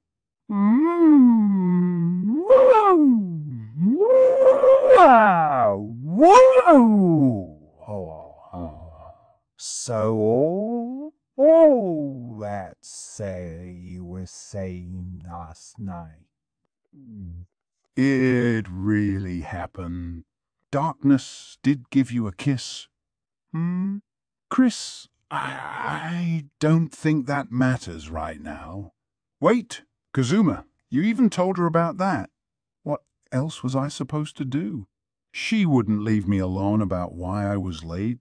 Anyway, after everything you and I have done together, I think it's a little late to be embarrassed over a kiss.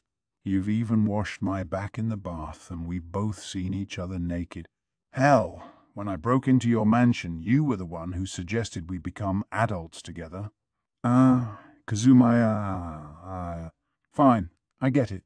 Let's end this conversation right now. This isn't the time for this anyway. Here, I'll untie your bindings, so let's just get out of here and both of you try to help. Darkness was glowing red as she hurried to undo the ropes. I think I just heard something really incredible. Will someone please tell me what's going on? Have you two really gone that far? Am I the only child here? We can talk about that later, Chris. Here, I'll untie you too. Later, my foot. I need details. Come on, Darkness. Why won't you tell me?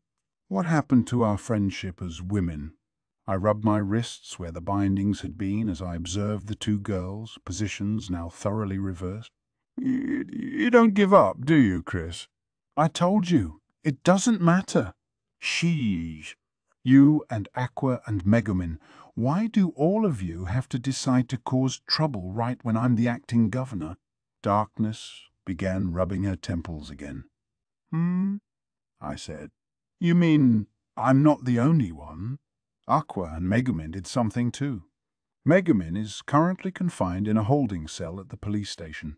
Apparently, she cast explosion magic in town last night for no reason at all. I asked her again and again why she did it, but all she would say was I never got to use my magic at the fireworks display, and I just wanted to let it out. I think my explosion magic was most beautiful of all, and I shall not repent, but I will pay for damages. I could hardly understand what she was talking about. I decided to let the police keep her until the festival is over. The origin of the shockwave that had assaulted the Undine household the night before had, of course, been Megumin. She had continued to look nervously back over her shoulder as she left us, and when she saw the lights go on in the house, she realized our theft had failed and, assuming we were in trouble, had used her magic. Then she had fallen over, immobile from using up all her map, and was promptly arrested. I felt bad for her and resolved to make it up to her sometime. Okay, so what about Aqua? What did she do? Darkness frowned as if she didn't want to answer that question. Those Axis church followers, they made so much more money at this festival than anticipated that starting next year, they want to fund the entire celebration and make it solely the Aqua Appreciation Festival. Chapter 5. May there be a legend for this beginner town. 1. All right, Aqua, tell me what's going on here. At the Axis Church, on the outskirts of town, I'd heard that festival preparations for tonight were being done there, so I ran over to find Aqua enjoying a drink with Cicely, and I lit into her. Oh, Kazuma, what's got you so worked up? Aqua had a wineglass in her hand, and on her knee sat her chick, which she was petting like she was the villain in some movie. Beside her was Cicely, who was acting like a maid serving her mistress. You can smell a party from a mile away, can't you, Kazuma? Well, I won't argue if you want to join us. You may not be an Axis follower, but you have worked really hard for this festival. Come on, sit here beside me. I'll share some of my fresh-made yakisoba with you. She pushed a dish toward me, carefree as anything. You idiot, I said. This isn't the time to be eating yakisoba. What the hell is going on here? I thrust out the application request Darkness had given me. Oh, hey, that's the application I submitted. 1. We request that starting next year, the name of the festival be changed to the Aqua Appreciation Festival and the Eris Church be barred from participation. 2. We request that the laws regarding gelatinous slime be relaxed. Hey, I don't remember writing this second thing. I wrote that, Lady Aqua, Cicely said. I worked so hard for this festival that I thought maybe I could get a reward. I see. That sounds good. So what seems to be the problem? It is not good, and it's all problems. I'm asking what exactly this is. While I stood there enraged, Aqua had a whispered conference with Cicely beside her. I wonder what Kazuma is so upset about. Is it because he wasn't invited to our victory celebration? I don't think so, milady. It's because we didn't ask him what he wanted when we submitted our requests. Aqua listened carefully to what Cicely was saying, then scribbled something on the application and handed it back to me. 3. We request that hereafter all salesgirls at the festival shall wear swimsuits. What are you, stupid? That's not what I'm upset about. And after all that talk about not getting carried away and honestly trying your best, then you go and pull a stunt like this. Why, what are you doing? I added your request to the list. I was tearing up the application when Cicely got in between Aqua and me. Now, just a minute. What do you mean by letting Our Lady's compassion go to waste? I, Cicely, humbly declare, in the name of the Axis Church, that I will shove my way through your front door every night, endlessly singing Axis hymns. I'd like to see you try. You've taken everyone for fools? I ought to knock some sense into both of you. What? How can you say that after we worked so hard? Surely we're entitled to a little relaxation. Cecily said it, she said. Lady Aqua, you are our lady, and you deserve to live your life at the height of comfort while everybody fawns over you. I'm going to devote the full power of the Axis Church to making life easy for you from now on. You just met her the other day, and she's already got that kind of control over you. Come on, we're going home. I don't want you seeing this weirdo anymore. And you don't make Aqua any more worthless than she already is. This weirdo. Aqua slipped out of my grasp and hid behind Cecily, who was still frozen in shock. I'm not going home until after the festival, Aqua said. In fact, I'm not going home at all. Being so small, I've learned something. I've learned that here they worship me. And, by the way, Kazuma, now that we've made this festival such a huge success, there's no way they'll want to go without an Aqua Appreciation Festival next year. Just you go have a look at Eris's precious festival. Our booths get more and more visitors by the day, but who goes to their booths? Crickets, that's who. Here, I'd been thinking that for once things might actually turn out well, but now I found out that Aqua hadn't changed a bit. She had been acting so different lately that I'd wondered if she had eaten something strange, but deep down she was still the same. I wanted to take back how impressed I had been at her growth and maturity, and at the same time I was a little disgusted with myself to discover I was actually kind of relieved to know that the status quo remained intact. Cecily proudly picked up the theme. Lady Aqua is right. With our shops as popular as they are, the Eris Church can't hope to come back. And don't think you're the only one with a flair for business. Our Lady Aqua still has a secret plan up her sleeve. A secret plan? There had to be something fishy there. I was sure of it. 2. I wandered around town, the Axis Church building safely behind me, brainstorming a fitting punishment for those girls. Aqua and her church were getting ornery because they thought they had made the festival a success all by themselves. So maybe I should ally myself with the Eris followers and come up with some new shop ideas. Nah, I was all out of million-dollar ideas, and I would have my hands full with even just 1 or 2 new shops. Well, I've got no choice. Maybe I should poke my head in at the Eris Church. When I got there, I found, lowly assistant, how'd it go? Chris sweeping the area in front of the church with a broom. By the tone of her voice, she was well aware of how I had burst into the Axis Church, practically foaming at the mouth. It didn't, I said.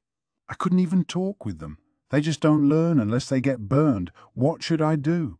This is really my fault for even getting Aqua and her friends permission to be part of the festival in the first place. I want to give those idiots something to think about before this situation is too far gone to salvage. I was more than half serious, but Chris shook her head. At least my senior did make the festival more exciting, and for that I'm genuinely grateful to her. I mean, look at me. Not only did I fail to steal Aegis, but now I don't even know where he is. You'd think someone would notice a walking, talking suit of armor. Maybe I'm the only one to blame if they stop holding my festival. I would be sad, sure, but I guess my senior could throw an even bigger party next year. She laughed unconvincingly. Her smile was laced with a sadness that made my heart ache. My chief didn't have a strong endgame, which tended to get her in trouble, but she was also a perfect goddess, beloved by all, and someone who could get anything done. She was my ideal woman, and a precious friend with whom I could talk about anything, from my improving situations with Megumin and darkness to my memories of Japan. And she and I shared secrets even more than me and Aqua, my fellow migrant from Earth. She spent all her time doing her goddess work alone in that white room. And when she was a thief, she was by herself too. She was my dear friend, my slightly unreliable cheap, and she was the woman I was infatuated with, my hard-working goddess. I guess I cause you a lot of trouble, lowly assistant, dragging you off to look for sacred treasures or leaving you to keep my senior from going crazy with things. The sweeps of the broom became listless. I've got to thank you, lowly assistant. You're the only one who knows my true identity and about the different things I do. It's not like I'm asking anyone to give me a prize for secretly helping to resist the Demon King's army, but thanks to you, I feel like I've gotten a little bit of a reward. Then the face of the goddess Eris broke into a gentle smile. Lady Eris, I'd like to ask for the cooperation of the people of the Eris Church in something. Chris looked confused. I repeated the line I'd delivered to the committee several times already. I've got an idea. 3. It was the last day of the festival. Despite the heat, lots and lots of people attended. Hello, dear attendees. It is my pleasure and my honor to have been chosen as mock on this occasion. We were at Axel's big public square. Located right in the center of town, it was now home to a stage on which a man in a tuxedo spoke into a magical item that acted like a microphone. Welcome to the festival's main event, hosted by the Eris Church, the very first Miss Eris contest. Let the fun begin. A huge cheer went up from the audience gathered in front of the stage. This was my secret plan to solve everything. Namely, for the Eris Church to sponsor a Miss Such-and-Such pageant. Lowly assistant? I really just don't know what to say right now. Chris sounded maybe a touch exasperated. Just sit back and enjoy the show, Chief, I said lightly. I was at least confident that this would liven things up. But at the same time, I was well aware that Eris's often serious followers might not be thrilled to see their goddess used as an excuse for a beauty pageant. Right now, though, things were different. If the Eris followers continued to come up short, they might not get another festival to celebrate their beloved goddess. I explained that fact to various Eris followers, starting with Darkness, and ultimately they went along with my plan. I admit, I never expected to have to argue so hard with Darkness, Chris said. Just goes to show how much she adores Lady Eris, I guess, I replied. There had been a lengthy debate with Darkness, in which she said that a beauty contest like this one was blasphemy against Lady Eris, and I countered that it was both to restore the authority of the Eris Church and to help us get the sacred treasure back. Eris, I argued, would be willing to wink at a little blasphemy for all that benefit. And somehow Darkness caved. Chris fidgeted and scratched her cheek, a little embarrassed. I don't really care if you use my name, honestly. Well, tell Darkness that. Right up to this morning, she was insisting she wouldn't come here. Chris and I were in the back, in a place from which we could see the stage and the entire square. We wanted to be in position to catch Aegis the moment he appeared. Saving the Eris Church wasn't the only reason I had come up with this plan. The entire contest was bait. There was a very important sacred treasure wandering around town who might leave on some kind of journey at any moment. The quickest way to get that item back would be to get together women who Aegis would be interested in, and I had requested Darkness to help lay the trap. Hey, do you think the real reason Darkness was so opposed to this contest wasn't the permission at all, but Chris was trying to say something, but I honestly didn't have time for it. I had rented a magical camera just for this day and even made sure to have a telephoto lens available. I'm sure I don't have to explain why. I aimed my camera at the stage. It was lined with all the girls in town who were most confident in their looks, all of them wreathed in smile. Well, starting with our first contestant, then please tell us your name and age, as well as your job. 4. I had gotten Chris, Darkness, and the entire Eris Church involved in this gala event, but I had to wonder if eyes would fall for such an obvious trap. I was hoping to kill all my birds with one stone, but damn it, this is really getting to me. I'm sure it'll be fine. That armor wasn't hard to predict, after all. I hated to admit it, but in some ways, he and I were alike. I scanned the area while also stealing glances at the beautiful women who passed one after another across the stage. Chris had said she thought it was going to be a long day and gone to get something to drink, but I could still see her as I glanced around. I was sure I would notice a big, shiny suit of armor the moment he appeared. I muttered, watching one slender beauty. Personally, she's a bit too thin for my taste, but I do like that face. You think so? I think she's the prickly type, but you've got to admire that look. She sure knows how to wear the hell out of that outfit. I admit she looks like a bit of a hen, but I think that's fitting for a thin girl. As far as knowing how to dress, though, I really should have included a swimsuit portion in the judging. How could you ever have left out something so important? What are you, stupid? Gotcha. Whoa. Hey, what are you doing? This is a big deal. Keep out of the way. I agreed about the importance of the event, but capturing this guy was sort of the whole point. I flung the net I'd prepared at Aegis, who had wandered up. I caught him with his guard down, which meant I also caught him in my net. I knew you were stupid enough for this to work. This was all a trap to draw you out. I say, what? You're sharper than you look, kid. I thought you were just a petty thief, but I guess I was wrong. Had Chris and I really had all that trouble catching this guy? I wanted all my effort back. Why'd you show up so soon anyway? The contest hasn't been going for 5 minutes, and we've already caught you. Apologize to Chris. She went to buy drinks, thinking we were going to be here a while. Do you think you could keep it down? I can't hear what they're saying about that girl. Listen, the muck is asking her what you have to eat to get a bust that big. Right, we'll come back to this after we hear the interview. We're going to stay like this, though, where I have the advantage. Yeah, sure. After she leaves the stage, it's on. I waited for the moment to come, trying my best not to take my eyes off Aegis. The people around us didn't seem to have paid much attention to the commotion. They were focused on the stage. At last they finished introducing the girl and she walked off. All right, here we go again. We got in an awful lot of trouble because of you, so come quietly if you know what's good for you. Yeah, go ahead and try it, kid. They didn't give me an awesome name like Mr. Sacred Armor Aegis for no reason. My master and I cut down a zillion monsters back in the day. We were back to yelling at each other, each attempting to seize the initiative, when we heard them.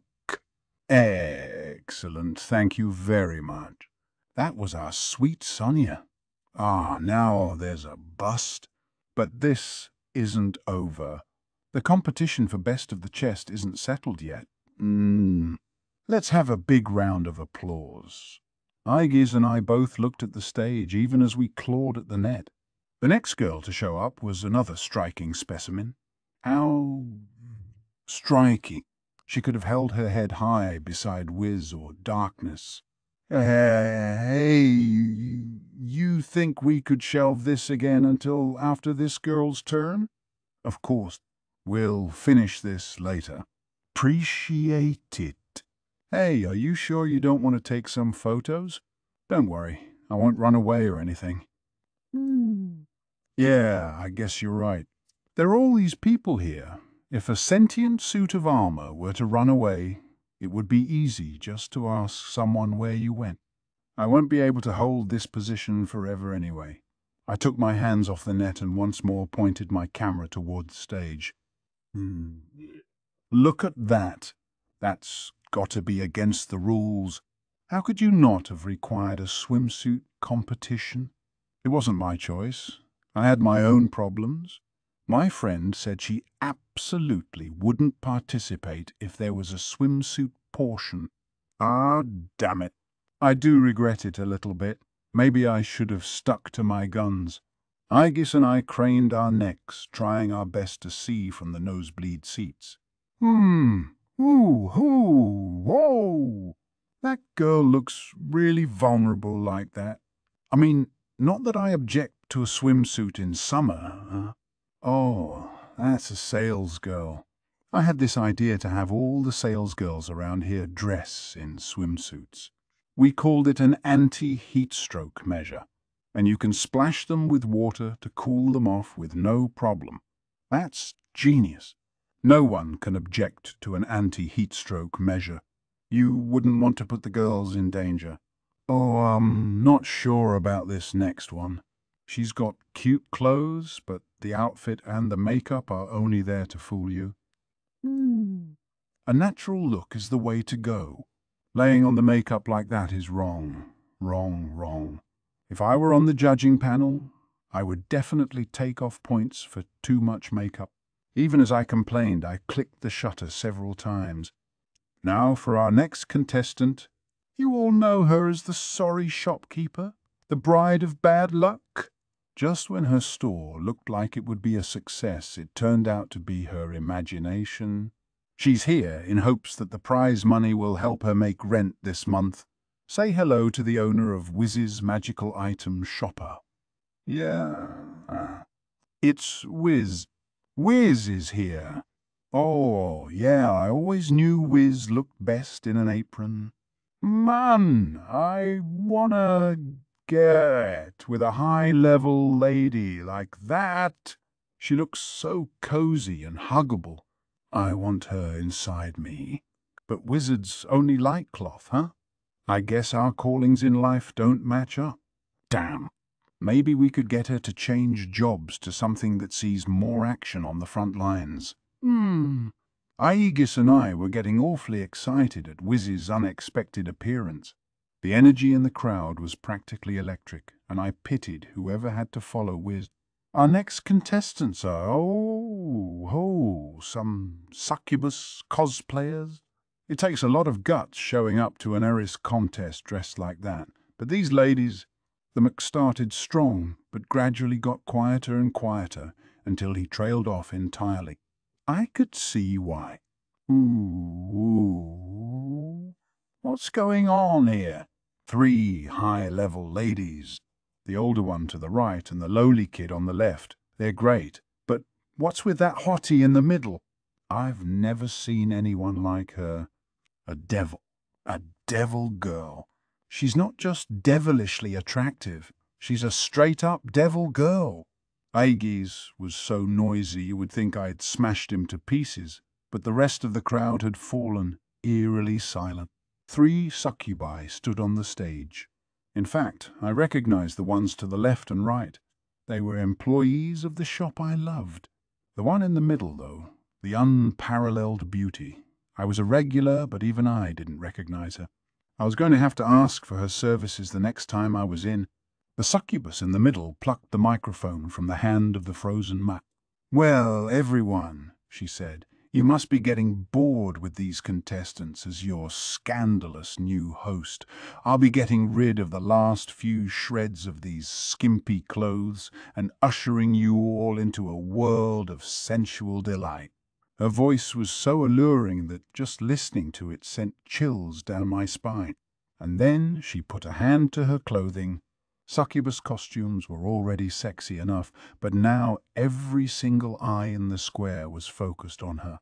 No one made so much as a peep, but only swallowed heavily and watched, clinging to a fervent hope. Was she really going to take it off in front of this entire crowd? Was she serious? Had the buzz of the festival caught up with these erotic monsters? Were they going to show us their true forms? Camera. Get the camera. Come on, pay attention. Oh, crap, yeah. That was a close one. I guess that's an experienced succubus for you. She sure knows how to please. As I got the camera ready to take the shot of my life, the beauty in front of us moved to take off her clothing, and I shed beautifully. Ah, did you take me for a passing succubus queen? Sorry, it was me, the part-timer at Wiz's magical item shopper, all along. Ah, the animosity of an entire public square full of people is an exquisite and unique flavor. I'm also currently offering consultations at Wiz's magical item shopper. If you have any troubles, I'll be there to lend an ear. Please don't throw things. I understand your feelings, honored audience, but please don't throw things at me. Vanya and the two succubi walked away, leaving the mock to suffer the hail of garbage flung by the crowd. Some of it contributed by Aegis and myself, naturally. When the commotion finally died down, the mock collected himself and made a broad gesture toward the edge of the stage. Okay, our next contestant is one of our top candidates today. I don't think there's a soul in this town who doesn't know her. Part adventurer, part reigning queen of the Endurance Championship.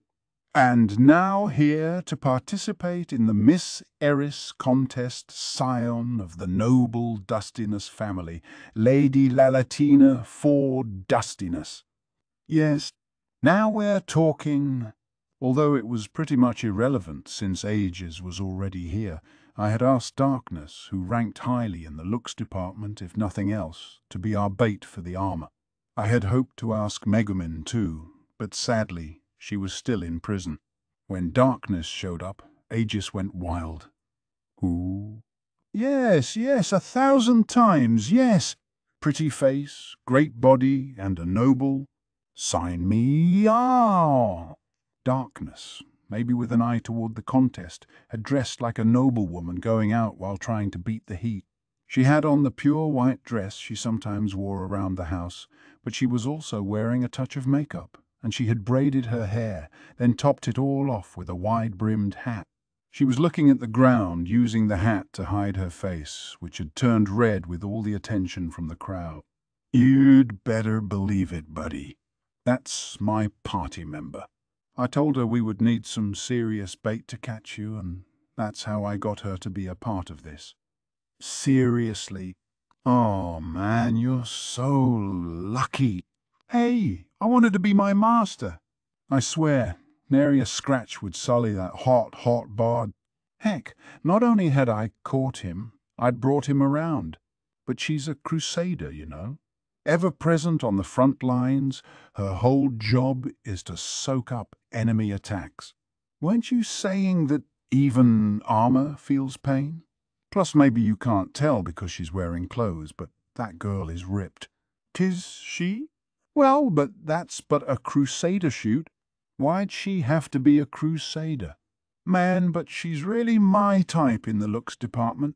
I wonder if there's a chance anyone better will come along. I sympathize with Aegis's disappointment. True, in looks at least, face and overall sexiness, Darkness was a 10 out of 10. If only she'd had a personality to match. She was a surprising amount of trouble. What a waste. Let's keep watching. There are other contestants still. Yeah, no need to jump to any conclusions before I've seen everyone. Oh, the interview is starting. Now then. I think most people here are familiar with you, but kindly tell us your name, age, and job. I'm Lalatina Ford Dustiness. I'm 18 years old, and I'm currently acting governor. Darkness must have been really nervous, because her voice was practically a whisper even through the microphone. I was pretty far away, and I could still tell how tense she looked. It was then that one of the adventurers in the crowd shouted, "Lalatina! Speak up so we can hear you." This inspired several more hecklers. "Young lady, you look lovely as ever today. What happened to your armor? Not that you don't look wonderful like that, Lalatina." I wasn't the only one who had a reputation around these parts. Darkness had become pretty well known too. A few drunken adventurers who recognized her had decided to poke some fun. Seeing darkness, blushing bright red and ready to cry, I couldn't resist the urge to torment her a little bit. "Way to go, Lalatina," I cried. "How about you show us those famous abs of yours? I thought you said she was your party member. And you think that means I ought to encourage her or something, dumbass?" Look at her glare at the audience, all blushy and teary. You ever seen someone look that excited? She's gonna win for sure. I get it. You sure know how to play the game. All right, I'll help you. Nice work, lady. Show us some skin. Now Aiji's got in on the act, and it fanned the flames among the other adventurers. He's right, just a bit. Don't you have a swimsuit or something? Lift up your skirt, milady. The shouts from the audience were escalating quickly. Darkness, normally useless, was getting the same level of attention as a Japanese pop idol. I was thrilled about that, so I shouted as loudly as I could. "Take it!" That caused Darkness to immediately fix me with a death stare. "Whoa!" She found me. "Yeah, take it off.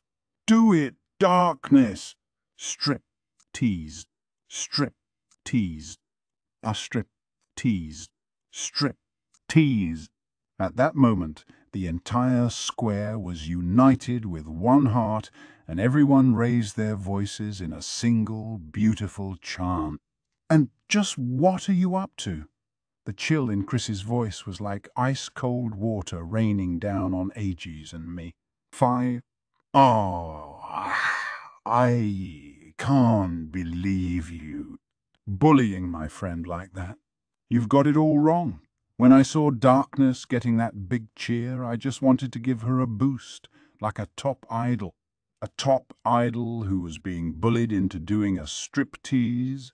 And Aegis, look at you, you're supposed to be one of the best sacred treasures.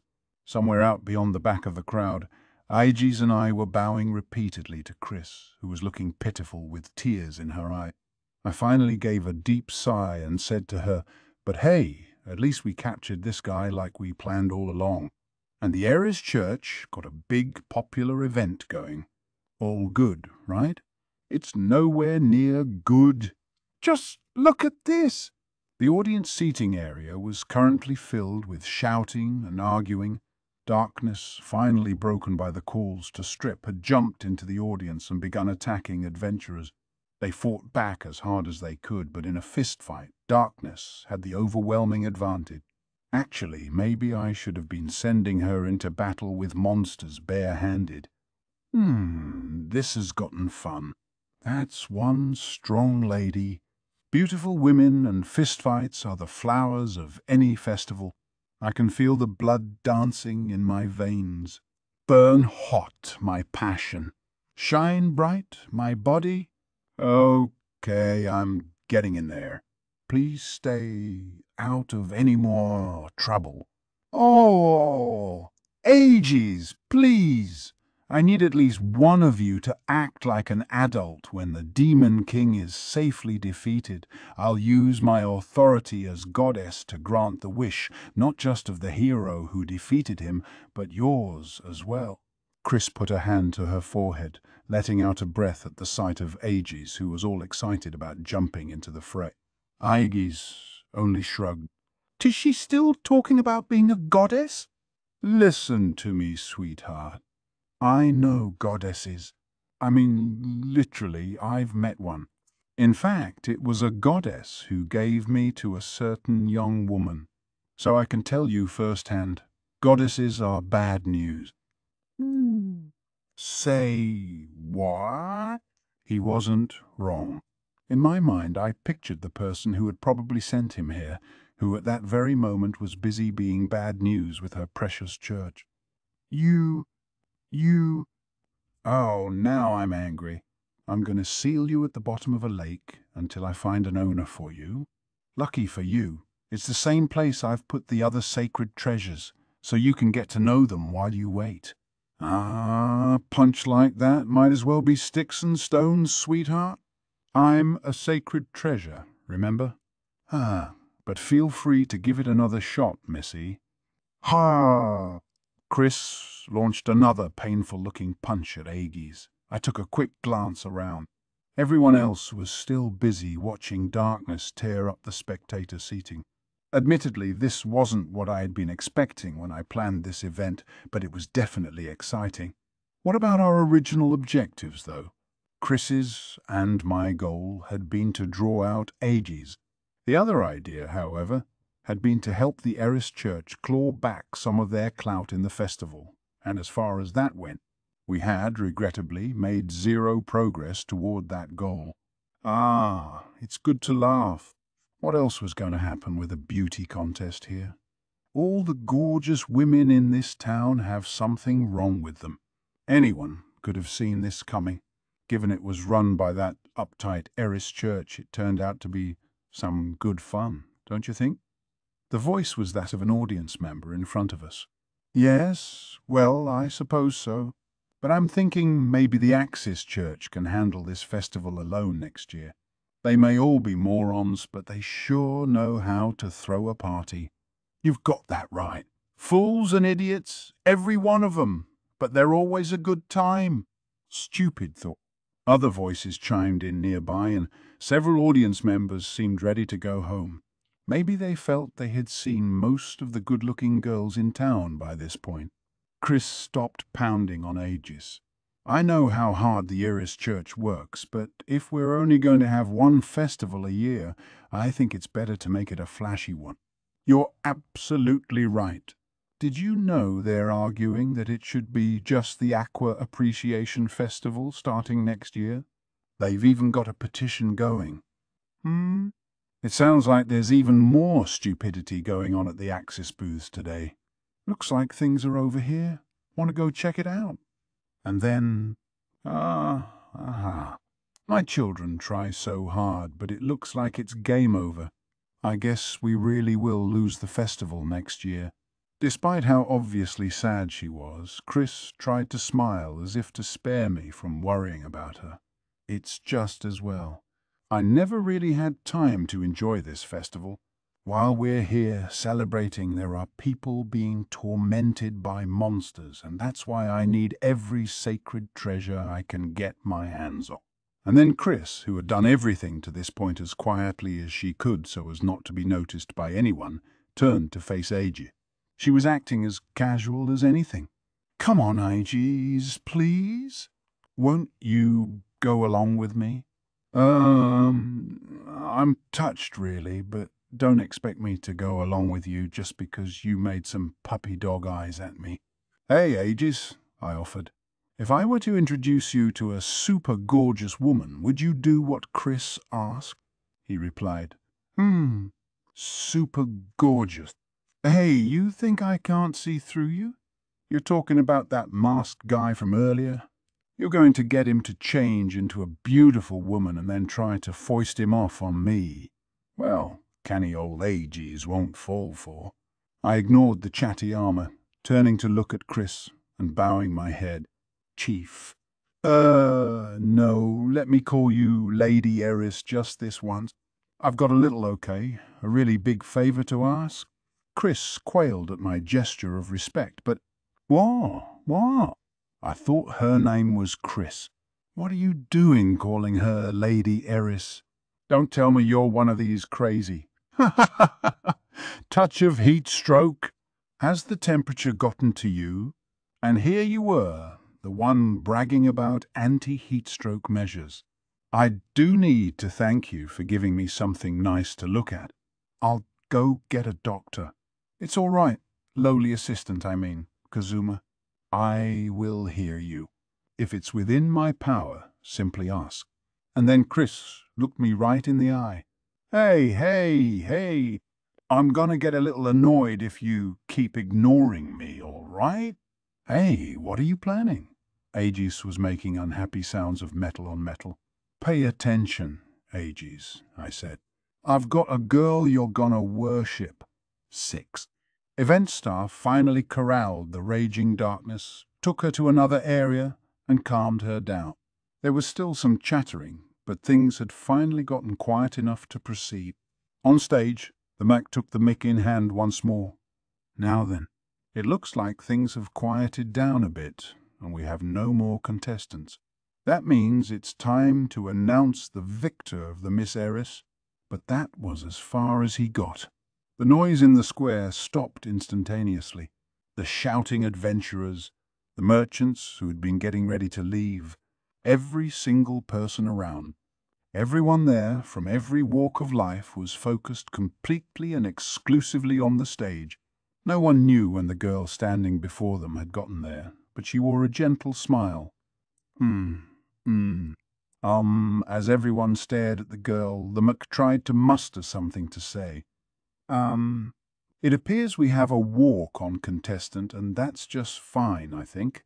The girl stood on the stage, still smiling, quietly. That's right. Her face, her clothes, everything about her would have been immediately familiar to anyone from this world. She was the spitting image of the goddess Eris. You're right. I'm sorry for just jumping in, Eris said, placing her hands together. She bowed her head.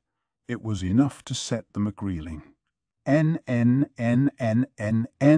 Not at all. Not in the least. Don't you worry about it. Thank you very much for participating in today's Miss Lady Eris contest. The fact that it had suddenly become the Miss Lady Eris contest implied that the mech had realized, however dimly, who was standing in front of him. But not everyone, it seemed, had overcome their feelings of disbelief. Time seemed to start moving in the square again, a murmur, but not a very loud one, spreading through the crowd. Beside me, Aegis didn't make a peep. Finally, the Mac seemed to collect himself, and he held out the mic for Eris with a certain reluctance. Oh, all right, then please forgive me for asking the same thing we ask all our contestants, but if possible, perhaps you could tell us your name. He sounded fearful and somehow hopeful at the same time. Eris smiled at the crowd in a way that caused everyone present to draw a collective breath. My name is Eris. The moment she spoke, a cheer rocked the square, a frenzied shouting of Eris's name. Some people were just gazing up at her, as if they had fallen in love. Others had placed their hands together in prayer. Some of the people around us, presumably Eris followers, were weeping and prostrating themselves. Man, so this is the power of a real goddess.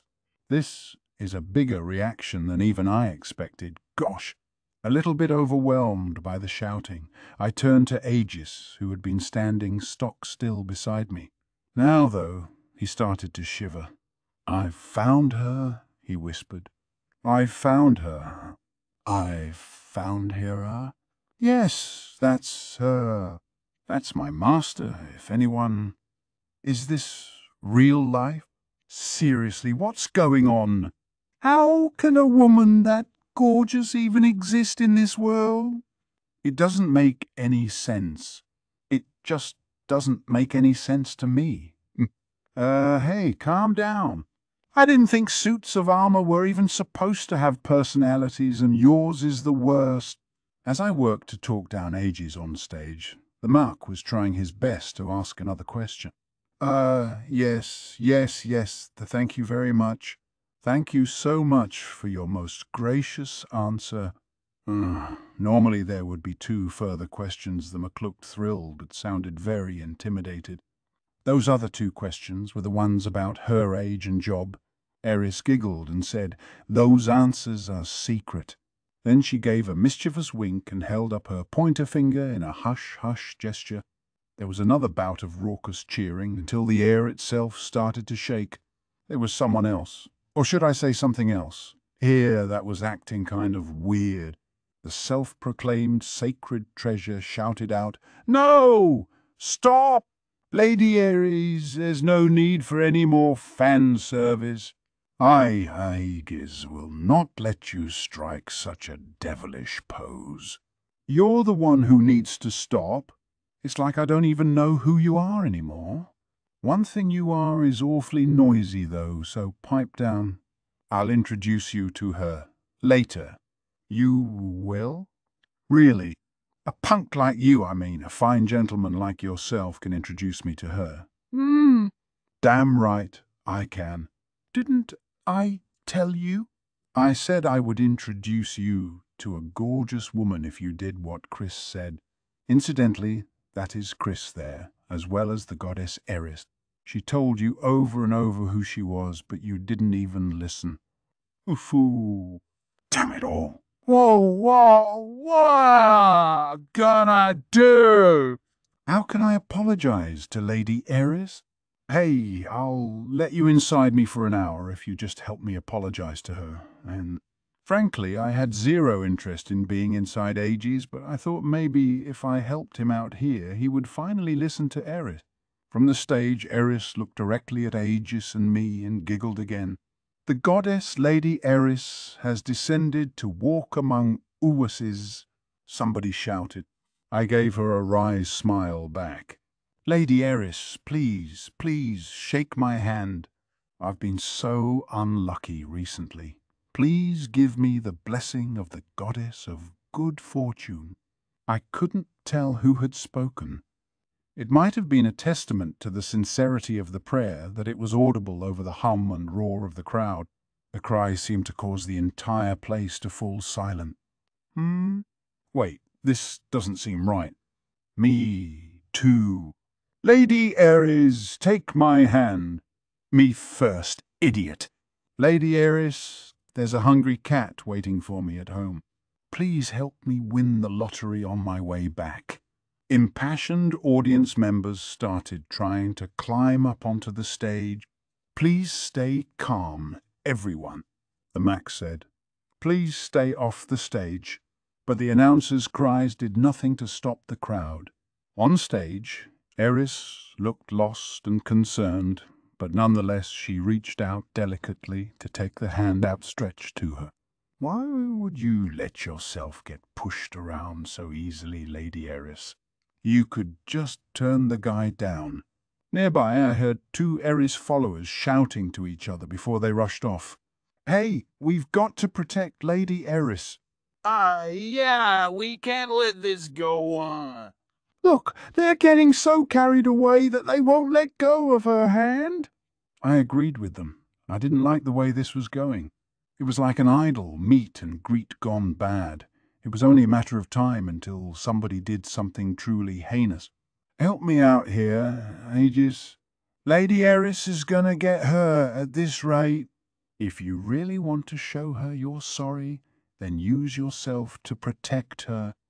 Yeah, who could have predicted a twist so favorable to a suit of armor? I'll protect her. I'll super protect her. I, the sacred armor Aegis, shall protect the chaste jewel that is Lady Eris to my dying breath. Chaste? I don't think you actually, since she doesn't seem to know anything about love. Maybe she is. Lady Eris is a goddess. She must be a virgin. I'm sure she's the kind of girl who, if she were faced with the grimy naked body of a man, would cry out and cover her face. But then she would peek through her fingers because she would be just the slightest bit interested by the sight. She's gentle and kind-hearted, and I'm sure she smells wonderful. Man, he was really smitten. Come on, let's hurry. When we get up on stage, you surround Lady Eris. Then we bust through the crowd. Awesome. I never dreamed I would get to be one with Lady Eris so soon. Lady Eris inside me, panty. You're starting to sound like the most dangerous guy of all. Is this really a good idea? Anyway, take care of the crowd in front of us. You're a walking weapon, aren't you? Aegis responded by shoving his way through the crowd. Damn right I am. And now that I've found my true master, I'm hotter than anyone in this square. You there, out of my way. I'm so superheated I'll burn anyone who touches me. Erigja, who is this guy? Who would be stupid enough to wear armor that hot? Hey, don't push. I don't care how hot you. No stole, huh? Somebody dump some water on this guy? Water. I understood. Aegis had been out in the sun for so long that now he was burning hot. He worked his way through the crowd as various audience members fled from him, while I got to the stage as fast as I could. Eris was still politely clasping hands with people. Kazuma, she said, looking worried. What do we do? This is getting messy. Aegis is on his way here. I want you to get inside him and go somewhere deserted. Hey, you, give Lady Eris her hand back. If you want to hold on to someone for so long, I'll give you my hand instead. Stop. I was never going to wash this hand again. I was forcibly exchanging, pulling Eris's hand from the grasp of one of the audience members and replacing it with mine when Aegis dragged himself out of the crowd and up onto the stage. Sorry to keep you waiting, Master. Please, get inside me, quickly. The magic phrase to unlock me is I'm gonna be old Aegis's bride. Go for it. I'm gonna be old Aegis's. Please don't let him trick you, Lady Eris. And as for you, we don't have time for games. Aegis gave a disappointed shrug. Oh, too bad. Oh well, here we go, Master. Combine. There was a bright flash. The intensity of it caused everyone nearby, including the mock, the entire audience, and me, to shield our eyes.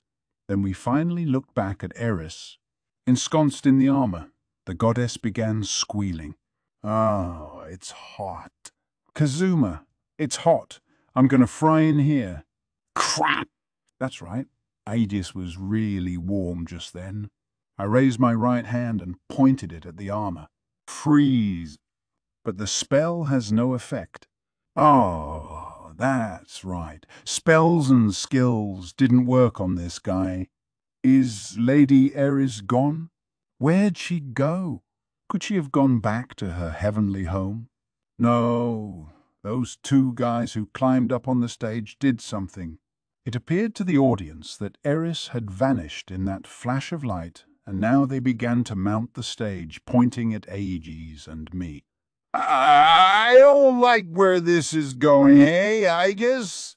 I'll distract them and try to hold them off for a while. You take Lady Eris and run. Leave it to me. And here's a special tip for all your hard work.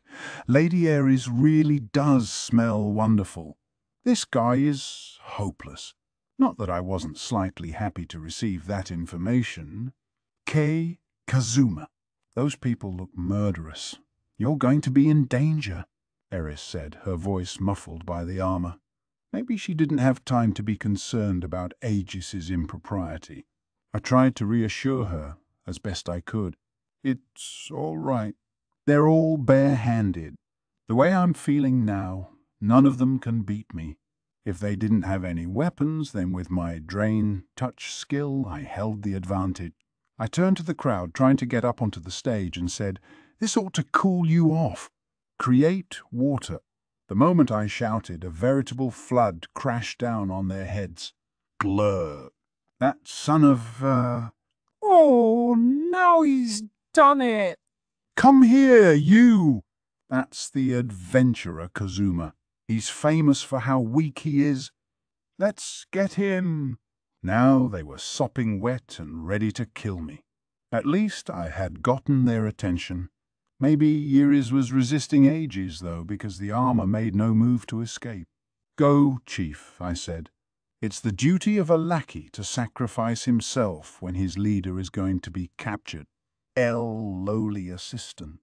I turned my back on Aegis, who still hadn't moved. Plus, today is the last day of the festival, I added. And festivals mean two things, shop stalls and fireworks. And they say fighting is the flower of a festival. I put up my dukes. Come and get you. Lowly assistant. Maybe Aegis finally got a move on, because Eris's voice seemed to be getting farther away as I launched myself at the crowd. 7. Darkness stood with her arms crossed, glaring down at me. "Well, Mr. Kingpin, what do you have to say for yourself?" After getting into a gigantic fistfight at the beauty contest, I had been taken in by the police and tossed into a holding cell. They told me to just cool my head for a bit, and then left me there to sit sadly with my knees drawn up into my chest, even though it was the last day of the festival. "Look, I'm grateful to you for rescuing me and all, but what's the big idea?" I had been set free thanks to Darkness's intercession, but no sooner had I gotten home than she made me kneel formally in the living room.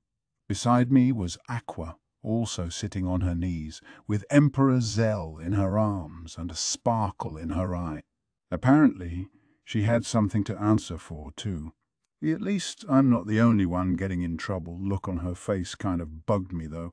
Megumin, who had also been released after Darkness talked to the police, was leaning on the sofa, watching me with a look of exasperation. "And what do you mean, Kingpin?" I said. "Tell me exactly what happened while I was in police custody." I couldn't think of anything I'd done to feel guilty about, but nonetheless I kept my hands in front of me on the carpet so that I could throw myself into a posture of abject apology if the discussion turned sour. "First, let me ask you something. When you spoke to the Merchants' Council, did you really tell them that pitting the Axis and Eris churches against each other would be the best way to boost profit?" Without missing a beat, I lowered myself into a perfect formal bow of apology. Darkness didn't even hesitate but kept talking. "And according to Aqua, the person who first thought of co-sponsoring the Eris Appreciation Festival wasn't her, but you. And according to the council president, lewd ideas like putting the salesgirls in swimsuits and having a costume parade were yours too here, honored advisor. Have a look at this." The president brought it to me by way of apology. Apparently, she had found everything out when the council president had come here personally to apologize. Now that I thought about it, I realized he probably had no idea Darkness and I lived in the same house. What was I gonna do? The collective gaze in the room on me was so cold. Maybe if I pretended I'd gone into shock, they'd let it go. "Don't look so pitiful, Kazuma. You'll make us feel like we're the ones bullying you," Darkness said.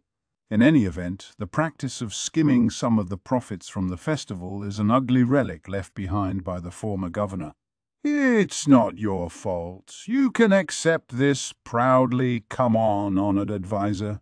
Do you really not want it?" Darkness pretended to look concerned as she held out the bulging sack of money. "Stop, please stop. It would be better if you yelled your lungs out at me." "Well, hold on, Darkness. There's something else that bothers me more than this," Megumin said, preparing to lob another bomb my way. "Kazuma, I hear tell that you are on good terms with a number of women these days. For example, I hear that you were up drinking until dawn with a certain succubus cosplayer lady. I am not saying you were wrong to do it. It's not like you're dating anyone after all. You really lived it up, didn't you?" Darkness said. "I mean, we don't really have the kind of relationship where I can criticize you for it, but after you and I got so far along, do you really think that's appropriate?" Or not Darkness, too. Megumin did a double take when she heard this. "I think I just heard something I cannot ignore. When exactly did you get so far along?" "How far along did you get? What base carnality to get so carried away by the festival that you jump straight to having physical relations?" Wait, what?" Darkness exclaimed. We haven't had physical relations yet." "Did you say yet? Meaning that one day you expect to have them, you despicable cur." I turned my attention away from the sudden catfight. "Hey, Aqua, do you think I'm sort of like the star of a harem thing right now? You look awfully happy for someone who's being forced to sit and apologize in his own living room." Whether because she had overheard us or just to keep Megumin from attacking her anymore, Darkness said, "The That's right, Aqua. You're next. Just what do you intend to do about everything that's happened? Darkness's hair was disheveled and she sounded a bit panicked. Come on, Darkness. Let's talk about this. Even that masked demon said it. Humans are a race that has conversation. Come to think of it, I still didn't know what she had actually done. That's true. You're right. I do believe talking to one another is important. If we had started with a conversation, things might never have gotten so out of hand. Aqua sat beside me, still with her knees tucked under her and still with Emperor Zell in her arms. She was making one of her rare logical pronouncements, and Darkness slowed down to answer. I finally got to hear the whole story. It was the day of the Eris Beauty Contest. The Axis disciples, flush with their recent run of sales, were intent on striking a final blow to the Eris Church, which they planned to do with an idea Aqua had come up with. That would be the secret plan Cecily had talked about. Aqua, who was a total idiot except when it came to Japanese street stalls, apparently had hit upon a brilliant, awful idea. I can't believe you actually came up with a plan like this, Megumin said, sounding really impressed. It certainly would result in a lot of money for the person who started it. It's almost too good an idea to believe it's really yours, Aqua. Darkness leaned in, unmoved. And who taught you about this pyramid scheme? You didn't come up with such a high-level crime on your own, did you? She brought her face right up to Aqua's. Aqua looked away and pointed directly at. Hey, don't try to pin this on me. Yeah, I admit that one time, way back when we were still mired in debt, I complained that I had no hope of paying the money back and wondered aloud if I should start a pyramid scheme or something. And yeah, I admit that I explained how they work. So, it was you?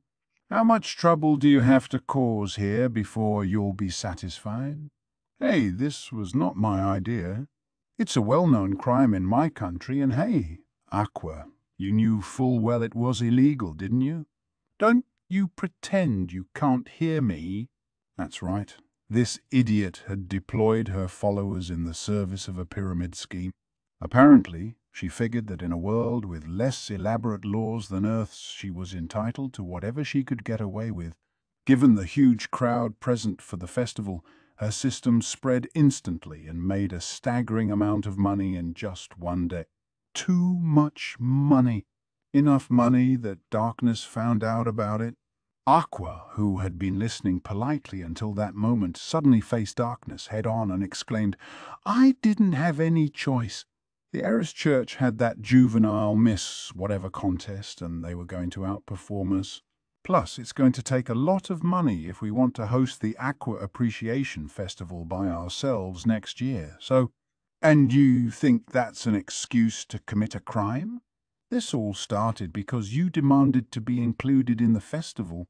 Oh, but it's not fair for the festival to be all about Eris. Why don't I have a festival? Why doesn't anyone venerate me? I want to be worshipped and pampered. Anyway, a pyramid scheme isn't a crime yet. That's true for now. For now.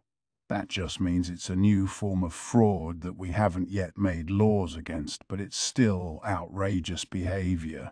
As the temperature rose between them, Megumin and I looked at each other and smiled.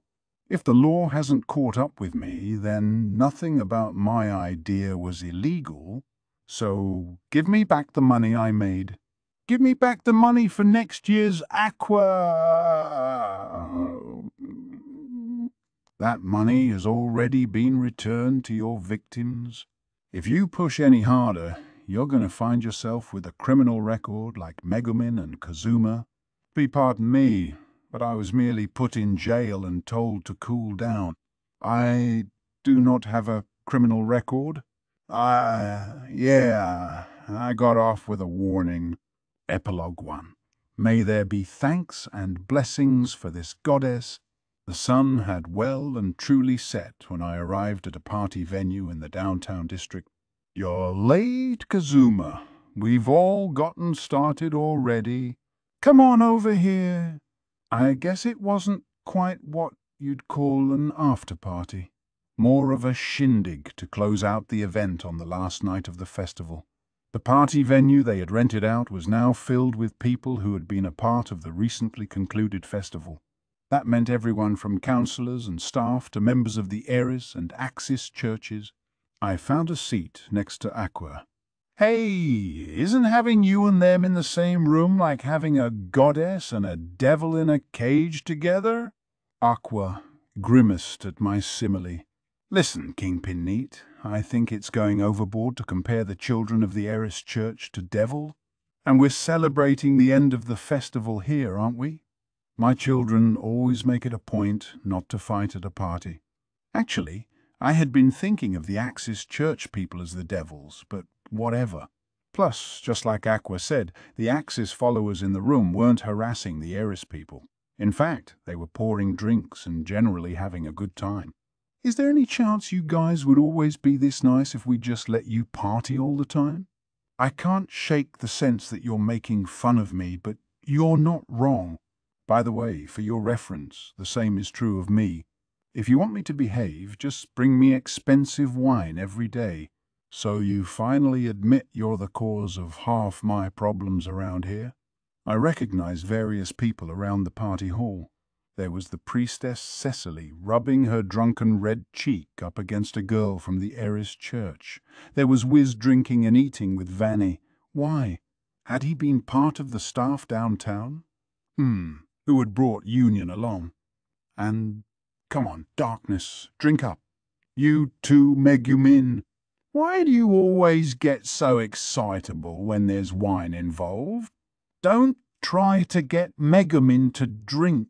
Here, I'll take her share.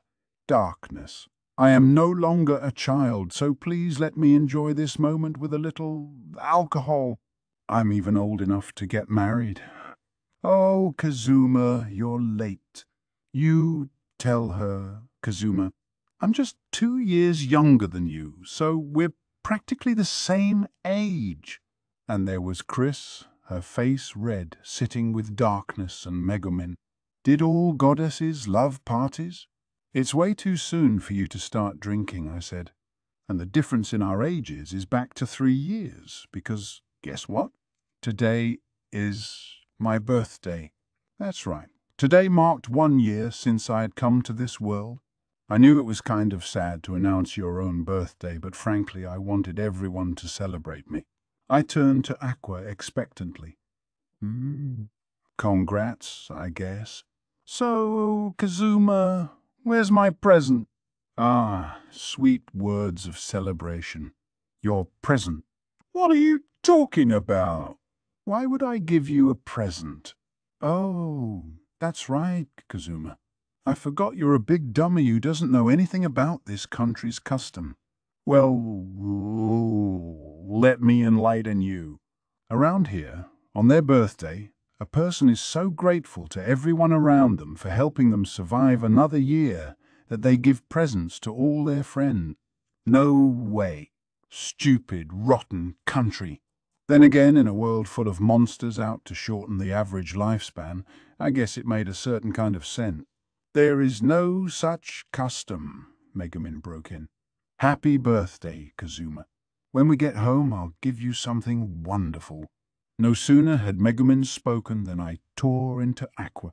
Why are you telling believable lies? You're just an old hag of indeterminate age, whose birthday we don't even know. How about you tell me your birthday and how old you are? Kazuma said the unforgivable. Again! I really will punish you this time. As Aqua and I chewed each other out, Darkness, who was using a handkerchief to hold her glass, said, Kazuma, happy birthday. I'll also give you some kind of present when we get home. I'm sorry. If I'd known, I could have had something for you already. Awesome, thanks. You're right. Maybe I should have said something earlier. Megumin had her birthday without me even knowing it, and I'd like to celebrate the next one properly. For that matter, Darkness, when's your birthday? I know you're a noble, even if you're not much of one. I'll bet you throw a wicked party." Darkness suddenly started acting a little funny. My birthday? Well, it's. As Darkness sat there with her eyes brimming, Chris said nonchalantly, "Darkness's birthday is way over, I think. Didn't you have some huge party back around spring?" "Say, lowly assistant, why didn't you and your friends come?" Darkness twitched and everything fell into place for me. "You deliberately didn't invite us to your party because you were afraid we would cause trouble. You thought we would do something to the other nobles." "Is that true?" Aqua exclaimed. "That's terrible. Come to think of it, Darkness, you wanted us to leave before that Iris girl could give us our awards, too." "Let's give her what's coming to her," Megumin said. "Let this misunderstanding young noble receive her comeuppance." Darkness was practically in tears under this concerted assault. Chris was watching the whole thing with a bit of a smirk. Then she tugged on my sleeve as if to suggest we take a walk. "That sure got out of control faster I heard from Darkness, okay? She said you were the ringleader in all this." The words came suddenly and a little bit sullenly from Chris as we were walking around outside the party venue, me enjoying the cool night breeze against my wine-warmed face. This was after I'd had Eris herself appear in her own beauty pageant. I guess having a goddess show up was a pretty big deal, and people had used magic and messenger birds and post horses, every method available, to let the surrounding towns and even the capital know what had happened. According to the council members, it was likely that from now on, Axel, the town where the goddess appeared, would be treated as a holy place by the Eris Church. Yeah, I'm really sorry about that. I'll keep helping you with your sacred treasure search, so please forgive me, but the councillors told me something. They said that after this, the Eris Appreciation Festival has to go on, no matter what." Chris looked pleased about that. "Oh, yeah. Then between that and the way you and Aegis rescued me on that stage, I guess I can forgive you." "Oh, thank you, goddess." As we bantered back and forth, we wandered through a town still enjoying the last embers of excitement from the festival. I gathered that after Aegis safely escaped the beauty contest, he had started to listen to Chris. They would soon be trying to find him a master, someone to whom they could give him as a trump card against the Demon King's army. Aegis hoped for a sword master, and Chris hoped to grant his wish as best she could. And so it seemed like both our latest sacred treasure search and the little Eris versus Axis showdown had turned out okay. When I reviewed everything in my mind, though, I couldn't help being struck by how much influence a real goddess could have. I mean, we were just walking around and sigh, I wonder if she could still be somewhere in town, Lady Eris. I've adored her ever since I first saw her picture. Even if she were still here, she would never show herself to a black-hearted sinner like you. She would pick a devout, pure follower like me. Oh, you're not so great. You used a teleport service to get here as fast as you could after you stole your girlfriend's dowry. Jerk, I came to get Lady Eris's blessing on my marriage. My girl even said it was okay, you hear me? Just a couple of guys talking on the street, and they were talking about Eris. As we passed by, I said, "You heard 'em, Lady Eris. It's probably fine if you don't bless them, right?" "I'm not Lady Eris. I'm Lady Chris, lowly assistant. All I could do right now is swipe some treasure from your house to pay back the dowry that guy took." Then both of us broke into laughter. Maybe it was the stopping and laughing that caused the people behind Chris to suddenly run into her. The culprits were a pair of small sisters, each carrying a lovely flower. Sorry. One of them said. "We're very sorry," added the other quickly. Chris replied, "I'm the one who should apologize, just stopping suddenly like that. Are you both okay? You didn't fall down, did you?" She bowed her head again. The flower belonging to the girl who looked like the younger sister had fallen to the ground. Chris hurriedly picked it up. "I'm sorry." I made you drop your Chris. Then she picked up the purple flower and handed it to the girl.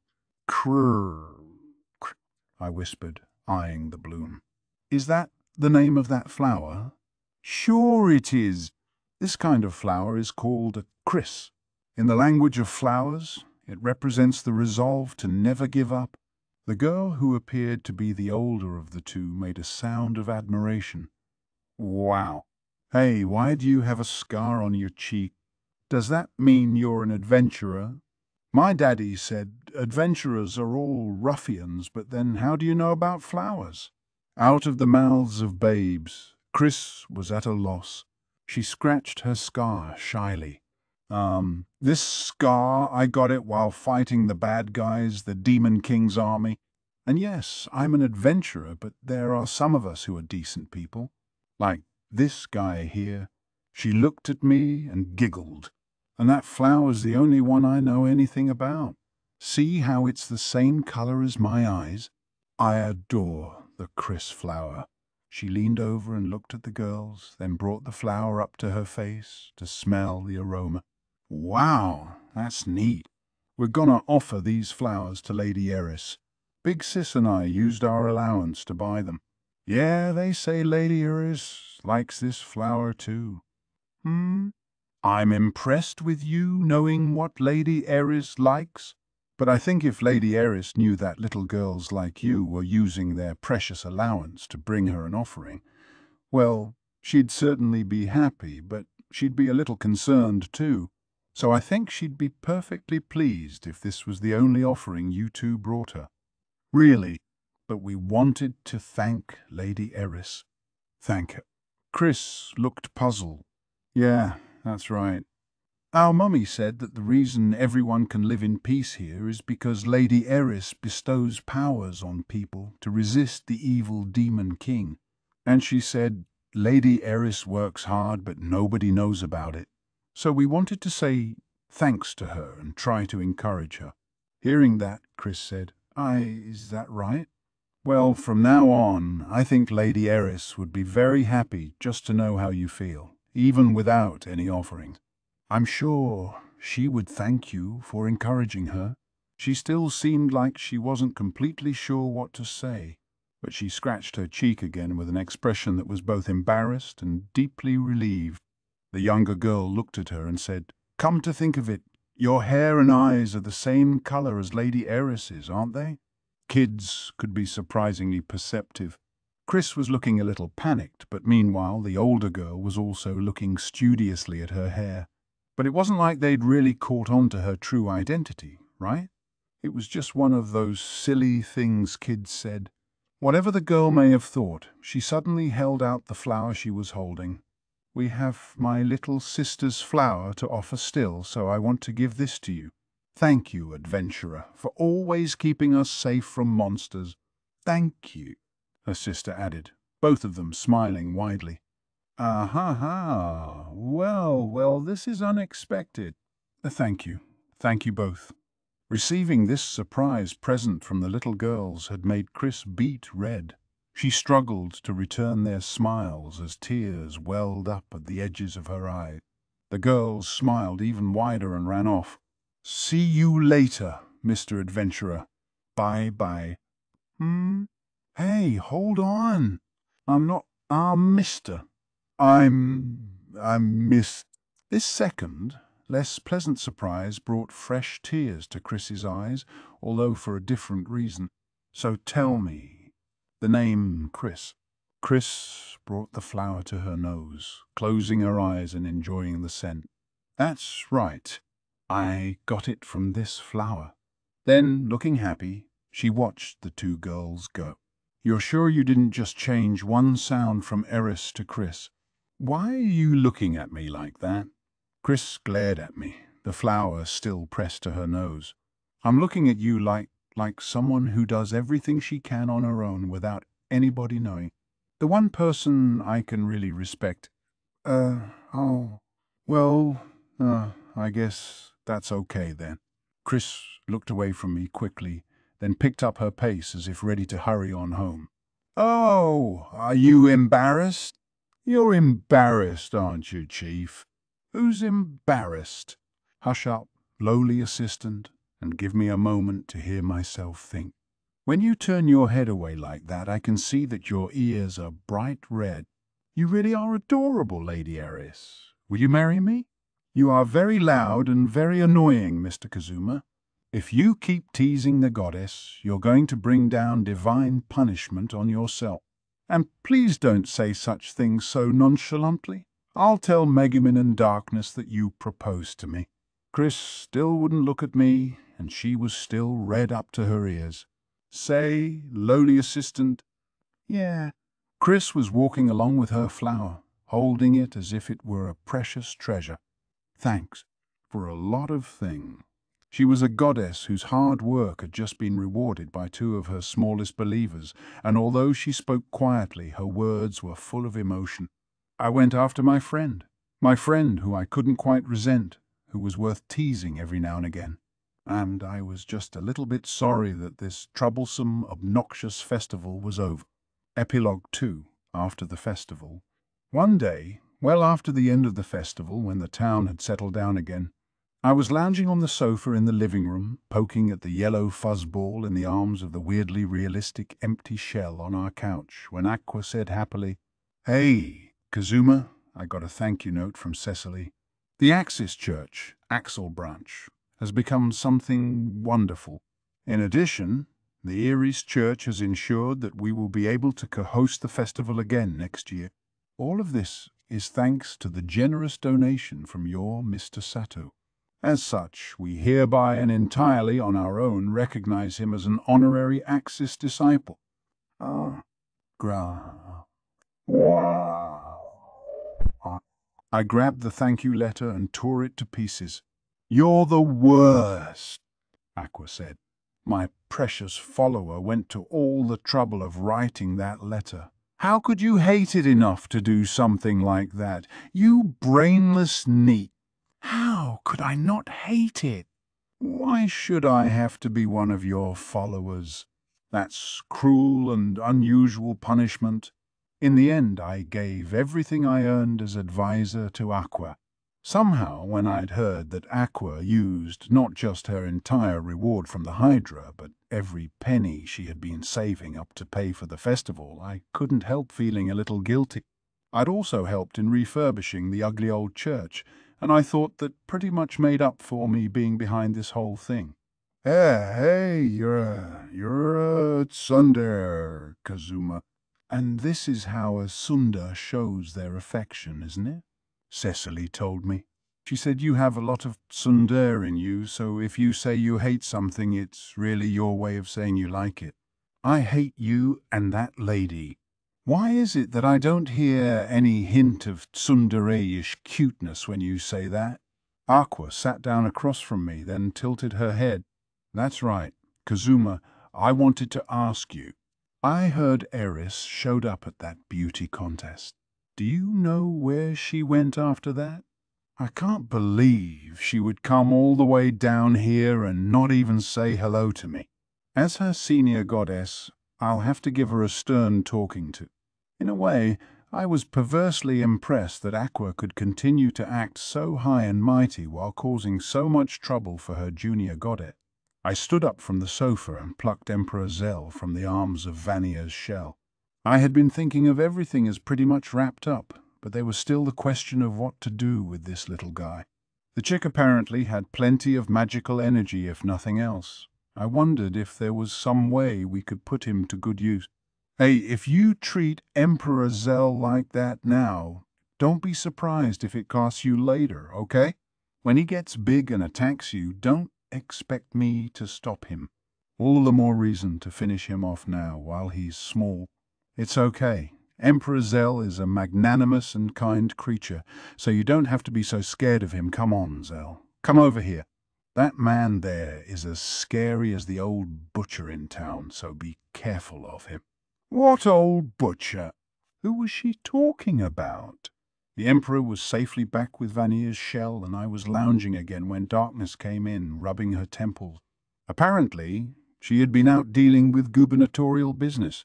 Few work is over at last. I'm really grateful Lady Eris chose to grace us with her presence, but this sudden influx of people, glad you made it. I guess it's not easy being governor. Lady Eris's appearance has made this town a real tourist trap, huh? But more bodies means a better economy, so that's good for us. I'm happy to see more people come through here. But anyway, my father completely recovered during the festival. Today was my last day of that awful job as governor, and I want to go on a quest to relax a little. Darkness looked like she had been freed from a curse. What are you talking about? I'm not working anymore, for real this time, okay? I don't have any reason to. I'm thinking about using my cooking skill to open a little restaurant, one staffed entirely by cute young women, just as a hobby. But as for quests or whatever, I'm out. You with me, Aqua? You're right. I think I'd better take a break for a while. I want to focus on raising Emperor Zell. I've used up the money Kazuma gave me on rebuilding the church and funding next year's festival, and also drinking and stuff, but I think I'll keep living the easy life on Kazuma's dime. I won't be going on any dangerous quests. Yeah, I think I'd enjoy lying around the house, being venerated at the festival once a year. Ah, good to know Aqua agreed with. Hey, wait a second. Why should I have to fund your laziness? I could see covering your meals maybe, but earn your own pocket change, and are you saying you already spent everything I gave you? But don't you worry about my pocket change. I've got a second and a third great idea for making money. Darkness was irate. After all the trouble you got into during the festival, you both still... And you, Aqua, just what kind of ideas do you have? Be absolutely sure you consult with me before you do anything. Don't wanna... Aqua plugged her ears to block out the lecture darkness was starting in on. I cradled Emperor Zell in the palm of my hand as I watched them. Megumin, who must have been up on the second floor, came down wearing her usual dress. She smiled happily to see her friends in one of their familiar arguments, then sat down beside me. We worked so hard to make that festival happen, only to have it end with us still sort of flailing about and without any especially fun events. I suppose that's very much like us, she said. No kidding, I answered. The festival was supposed to be crazy and fun and even romantic. And here we got some pitiful fireworks display and had to fight off a bunch of monsters. I wish it had gone on a little longer. I would have liked to at least have a proper fireworks show. I couldn't resist complaining a little, remembering how nicely things had seemed to be going for me around the time of that fireworks display. Megumin giggled. By the way, Kazuma, you said it was your birthday, right? I must give you a present. Oh, don't worry about it. But I admit I'm curious what it would be. Not some weird rock like Aqua gave me, right? I spoke jokingly, but Megumin leaned in and whispered in my ear. Will you come to my room tonight? I have something important to tell you. Afterword, I'm your light novelist who can touch his elbow to his chin, Natsuma Katsuki. Thank you so much for purchasing Volume 8. Sometimes I'd just like to take a breather, so this volume might seem a bit all over the place. For those of you thrilled that we finally got some proper harem light novel developments, all I'll say is remember what series you're reading and don't get too excited. You never know if our protagonist, having finally reached the pinnacle of his romantic popularity, might suddenly get struck by a meteor and we might shift to an Makai Velocity harem novel starting next volume like the hero Mitsurugi of the Enchanted Blade or Strongest Demon Legend Vanilla. While it might not be Strongest Demon Legend, the Sneaker Web is currently serializing a spin-off piece. May there be consultation with this masked demon. So I hope you'll check it out and enjoy. The other day, I went to take a little look at where they record the anime. The studio is full of machines that make you unconsciously want to play with them, and I was a little fidgety the whole time. But I managed to be an adult and not get in the way, I think. The whole place was amazing, though. Simply amazing. The people who can make requests so unreasonable that you think they must be toying with the actors are amazing. And the actors who can receive those ridiculous requests and still do a perfectly good job are amazing. And sometimes you wonder why a famous actor was wasted on a particular role, and that feeling is amazingly intense too. In short, there are plenty of cast members besides those who have already been announced, and I hope you'll look forward to finding out who they are. Also, I'll apparently be doing an autograph session to commemorate the start of the anime. My handwriting sucks, and I'm not very good in social situations, so I was starting to think my options consisted of 1. Playing dead, or 2. Running away to the countryside, but then they used that killer phrase, "It's for the readers who have supported you for so long." And I've been practicing my signature ever since. Once again, I have to thank Kuron Mishima-sensei, my editor S, and everyone else who got this volume safely into print. Above all, you readers have my deepest thanks for picking up this book. Natsume Akatsuki. Thank you for buying this ebook, published by Yenon. To get news about the latest manga, graphic novels, and light novels from Yen Press, along with special offers and exclusive content, sign up for the Yen Press newsletter. Sign up or visit us at Yen Press. Book link, contents, cover. Insert title page. Copyright Prologue. Chapter 1. May there be honor for this dragon. Chapter 2. May there be a master for this sacred armor. Chapter 3. May everything be left to this capable advisor. Chapter 4. May there be shining flowers in the sky tonight. Chapter 5. May there be a legend for this beginner town. Epilogue 1. May there be thanks and blessings for this goddess. Epilogue 2. After the festival. Afterword. Yen newsletter. Navigation. Begin reading. Table of content.